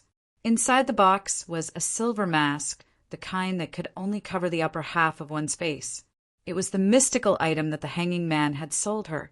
Audrey picked it up, placed it in her palm, and observed it for a few seconds. Then she emanated her spirituality and gave it a certain thought, just like when she was above the gray fog. She saw the silver mask begin to roll inwards, turning into a slightly large earring with exquisite patterns that was hollow in the middle. "It might be better if it becomes a necklace," Audrey whispered. Following that, she tried out the various abilities of this mystical item, feeling like she had gained something. She was most satisfied with the ability to fine-tune her appearance. Unfortunately, apart from controlling flames, it doesn't have any more direct offensive abilities. Perhaps I'll have to prepare a pistol, one with beyonder effects. Audrey thought regretfully. She quickly reined in her emotions and said to the mystical item in her hand with a rising voice, "From today forth, your name shall be Lai, the most beautiful Lai, city of generosity Byam, Dock Area, 48, Sour Lemon Street, Wind of Azure Hotel." Outside it was raining and a storm was raging, but inside the luxurious suite, the fireplace was warm and the environment was tranquil. Klein sat in a chair, silently watching blazing Donna's deal with a severe fracture in his left arm. After the other party used the torn old clothes to tie his arm, he said straightforwardly, "That's right." What treasure? According to Donna's, it was because of a particular treasure that Admiral of Blood Senior wanted to deal with Vice Admiral Iceberg Edwina Edwards. The sound of howling wind and rain came through the window as Donna's drank a mouthful of Lanty, proof on the table, and smiled angrily and bitterly. Those bunch of people whose brains have been gnawed on by zombies. During our previous expedition, we found a sunken ship. Although we didn't obtain anything of great value, we discovered a gigantic black iron key that doesn't seem to be used by humans. Can you imagine? It actually didn't rust after being at the bottom of the sea for so many years. Yes, Klein replied succinctly. In the world where beyonders and mysteries intertwined, was there anything impossible? Even the resurrection of the dead, much less the others. Donna's choked. After 7 to 8 seconds, he knew how to continue. There might have been a traitor among us, and this news spread. Countless pirates believe that it's death's key, a key that can open the treasure left behind by death. I originally thought that this problem would be cleared up quickly, so I happily applied for leave. But in the end, the matter became even more complicated. Even Admiral of Blood has joined the ranks of those crazy pirates. I even suspect that it might be death's key, a key that can make a person a true god. Foolish! Klein calmly gave his evaluation. Be it in the field of divination or dealing with deities, he could be considered experienced. Therefore, he had his own understanding of death's key and was very confident about it. He believed that the key was a revelation, a symbol. What opened death's treasure vault wasn't something in the shape of a key, but a certain characteristic, a certain bloodline, or even a specific few people and their descendants. Donna's was taken aback for 2 seconds before he sighed. Your words are identical to Captain's evaluation. Even her expression is similar. She suspects that the key belongs to an older era, and it doesn't belong to humans. Before the cataclysm, there were still giants, dragons, elves, and demonic wolves living in this world. The shape of the key vaguely points to one of them, demonic wolf. Klein suddenly thought of the ravings that always reverberated in his ears when he was advancing. The Phlegria, and it referred to the ancient god, annihilation demonic wolf. Something related to the treasures of the Second Era. He suppressed his curiosity and calmly said, "Write down everything that Admiral of Blood has done, including Steel Mavady and his subordinates," Klein said. He remembered that Admiral of Blood and his pirate crew were the most notorious group in the ocean. It could be said that their hands were stained with blood and had committed heinous crimes. How could I possibly remember? They're not beauties like the captain. Donnas spread his hands and said, "I can only list the most important things and some details that left a deep impression on me." "Hiss, what do you want to do?" Bit by bit, Klein revealed a smile that made Donnas tremble with fear. He said in a deep voice, "If it's suitable, I want to hunt them." Genius 1 second remember website. Mobile version. Chapter 5:25. Hunt them. Donnas subconsciously returned with a question. When he truly understood what Gehrman Sparrow was getting at, he instantly became excited. He changed his sitting posture and suppressed his voice. As he said, "Is there anything I can do for you?" As a qualified part-time pirate, he had nothing to do with beautiful words like tolerance, pity, and benevolence. Since he had nearly died at the hands of Steel Mavady and had a chance to seek revenge, he definitely wasn't willing to miss it. He believed that the reason he could survive as a pirate was because he had an accurate grasp of the situation. He knew when to resist, when to risk his life, when to pretend not to see his enemy, and when to settle old scores. And now it was an opportunity.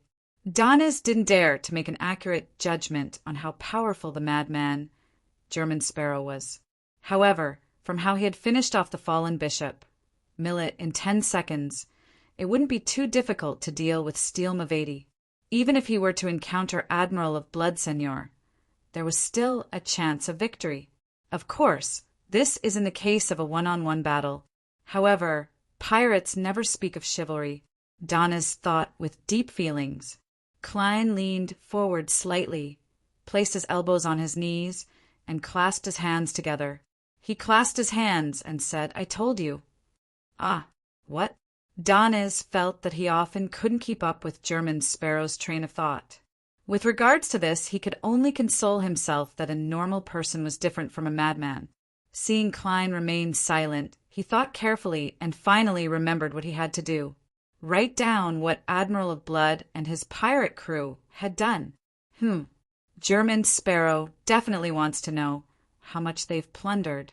Danes quickly confirmed his train of thought and found a pen and paper in the room. He scribbled a bunch of things. During this process, he was especially thankful that he had only injured his left arm. After he was done, Klein reached out to receive it and read it carefully. From the parts that Danes didn't elaborate on, he confirmed that Admiral of Blood and company were indeed the most classic and vile pirates. Not only did they plunder, but they also abducted people, slaughtered crew members, and abused women. This pirate Danes actually knows how to write ancient Fey sack. He's also educated. Klein mumbled inwardly as he took out a copper penny and used divination to confirm the authenticity of the material. Following that, he spoke in a tone as though he was ordering what to eat the next morning. "Tell me about Admiral of Blood and his subordinates." Asking for detailed information. Was he preparing to hunt them down? Danes was delighted, but he hated himself for not knowing enough. Admiral of Blood Seigneur is suspected to be an evil spirit. Anyone who faces him will die a bizarre death. They will either strangle themselves to death, commit suicide, embrace a bomb, or slaughter their companions. Our captain said that it's an evil spirit's possession. It's very similar to Miss Sharon's Beyond Her Powers. Wraith? Klein didn't say a word as he listened in silence to Donna's recount. Seigneur can let out a terrifying scream. "The last time I fought them, I nearly fainted and fell from the deck into the sea. Ha ha! I returned the favor and ignited one of their ships. Seigneur knows quite a number of undead magic. He's cruel, bloodthirsty, and lustful. His targets can be men, women, or even humanoid creatures. It matches the indulgent traits of Rose School. Yes, to be precise, it's a trait of the prisoner pathway. It's highly likely to be a wraith." Klein nodded in thought.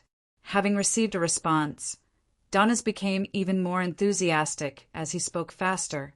"Our captain believes that Seigneur has a very powerful, mystical item on him. This makes him rather lucky, allowing him to always receive the blessings of a deity. For example, at a critical moment, his opponent will suddenly slip or lose their powers. For example, winning 21 times in a row. A mystical item that can make people lucky? This is very rare. It originates from the monster pathway, or was it related to some dark spirit?" Klein made a guess based on his knowledge of mysticism. "I haven't fought with Seigneur directly, so this is all I know." Donnas wanted to shrug, but he was stopped by the pain in his left arm. He has about 7 or 8 ships. His flagship is the Tree of Flesh and Blood. Ha ha, he's different from us. We're mainly after treasures and won't take in too many subordinates. We only have the Golden Dream. It's no wonder Admiral of Blood's bounty is much higher than Vice Admiral Iceberg's, reaching 42,000 pounds. His strength should be slightly stronger as well. Klein was immediately enlightened. He maintained his posture as though he wasn't affected by Admiral of Blood's intelligence. Where are the subordinates? Donnas was prepared for this.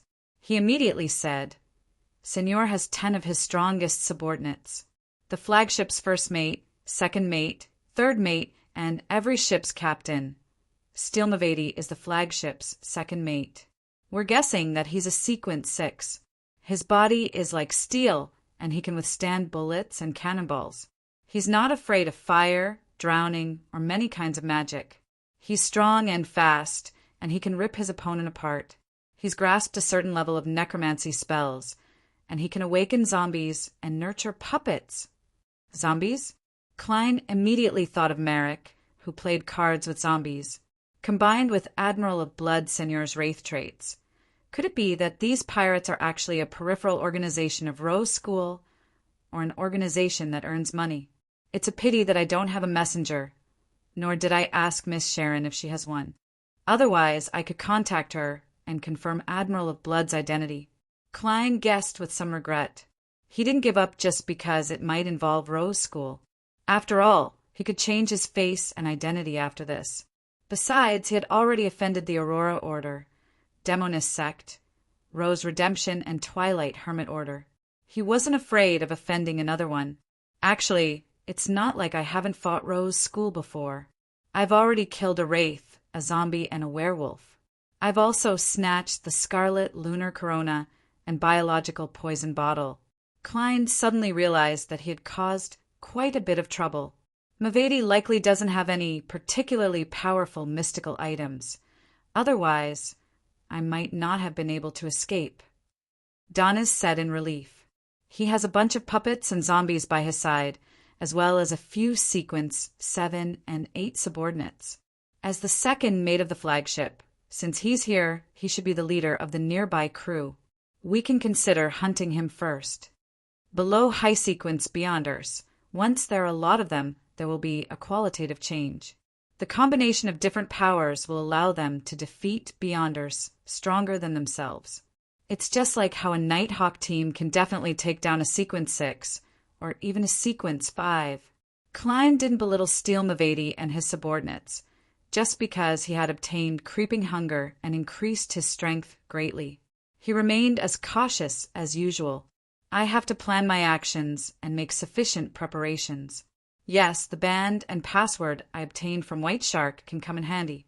When Miss Magician's radio transceiver arrives, I'll get Donnes to monitor it daily to see if I can obtain the corresponding information, allowing me to seize the opportunity to quickly reap the harvest. And I'll take this opportunity to seek out the possibility of true acting. Klein quickly came up with a plan as he continued listening to Donna's description of the other subordinates of Admiral of Blood. After a while, Danitz finally finished his story and concluded in high spirits. That's right. If I can kill Steel Mavety and leave my name behind, this matter will definitely appear in the newspapers. Once it gets out, I won't have to worry about how to inform Captain.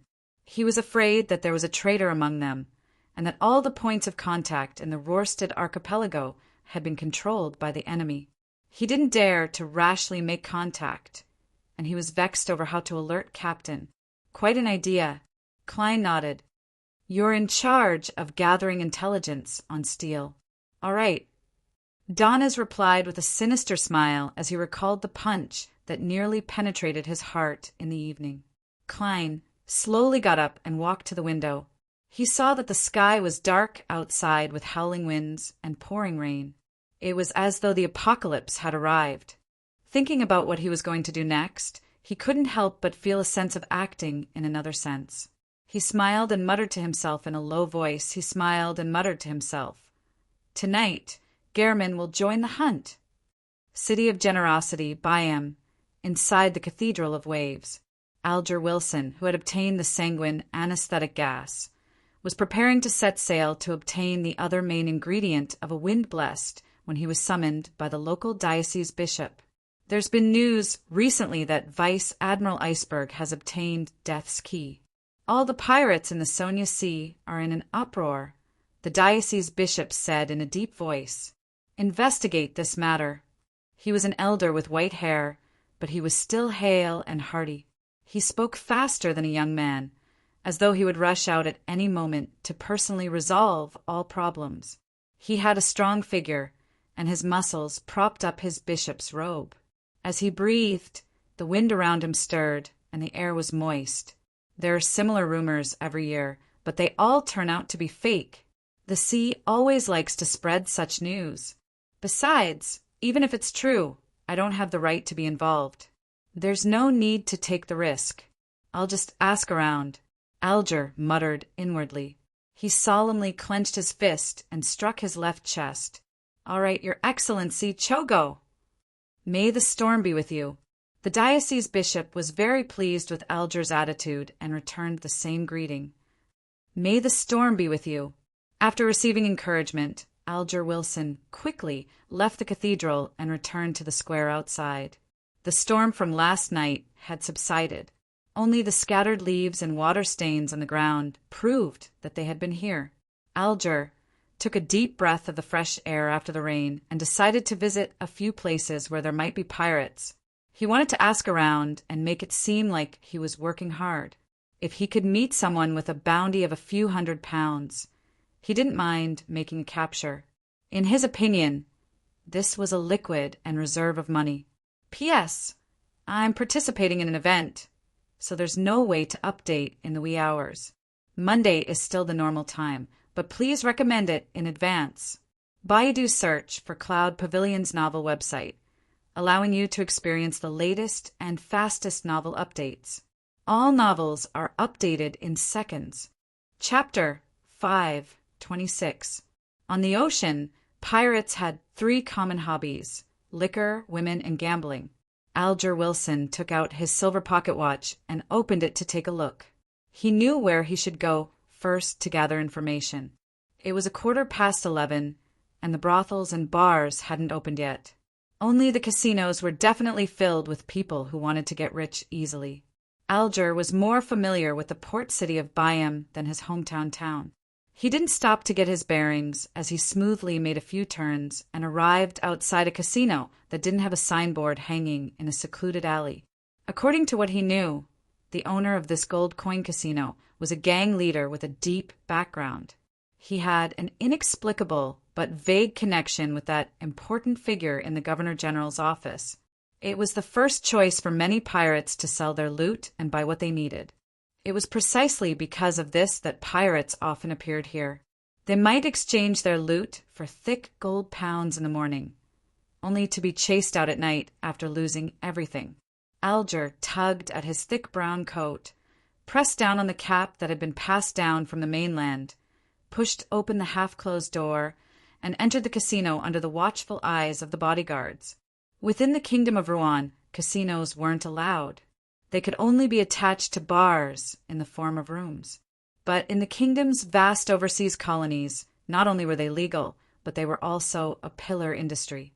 Among them, the Rorstad archipelagos Bayam and East Ballamzalashire were the most famous in this regard. Many tycoons from Bakeland and the mid-seashore coast would specially head there to gamble. Looking around, Alger saw all kinds of card games, as well as the roulette gambling that was derived from dice. As it was still early, there weren't many gamblers. Alger quickly browsed them. Suddenly, his eyes lit up as he acutely recognized the original identity of a certain disguised guy. He took off his hat and walked to a Texas Hold'em table. He patted his target on the shoulder, bent down, and whispered into his ear, "You're not going to be able to do that." Blazing, Donis, who was using his right hand to open the corner of his hidden card, nearly jumped up in fright when he heard the pat and shout. He immediately threw a ball of flames at the guy behind him. After being attacked by Steelmavady, he knew that he shouldn't use his true appearance to gather information. He would be targeted by greedy pirates. Although most pirates weren't strong, and Donis didn't think much of them, he still didn't want to expose himself and cause a setback in his plan to hunt Steelmavady. What he didn't expect was that his meticulous disguise would be exposed an hour after he left the house.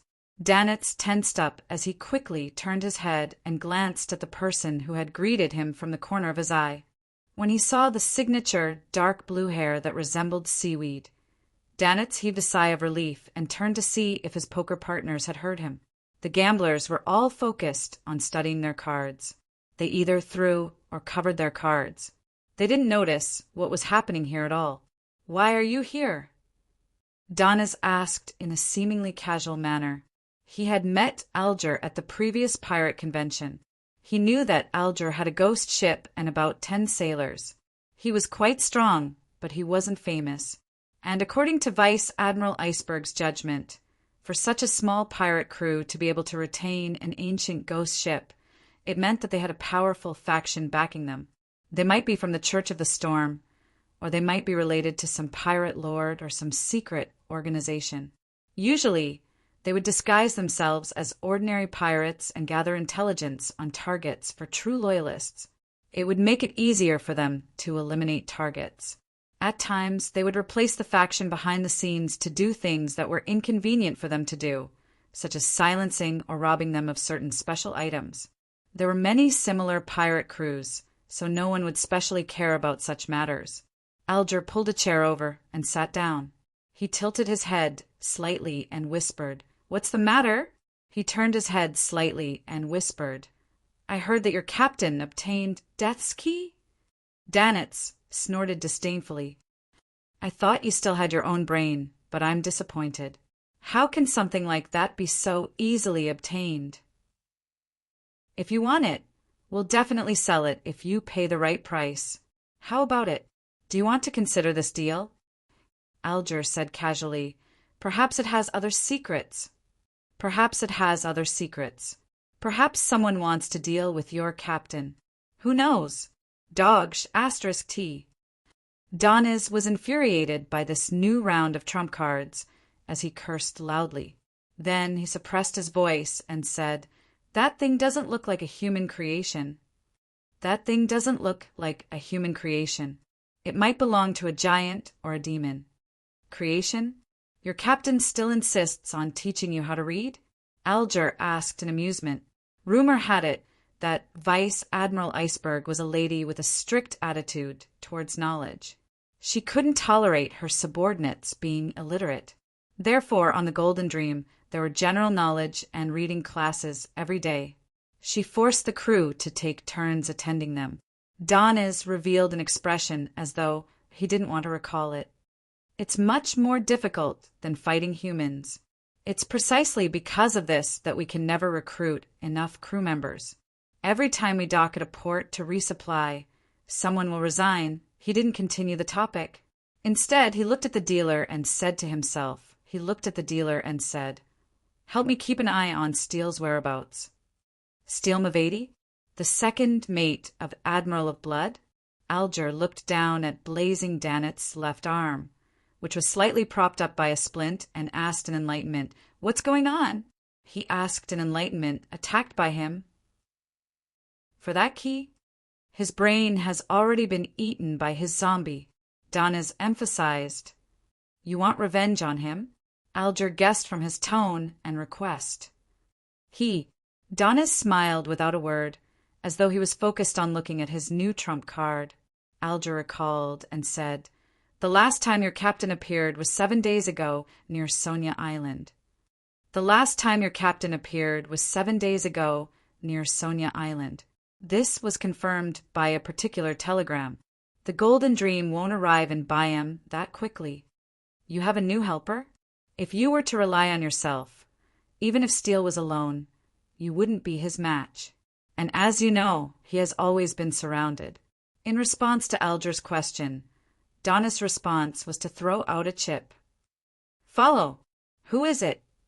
Alger first assumed that Donna's attitude was tacit agreement, and he had the mentality that he wouldn't lose anything by asking. Doniz stared at the public board and answered simply, "You don't know him." "I don't know him." A person who has the strength to deal with Steele Mavady, be it a pirate or an adventurer, should have some fame at sea. Unless he belongs to some secret organization, or it's his first time out at sea. Of course, it's also possible that Doniz doesn't wish to answer, afraid of exposing his secret. That's the most likely possibility. Someone who belongs to some organization and is at sea for the first time has the strength to deal with Steele Mavady.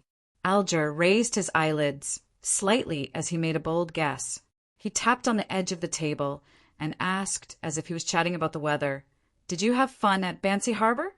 He emphasized the word "have fun." Donis turned his head in surprise and blurted out, "How did you know?" He believed that with the style of the Church of the Storm, it was impossible for them to expose a scandal.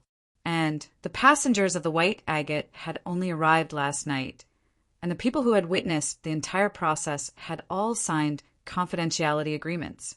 How could the news spread so quickly? Alger smiled without answering. At this moment, he deeply understood the value of Roselle the Great's words. Make bold assumptions and verify them carefully. Donis put away the chips he had won and mumbled, "It's not a big deal. It's not a big deal. There are some ancient customs being revived there, which led to the fall of a storm bishop." As expected, Alger chuckled. "I'll help you keep an eye on Steele's whereabouts. But how should I contact you?" 15 Amiris Avenue is an uninhabited house. Just write the news on a piece of paper and throw it in," Donis replied hesitantly. Alger nodded, stood up, and patted blazing Donis on the shoulder. "Don't forget the payment." He turned around and walked to the door. Watching the captain of the ghost ship leave, Donis couldn't help but mutter, "This guy isn't bad. However, I have to leave this place." He didn't dare to fully trust Alger, afraid that in a few minutes he would lead Steele Mavady and his men over.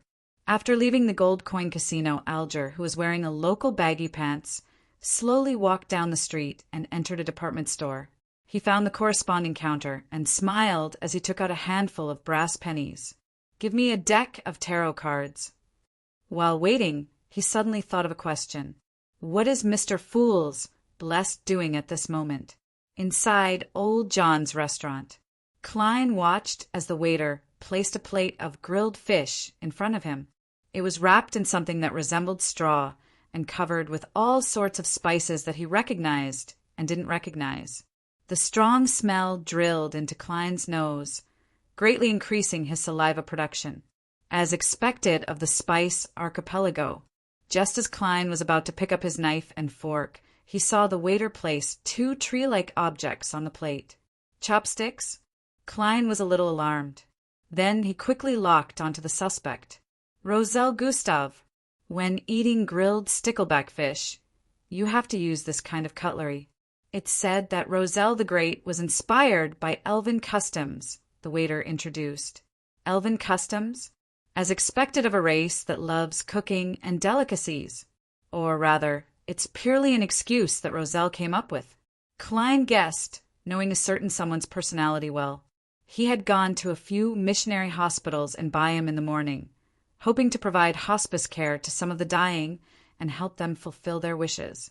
He also wanted to engage in in-death acting, but he ultimately failed to find a suitable target. This didn't mean that no one died in the hospital, but that they all had family members who were either by their side or had witnessed the death. If he were to continue acting, there would be no possibility of faking it. It would only have a frightening effect. "I'll take a stroll around the bar where adventurers gather. There are many foreigners who have come to the sea in pursuit of wealth. They might die in some dark corner like a stray dog that no one cares about, and their families will never receive any news." Klein reined in his thoughts and focused on the delicacies. P.S. Seeking monthly recommendation votes on Monday. Chapter 5:27. The meat quality of the stickleback fish was definitely inferior to that of a murloc, but the variety of spices was mixed without being messy. The distinct layers of flavor still left Klein quite impressed. He felt like eating more, unable to stop himself. Actually, if there are local beyonders who really want to leave the dangerous circle and live the life of an ordinary person, they can go to Bakeland and open a Rorsted-style restaurant that specializes in similar grilled fish. With the tolerance of the metropolis, business will definitely not be bad. The only problem is that the prices of many spices are definitely not as cheap as here, and the cost will be very high. The target group has to be well positioned. Klein put down the rather coarse pair of chopsticks and wiped his mouth with a napkin as his thoughts wandered. From his point of view, most of the time, commoners couldn't find a way to become rich because they didn't have enough horizons. However, horizons were restricted by their education and daily experiences. They were bound by their social class, and it was really difficult to break out of it. To break out of this limitation, the most effective method was to do all one could to pursue a better and higher level of education. The second was to dare to take risks and wander around. Of course, this was very risky, and many people had silently perished on this path. For this meal, Klein spent 2 soldi and 5 pence. It wasn't cheap, but he had always been willing to spend money when it came to delicacies. Furthermore, most of his recent expenses had been covered by Donna's. He pulled up his collar, put on his hat, and walked out of old John's restaurant with his black cane in hand, just in time to see a police officer chasing away the nomads on the street. The natives of the Rorstad archipelago had darker skin than the people of the southern continent, close to the bronze color of people who often basked in the sun. Their hair was mainly dark black and naturally slightly curled, making them quite different from the colonists of the Rouen kingdom. This place had been completely colonized for less than 50 years. In the beginning, the Rouen kingdom worked with the native princes and chiefs in the name of the Central Sonia Company to extract economic benefits. But later, the management of the Central Sonia Company quickly became corrupted, and they fought for power and profit. They even provoked the enemy for personal benefits and started a war. The most ridiculous thing was that they even reported each other, claiming that their competitors had taken bribes. For this reason, they found the MPs behind them and attacked each other during the House of Representatives, almost going to court. Note 1. The natives would never have imagined that the big shots in Bakeland, who could make the princes, dukes, and chiefs bend over, kiss the top of their shoes, and give them carts after carts of gifts, were insignificant characters who were not even members of Parliament. Although most of them came from noble families, their inheritance rights were very low. After that dispute, the king and the prime minister reached an agreement to redeem the stock, and the Central Sonia Company and send fleets and soldiers to fully occupy the Rorstad archipelago to implement true colonial rule. Currently, this archipelago was governed by the Governor-General's office, Parliament, and the courts. The upper echelons all belonged to the Rouen people. Some of the middle, members of Parliament, and judges of the magistrates' court were the descendants of the original princes, dukes, and chiefs. The lower echelons were open to the local educated natives, which included the police officers below the rank of superintendent. The person waving the baton and chasing away the homeless was a local police officer. His target also had obvious Rorstad characteristics. When he saw Klein, who was wearing a double-breasted frock coat, half-top hat, and holding a black cane. Looking over, the policeman immediately put away his baton, stood up straight, closed his legs, and bowed. "Good afternoon, sir. Is there anything I can help you with?" Klein felt a little conflicted as he nodded gently. "Are there no carriages here? The Governor-General's office has stipulated that carriages are not allowed on this street. You have to walk to the street in front," the policeman explained with fear and enthusiasm. "Thank you." Klein casually praised him. "You speak Rouen well." The policeman was pleasantly surprised and excited. I think this is a necessary quality for a good policeman." He wanted to say that he thought he was also a Rouen, but he was afraid that the gentleman opposite him would be infuriated. Klein secretly exhaled and slowly walked to the end of the street. Along the way, he saw that the local style of clothing was completely different from that of mainland cities like Bakeland and Tingen. It was even different from ports like Demir and Bansi, which had been colonized for more than 2 centuries. The respectable people from Rouen wore frock coats, top hats, bow ties, and carried canes, making the people around them submissive, not daring to look them straight in the eye or come into contact with them. The other natives, or mixed bloods, liked thick jacket-style coats, paired with baggy trousers and caps from the mainland. They didn't like black, and they advocated brown, coffee, and light gray. To Klein, this was indeed a little strange, but it also gave him the feeling that he had come to a foreign country.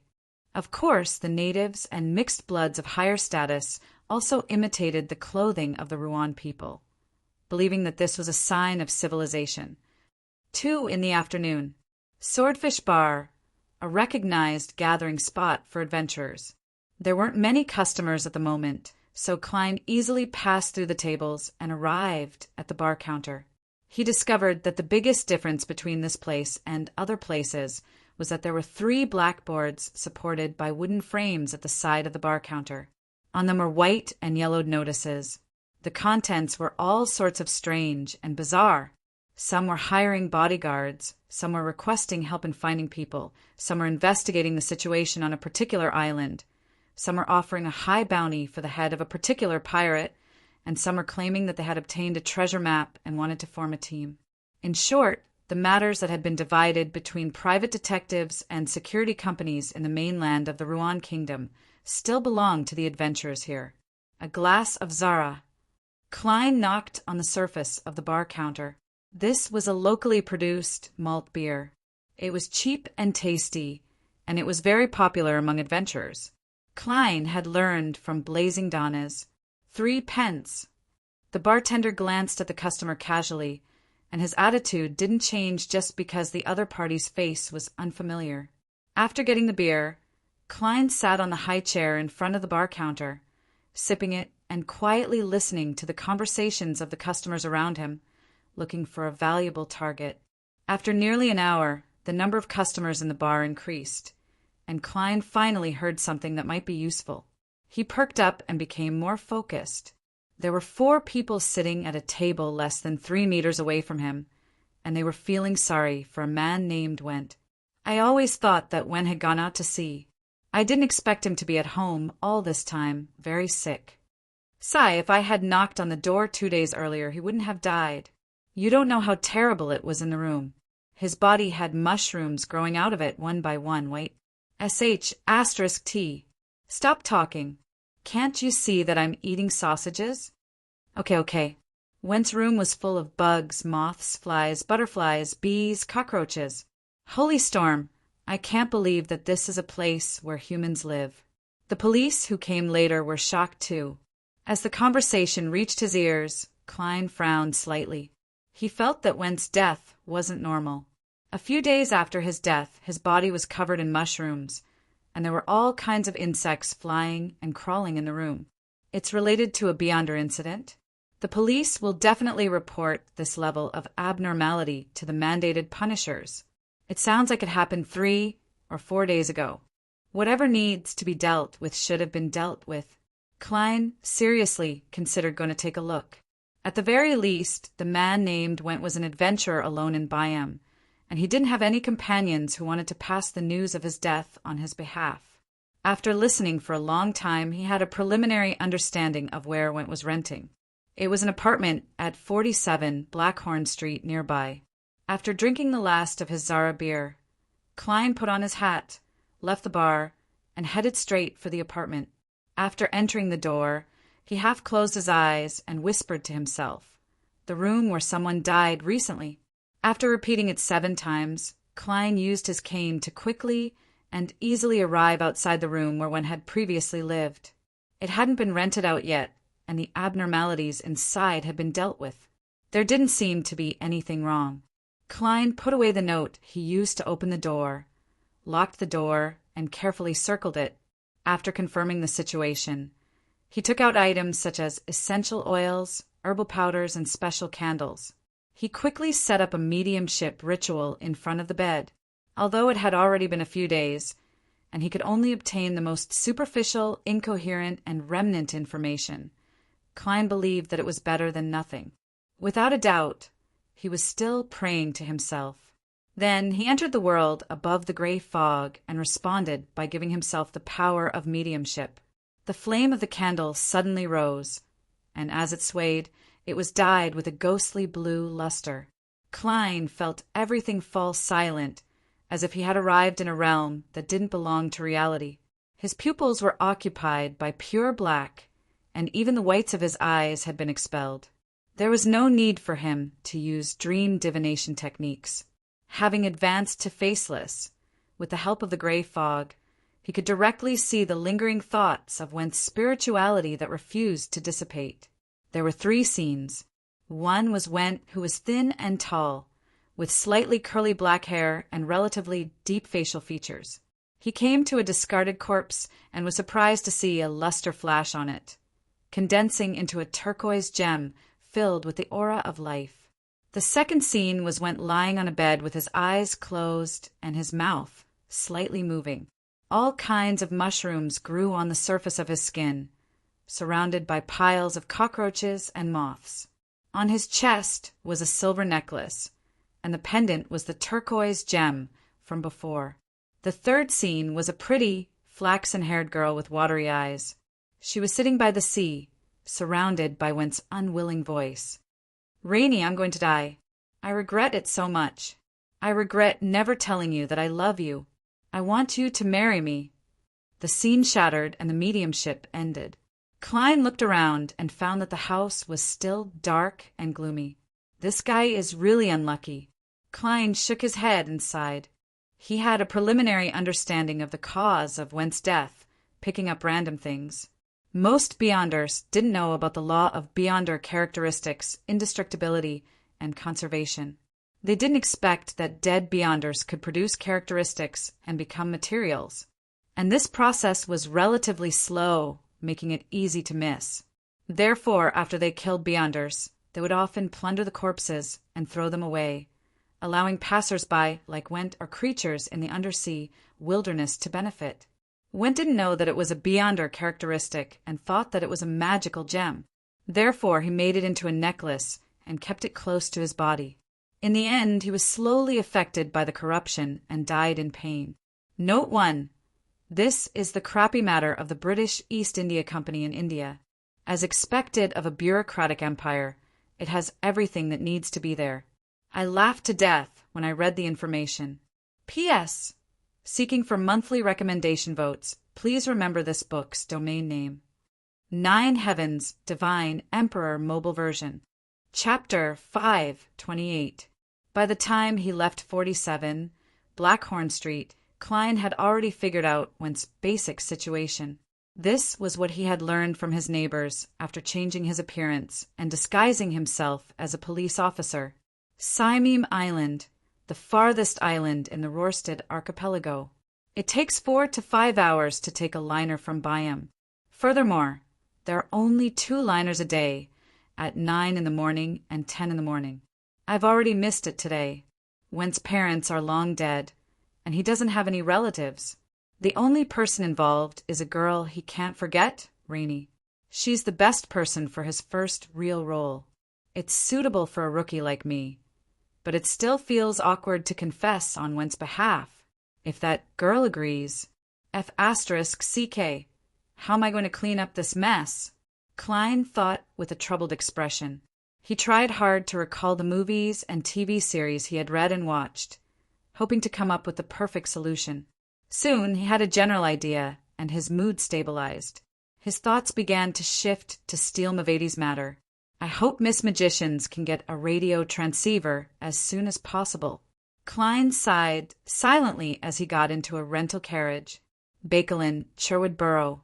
Furs opened the letter Zio had brought back. It was from the science fiction writer, Avil, who was happy to share the development and application prospects of radio technology with Ms. Wall. Furs skipped the beginning and middle as she swept her gaze to the end. He introduced 3 models, with detailed addresses and approximate prices. The most expensive one is only £12. Furs nodded slightly, feeling that this wasn't a very important business deal. She suddenly felt a little inflated. Perhaps it was because she was used to seeing transactions of hundreds or thousands of pounds in the tarot, so she didn't think much of an item worth around £10. Mr. World has the resources and the financial resources. She might need to buy items from him in the future. To sell something I don't need, well, I'll just add the postage fee, the carriage fee, and the cost of the ritual materials to the original price. Furs quickly made up her mind as she subconsciously looked out the window. Bakeland was still gloomy and drizzling, but the fog was not as thick as before. I wonder when Sun's Spirit Eater stomach pouch will arrive. Furs felt that she could not wait to level up. City of Silver, Berg family. Derek had already prepared the Spirit Eater's stomach pouch and the few ingredients specified by Mr. the Hanging Man, but he wasn't in a hurry to sacrifice it to Mr. Fool. He planned to wait a little longer until the chief led the exploration team out or presided over certain rituals before making the corresponding attempt. This is the safest and most reliable way. Be careful, be careful. He then flipped open the Giant King's Court Book of Blackrock, a handwritten collection. Recently, he had been reading this ancient book. From it, he managed to catch a glimpse of the Giant King's court from ancient times. According to the ancient texts, it was the divine royal court. Time seemed to have frozen there. It was always dusk, and all the buildings were extremely grand and magnificent. They even towered into the clouds. When humans walked inside, they felt extremely small and insignificant. They would respect such a scene and the owner of the scene from the bottom of their hearts. Bakeland, Hillston Borough Waymandy's house. After listening to the explanation, Emlyn White combed his hair and deliberately asked, "Lord Baron, I forgot where I heard of it." "Lord Baron, I've forgotten where I've heard of it." In the second epoch, or the first half of the third epoch, there was a very famous city called the City of Silver. Waymandy was a vampire baron. He was more than 200 years old, but he didn't look old at all. Instead, he looked like a mature man in his early 30s. His black hair was neatly combed back, and he wore a dark red cotton shirt. He held a coffee-colored pipe in his hand, and as he enjoyed the warmth of the fireplace, he said in thought, "No, at least in my memories, there was no City of Silver before the cataclysm." Without waiting for Emlyn to rejoice, he continued as though he was talking to himself. However, there was a nation of silver that was originally ruled by the Giant King's court. It later belonged to that person. Nation of Silver? Emlyn White thought for a moment and said, "That's right." "Lord Baron, do you have any more details?" Waymandy looked up at him and recalled with a smile. The Nation of Silver had a rather special status in the Giant King's court. They didn't directly worship the Giant King, Ormer. Instead, they believed in the Queen of the Giant King's court, Omabella. City of Generosity, Byam, Dock Area, Sour Lemon Street, Wind of Azure Hotel. Klein stood at the corner of the street, took off the topaz pendant on his left wrist, and used divination to confirm that there was no danger ahead. With a sense of confidence, he slowly walked back to the hotel, went up to the third floor, and opened the door to the luxurious suite. He was slightly surprised to see Blazing Donnas already back. He was slumped in a reclining chair, drinking. After considering his tone, Klein calmly asked, "What time is it?" "Isn't there a wall clock?" Donnas mumbled. "Isn't there a wall clock?" Danitz muttered. He looked at the opposite wall and read out the current time. Before he could finish his sentence, Donnas suddenly jolted awake. Before he could finish his sentence, Donnas suddenly jolted to his senses. He sat up straight and laughed dryly. "I've asked around and I've asked around. There's no need to stay outside any longer. It will increase the risk of exposure and affect your hunting plans." Klein found a chair to sit down on and said expressionlessly, "That's right." He said with a deadpan expression, "Tell me what happened. What problem could there be? Although I'm mainly an adventurer who pursues treasures, I'm also a qualified part-time pirate." Donnas felt that his abilities had been insulted. After being coldly swept by Gairman Sparrow, he forced a smile again. He recounted where he had gone in the morning and afternoon, who he had met, what news he had heard, and roughly what they had talked about. He picked out the key points and briefly reviewed them. Upon hearing Donnas sigh that a ghost ship captain named Alger knew about what happened at Bancy Harbor, Klein suddenly wanted to frown. With Mr. the Hanging Man's relationship with the Church of the Storm, he wasn't aware of what had happened at Bancy Harbor before I controlled the world to mention it. How could this Alger know? Could it be someone with a higher standing in the Church of the Storm, a powerhouse disguised as a pirate, or someone related to the cultists at Bancy Harbor? Mr. the Hanging Man has always been active in these waters. I can't rule out the possibility that it's him. Klein's heart stirred as he recalled the characteristics of the Hanging Man. Above the gray fog, although he couldn't see the members' exact appearances, He could tell at a glance if they were men or women, or what their hair color was. Klein raised his hand and pressed down, stopping Danitz from continuing. He said in a deep voice, "Don't worry." He said in a deep voice, "Messy hair, dark blue? You know him? This fellow isn't simple." Danitz said with a sigh, "Indeed. Ha ha! I never expected to encounter him like this." Klein didn't respond as he leaned forward. "Continue." Danitz didn't think too much about it as he roughly described what had happened and defended himself. You know, when it comes to gathering information, no one can be sure when they will get something. After looking for all the people they can find, the only thing they can do is to wait patiently. This will definitely take a certain amount of time, and it won't be short. There's another way. There's no need to wait, Klein deliberately said calmly. What way? Danitz asked in surprise. Klein nudged his gold-rimmed glasses as the corners of his mouth curled up bit by bit. Use bait. Bait? Danitz looked at him, momentarily puzzled. In the blink of an eye, he came to a realization. He was the only one who could be bait. And when it came to fishing, no one cared if the bait would really be swallowed. All they cared about was whether they could pull the prey up. To put it simply, bait was a high-risk species. Haha, this isn't a good idea. Yes, my intuition tells me that there should be something at the Red Theater. I'll go take a look now.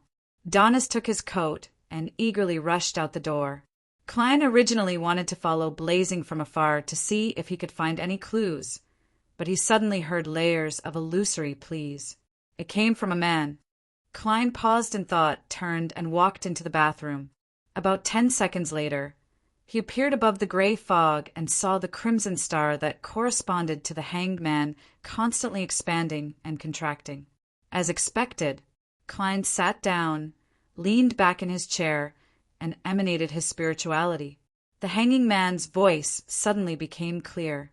"Honorable Mr. Fool, I'm investigating the matter regarding Vice Admiral Iceberg's key and met Blazing Danitz at the Gold Coin Casino.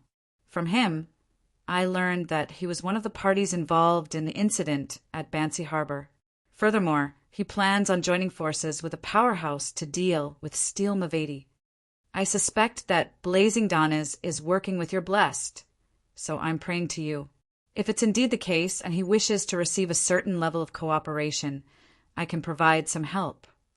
Mr. the Hanging Man has indeed guessed the identity of German Sparrow.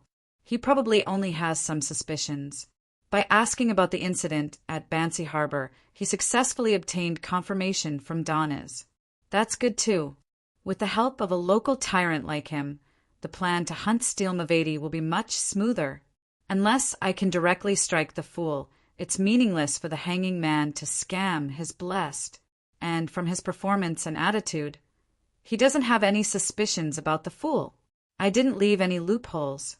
Klein's thoughts raced as he quickly made a decision. After the divination, he conjured world and made the fake person shrouded in fog. He made a praying posture and replied in a deep voice, "Honorable Mr. Fool, I happen to be in need of some cooperation." After completing this scene, he threw the information into the crimson star that symbolized the hanged man, along with the audio tape and images. Chapter 5:29. 5 in the afternoon. Olive Tree Avenue, Padme's divination hut. Alger Wilson pushed open the brown wooden door with a pane of glass and entered the mysticism-themed coffee shop. He ordered a cup of Fermo coffee from the Paws Valley on the southern continent's Star Highlands. He took out the tarot cards he had bought previously and placed them by the side. The topmost card was the Hanging Man. It depicted an angel hanging upside down with his hands tied behind his back. Unlike in the morning, he had changed his attire. He was wearing a classic dark-colored robe and a clergyman's bonnet. He looked like a wizard or magician who had walked out of folklore. Silently drawing a breath, Alger slowly savored his coffee. He wasn't anxious to see who he was waiting for. After about 5 or 6 minutes, the brown wooden door inlaid with thick glass opened again, and a young man wearing a black coat and a half-top hat walked in. This gentleman didn't look to be in his 30s. His face was thin and angular, and he exuded a mature, and gloomy aura. He was none other than Klein, who had slightly adjusted his appearance and changed his persona. He wasn't wearing gold-rimmed glasses, but his vision wasn't affected. He casually swept his gaze and landed on Alger's dark blue sideburns. Klein's gaze moved down and saw the Hanging Man card placed at the top. Without needing a word, he walked over, took off his hat, and sat opposite Alger. He smiled sinisterly. And said, "I wish to divine." As he spoke, he had already taken in the appearance of the Tarot Club's doyen. He had deep facial features and a rough outline. He had an obvious, weather-beaten complexion. It was obvious that he was good at fighting and was the type that often traveled the world. His skin was bronze, but it was different from the locals. He looked like a pure Ruan who had been exposed to the elements all year round. However, his dark blue hair was rather special. He didn't belong to the Ruan, but was closer to the colonized race of Desi Bay near the Berserk Sea. Mixed blood. Klein made a judgment inwardly. Alger looked at the man opposite him and slowly overlapped his image with the world. Then he pushed out the tarot cards and said in a deep voice, "This requires you to shuffle and cut the deck yourself." Klein reached out and picked them up. He unfolded them and looked at them. Then he put them together and shuffled them. He cut the cards in a row, drew out 3 cards, and arranged them in the past, present, and future array. Klein slowly leaned back, but his right hand flipped the tarot card in the middle. There was a naked woman wrapped in a purple scarf, surrounded by a green garland that looked like a door. This was the World card, numbered 21. The 22nd returned to 0, symbolizing the Fool. How should I interpret it? Klein asked deliberately. Although the Hanging Man hadn't explicitly mentioned that World was the Fool's blessed, Klein believed that there was no need for him to take any chances in this regard. Being frank about it was better for him to establish his image. If the other party hadn't guessed it, it would be a sign of sincerity and confidence. If Alger already knew of it, it would make World appear calm, as though everything was under his control. He knows that I know of it? Before I raised the topic above the gray fog, he already believed that I could guess it? Impressive. Alger's heart skipped a beat as he replied unhurriedly. Inversion means that the matter will fail due to insufficient preparations. Then what kind of preparations do I need to make? Klein nodded thoughtfully and asked. Alger retrieved all the tarot cards except for World and skillfully shuffled and cut the deck. Alger took back all the tarot cards outside of the World and skillfully shuffled and cut the cards. Then he flipped over the topmost card. Alger's voice remained deep. You need advice, the help of faith and religion to avoid walking down the wrong path. Without waiting for Klein to speak, he flipped over the second card according to the order. On it was the moon that overlooked the land. You will be confused. You will be sleepy and you will wander in a dream. But this is only temporary. Following that, Alger took out the 3rd tarot card. It was a sun card. Everything will pass, and the light will eventually illuminate the land, he said like a charlatan.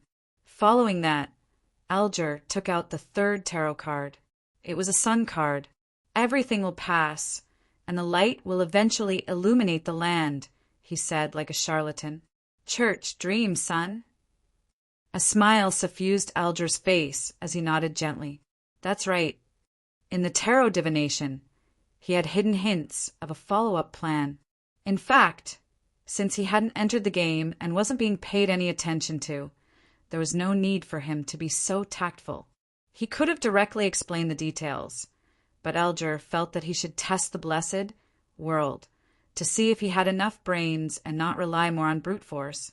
If both parties were on the same level of intelligence, Alger believed that they could cooperate more in the future.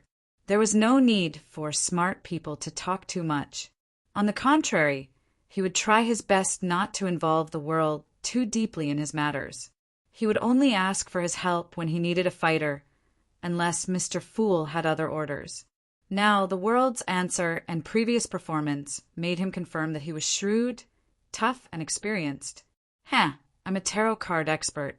In this aspect, Mr. the Hanging Man, you are just a beginner. Klein snickered inwardly and belittled him inwardly. The hidden content of the hanging man's interpretation was very simple.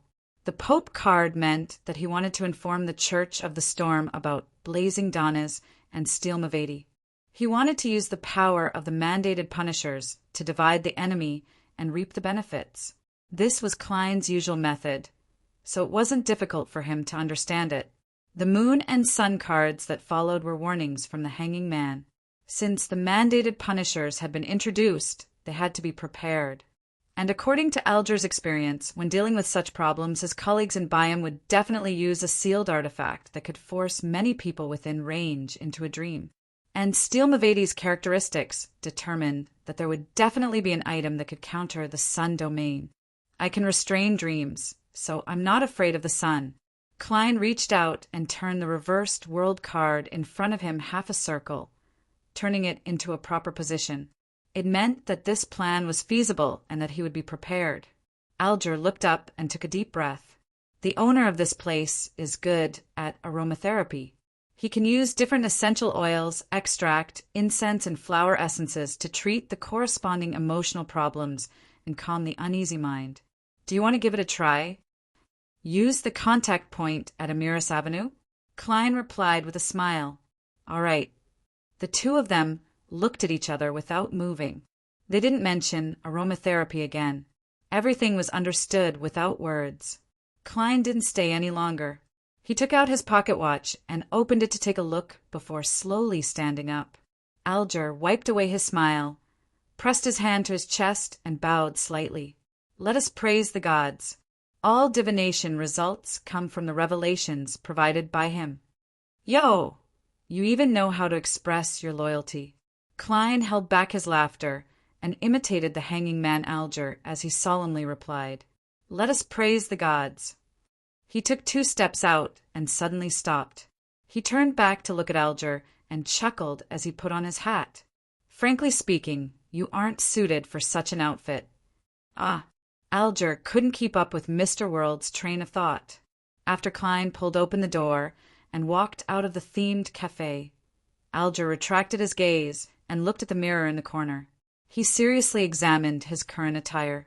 He originally didn't think there was anything wrong with it, but after being mentioned by World, he found it more and more incongruous. He finally understood why Klein had said that. A fellow who looked boorish and weathered, as though he could summon 100 sailors to gang up on him at any time or take out an axe to chop down a swath of people, really shouldn't be wearing such a mysterious classical mage robe. It was very out of place. Cathedral of Waves. After changing back into his original clothes, Alger followed the praying believers and kept a low profile as he entered the hall. He used the opportunity of confession to meet the diocesan bishop, Chogo, through the priest in charge. After bowing, he went straight to the point. I met Blazing Donnas. He claimed that Vice Admiral Iceberg's key had nothing to do with Death's treasure and was even willing to sell it. He entrusted me to keep an eye on Steel Mavati's whereabouts. He seems to have been injured by this Admiral of Blood's second mate, and he's in a rush to escape his pursuit. Your Excellency, I wish to leak this news so that Steel Mavati and his subordinates can successfully block Blazing Donnas. We can then take this opportunity to capture or kill all of them on the spot. This can effectively combat the arrogance of the pirates. Chogo showed an expression of admiration. Very good. Your ability to handle matters is much better than I expected. Alger replied with a sincere expression. This is all because of the Lord's guidance and thanks to your teachings. In the evening, I'll find a suitable target to leak the news. If I come to pray again, it means that Steel Mavati isn't taking any action for the time being. If I don't appear again, it means that he or his subordinates have already taken control of me to prevent the news from leaking. This means that they will fall into the trap. After explaining the specific location and other matters, Alger returned to the confession room and left normally. 7:15 p.m. Amiris Leaf Bar. Alger, who was wearing wide-legged pants and had his dark blue hair wrapped in a scarf, held a glass of Lanty Proof and stood next to the boxing ring. He looked at the two bruised contestants with a mocking expression. Soon he noticed that his target had entered and was heading straight for the bar counter. After waiting for a while, Alger sat beside the thin, swarthy man and chuckled. "I heard that Steele came to buy him?" The man turned his head warily and replied with a fake smile, "Why didn't I know? Is that so? Looks like Raging Flames lied to me." Alger slapped the bar and drank a mouthful of wine. Raging Flames. Donna's? The man's eyes lit up as he asked hesitantly. "Yes, that's him." Alger gnashed his teeth. "I ran into him in the Gold Coin Casino this morning. The goddamn guy claimed that Steele was in Byam. Damn it. How dare he lie to me? The swarthy, thin man's eyes darted around slightly, but he didn't interrupt. After listening quietly, he stood up and chuckled. "I forgot that I still have something to do. Let's play cards later." He patted Alger on the shoulder and left the bar in a seemingly calm but hurried manner. Alger held his glass and turned his body to look at his back. His eyes were deep and his lips were unsmiling. Chapter 530. Looking up at the wall clock, Alger saw that it was already past 8 o'clock. He put down the thick glass, squeezed through the drunkards, and arrived on the street. As the Rorstad archipelago was rich in coal, Byam was just like mainland cities like Bakeland and Prince Harbor. The streets were lined with black lampposts as tall as a human, and the light from the burning gas seeped through the metal grids, illuminating the relatively tidy ground. Alger pulled off his headscarf and slowly turned into a side alley. At the sealed end of the alley, he smelled the stench of urine mixed with the smell of alcohol. Although the Amiris Leaf Bar had a bathroom, it was clearly insufficient for the customers at peak hours.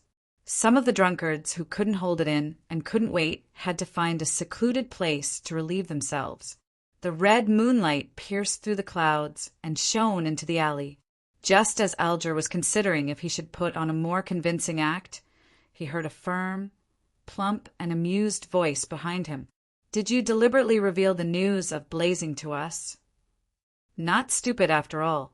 Alger muttered to himself as he slowly turned around, as though he was guarding against a surprise attack.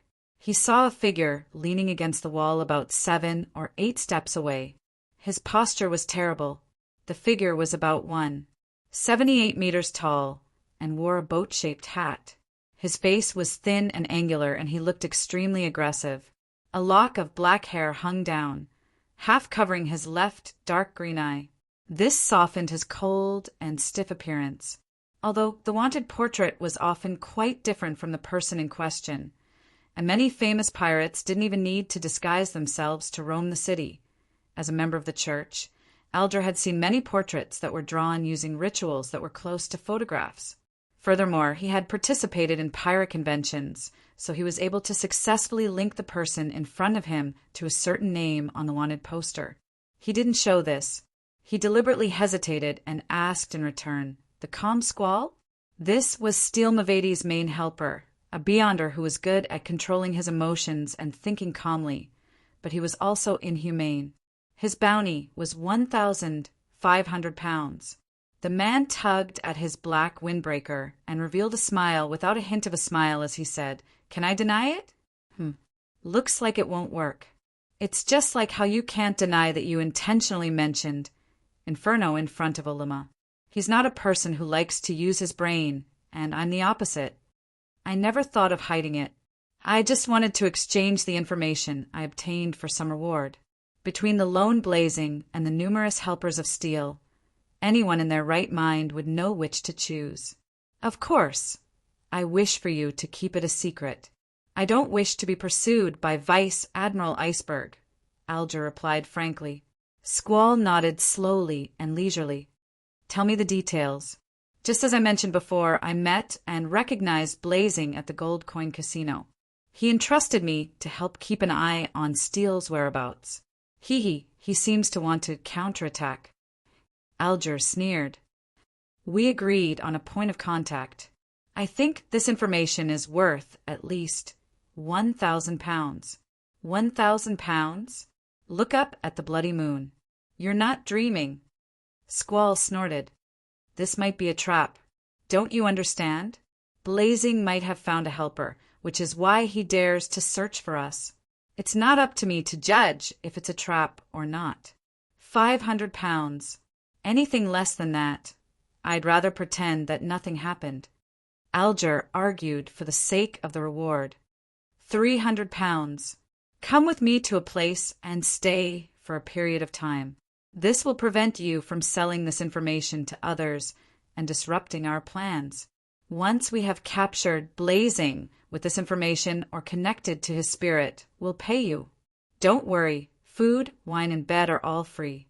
No matter what, you've made a profit. If anything happens to you, you should know the consequences. Squall suggested in a tone that left no room for refusal. Indeed, it's just as I expected. With my background unknown and the fact that I'm not in too much danger, the possibility of them choosing to temporarily detain me is far higher than silencing me. However, I've also prepared for the worst and made the corresponding preparations. As long as I'm not careless, escaping isn't a problem. Alger pretended to be troubled as he thought. It can't be more than 2 days, or my crew will leave with my ship. I'll inform them if it's more than 2 days. At some point in time, a sharp scalpel had appeared in Squall's hand. He was making it jump and spin, like he was performing acrobatics. After Alger described 15, Amiris Avenue as a point of contact, and the corresponding means of contact, Squall didn't speak further. He turned around and led the way, leading Alger through a series of twists and turns. They arrived at an unknown street and entered an unremarkable house. Long time no see, blue-haired ghost ship captain. The person who opened the door was an elder with more white hair than black. He was dressed like a local and wore loose, baggy pants. Old Quinn, you're really Admiral of Blood's intelligence officer. Alger feigned surprise as he asked. Old Quinn snickered. There are always truths and falsehoods in rumors. What you think is false might be true. He didn't turn on the gas wall lamp. He held a silver candlestick in his hand as he led Alger and Squall through the dark hall and into a spacious, windowless basement. Stay here for a while, my friends, and I will be in charge of watching over you and providing you with food and alcohol. Old Quinn said with a smile. Old Quinn smiled and said, In order to show our sincerity, we will not disarm you. All right. Alger took the initiative to walk to the low-legged bed in the basement. Old Quinn then closed the heavy stone door and locked the basement. Squall didn't stay there for long. He hurriedly left and repeatedly confirmed that he wasn't being followed. After changing to a rental carriage, he arrived at the Rouen district in Bayam, which was also where the upper class lived. After entering the garden bungalow, Squall saw Mavedi sitting on the sofa in the living room, waiting for him. His other accomplices were either lying down, standing, or sitting, forming a semicircle. The puppets and zombies were acting as sentries around them. Steele had thick lips and dark skin. His hair was curled up like steel balls commonly seen in factories. Is the information reliable? The muscles on his arms trembled with great strength, but his entire body gave off the illusion that he was cold and sinister. Squall nodded and said, A pirate captain who serves money. I've already detained him at Old Quinn's place. If there's really a problem, he definitely won't be able to leave alive. I believe he understands this very well. At this point, Squall revealed a cold smile. However, we still have to be wary of any accidents. This might be a trap set up by Blazing. What solutions do you have? Mavedi asked directly. His gaze first landed on a pirate lying on a sofa. He was wearing a coffee-colored local short robe, and his fingers were twirling a yellow-brown straw hat with a dent in the middle. This was Mavedi's deputy in this operation. He had lost his ship's 6th captain in a battle with Vice Admiral Twilight, Blood Brambles Hendry. His bounty was 3,800 pounds. Clearly, Squall already has a solution. Hendry used the straw hat to cover his slightly pale face. Squall chuckled. Didn't that adventurer, John Smith, send Moto to hide his identity and join us? We'll accidentally leak this news to him and make him think that we're still waiting for reinforcements, and that we can only take action the day after tomorrow or the day after that. That bunch of greedy adventurers definitely won't let blazing off. They'll definitely strike first. When the time comes, we'll find a place to watch. If there's really an accident, we'll let them bear the brunt of it. If everything goes smoothly, we'll eat them up as well. All right. Mavedi's eyes moved slightly, emitting a strong bloodlust. In the wee hours of the morning, everything was ready. Blood Brambles, Hendry, carried a leather suitcase and took out a peacock blue carpet from it. He slowly laid it out in front of him. There were many mysterious and strange patterns on it, giving it a flavor that didn't belong to humans. Mavedi, Squall, the other 2 Beyonders, and 7 or 8 zombies and puppets stood on it. Hendry was the last to enter. He half closed his eyes and silently chanted an elvish word. Fly! The peacock blue carpet suddenly tightened and floated up, carrying everyone off the ground and into the air as they flew towards Amiris Avenue. During this process, Hendry took out a black handkerchief and flicked his wrist. It transformed into a curtain of night, magically concealing the more obvious traces under the moonlight. In just 7 or 8 minutes, they arrived near 20 Amiris Avenue. Diagonally across from them was the target house. They didn't proceed any further. They let the flying carpet silently hover in front of the crown of a thick tree while they looked down at the target's condition. Time ticked by as Hendry steadily controlled the mystical item. There were no signs of a lack of spirituality. The long night slowly passed as the horizon suffused a faint red. The sun was about to rise. Steel Mavedi and the pirates began to search for another spot suitable for daytime surveillance. At that moment, a figure with his back bent nimbly traversed the rooftops and arrived above 15 Amiris Avenue. He wore a black cloak. His eyebrows were yellow and his eyes were dark blue. His facial features and contours were relatively soft. It was none other than Blazing Danez. Danez cautiously looked around for a moment before climbing up a chimney. With a push of his hand, he crawled in and slid down. He's really here? Steel Mavedi, Blood Brambles Hendry, Squall, and the others felt their spirits jolt. At that moment, a few figures leaped out from the chimneys and periphery of houses 13, 14, and 17. In a swift and violent manner, they entered House 15 from different positions, either by smashing windows, kicking open doors, or using the chimney. Chapter 531. The Rorstad Archipelago was the kingdom of Rowan's ruling point in the central Sonia Sea. It was also a key parish of the Church of the Storm, and a high-ranking deacon who could participate in the Council of Cardinals was stationed there for a long time. Of course, even a pirate at the level of a general might not be able to alarm such an important figure, much less the so-called second mate and bosun.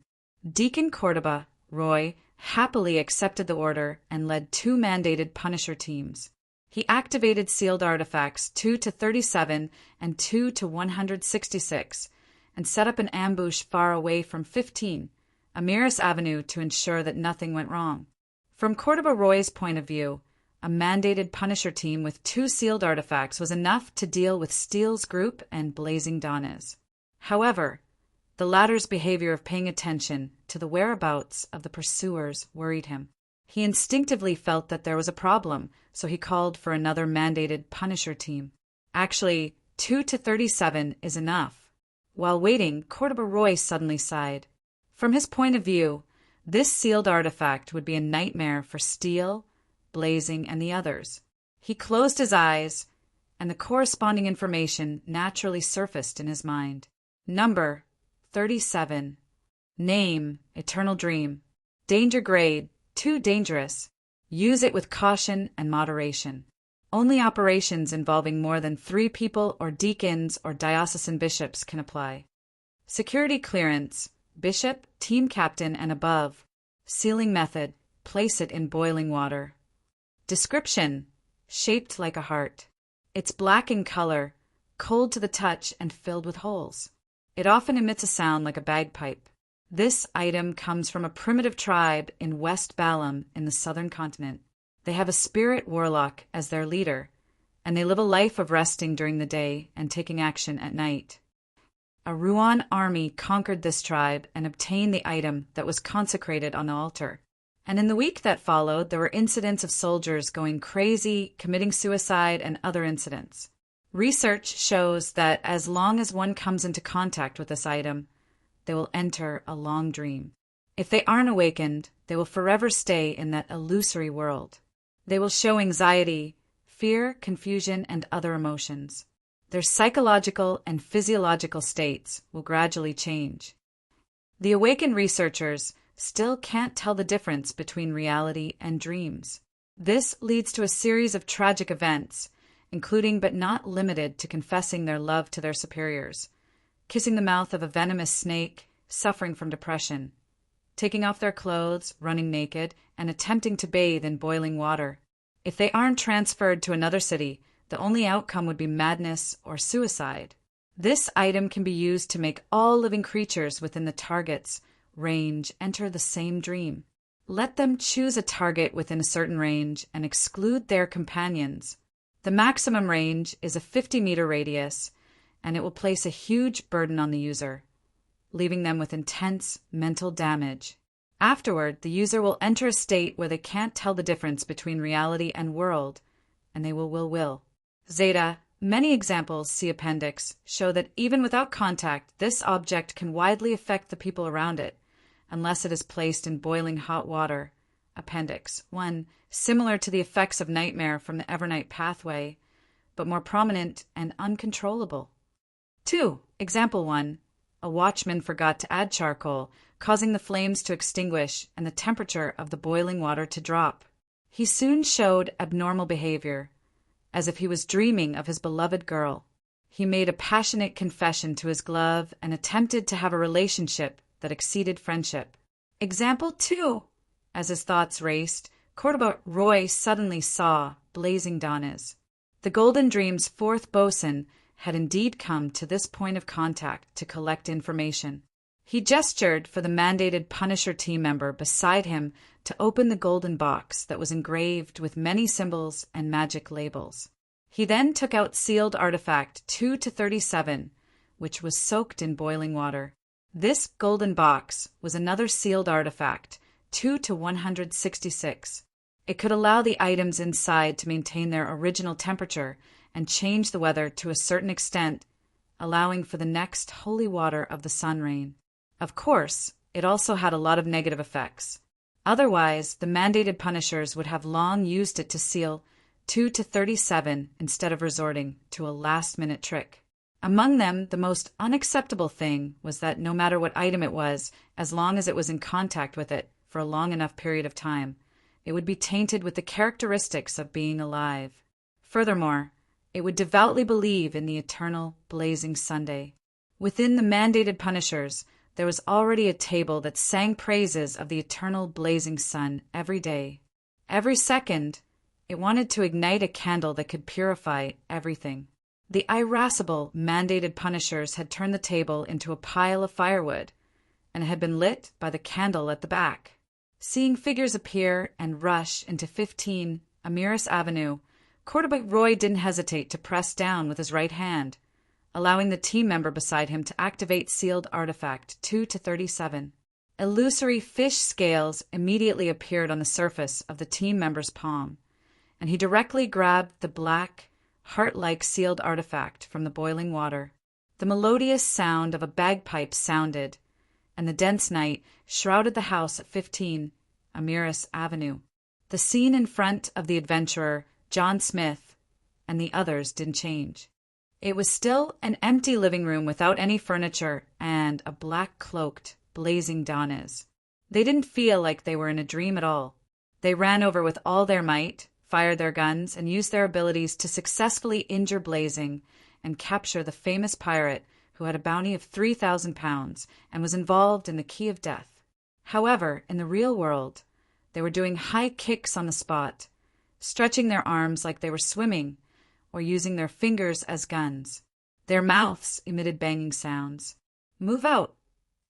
Cordoba was the first to leave his hiding spot and rush towards the house at 15 Amiris Avenue.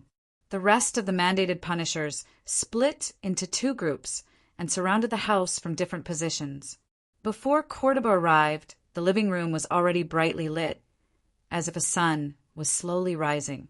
Holy and pure water droplets sprinkled down like rain.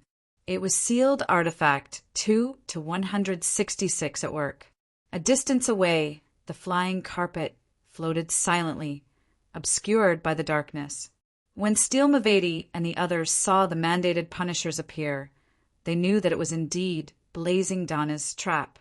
That son of a B***TCH actually sided with the Church of the Storm. Mavedi growled with a maniacal look in his eyes.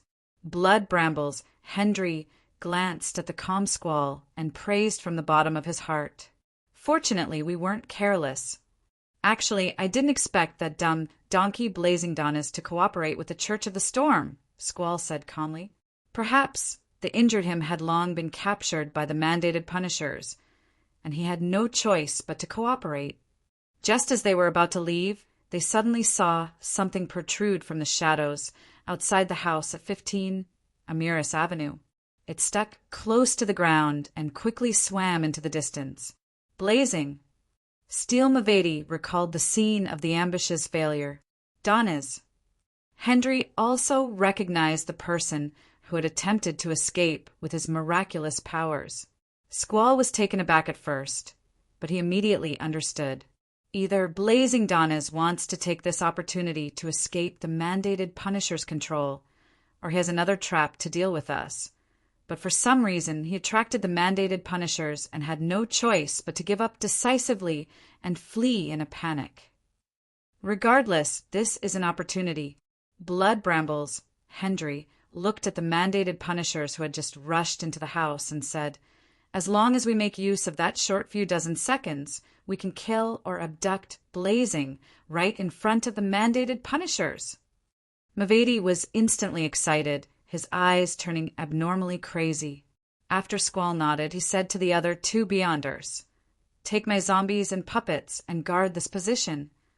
Take my zombies and puppets and guard this position. Once the mandated punishers chase over, let them create chaos and take the opportunity to escape." "Yes, boss." The two Beyonder pirates, along with the zombies and puppets, jumped off the flying carpet at the same time. The peacock blue carpet made a turn and caught up to Blazing Donnas. "You will assist us, mainly guarding against the surroundings." "I'm worried that Donnas has other helpers," Squall said to Blood Brambles Hendry as he seized the opportunity. A smile appeared on Hendry's slightly pale face. "All right." Squall didn't say anything else and nodded at Mavedi. With the advantage of being higher up, Mavedi was able to distinguish the extra shadows that had almost no abnormalities and determine the direction in which the target was moving. He suddenly jumped off the flying carpet and landed heavily on the ground like a boulder. White frost condensed under his feet as a cold and transparent layer of ice quickly spread to the side. The black shadow was immediately frozen in the corner of the wall. With a crack, Blazing Donnas struggled with all his might and grew out of the shadows. On the flying carpet, Hendry cooperatively threw down the things he had long held in his hands. They were green leaves, flowers, and thorns. The leaves, petals, and thorns either crazily enlarged or connected together, wrapping around Blazing Donnas, making it difficult for him to move an inch. Squall took the opportunity to jump off the flying carpet, and with the momentum of his descent, he stabbed the sharp scalpel in his right hand into Donna's neck. Uft! He held the hilt of the knife with his right hand, circled around, and arrived behind his target. Donna's head fell off as his body rapidly shrank, turning into a thin, tattered paper figurine. At the same time, Steel Mavedi felt an indescribable hunger. He felt that it was like a terrifying monster hiding in the darkness, silently watching him. No, it's not Blazing. Just as this thought flashed through his mind, a blazing white fireball that had been compressed to the extreme flew over from a particular roof and smashed into his body. Steel Mavedi only did one thing in response to this. raise his arm and block it in front of him. Boom! Flames exploded as a shockwave spread out, blocking Squall and Hendry's line of sight. However, they weren't flustered at all. They had strong confidence in Steele. Indeed, only Maveidi's clothes were tattered, and his skin had some white marks. He wasn't injured at all. But at this moment, he suddenly saw a figure filled with madness walk out of the churning flames. He was clearly wearing blazing Donna's black cloak, but he had neatly combed black hair, a motionless dark brown eyes, and a thin and cold face. The Donnas from before had always been faceless Klein, the German sparrow who was preparing to hunt. Genius. Remember the site's address in a second. Mobile version, M.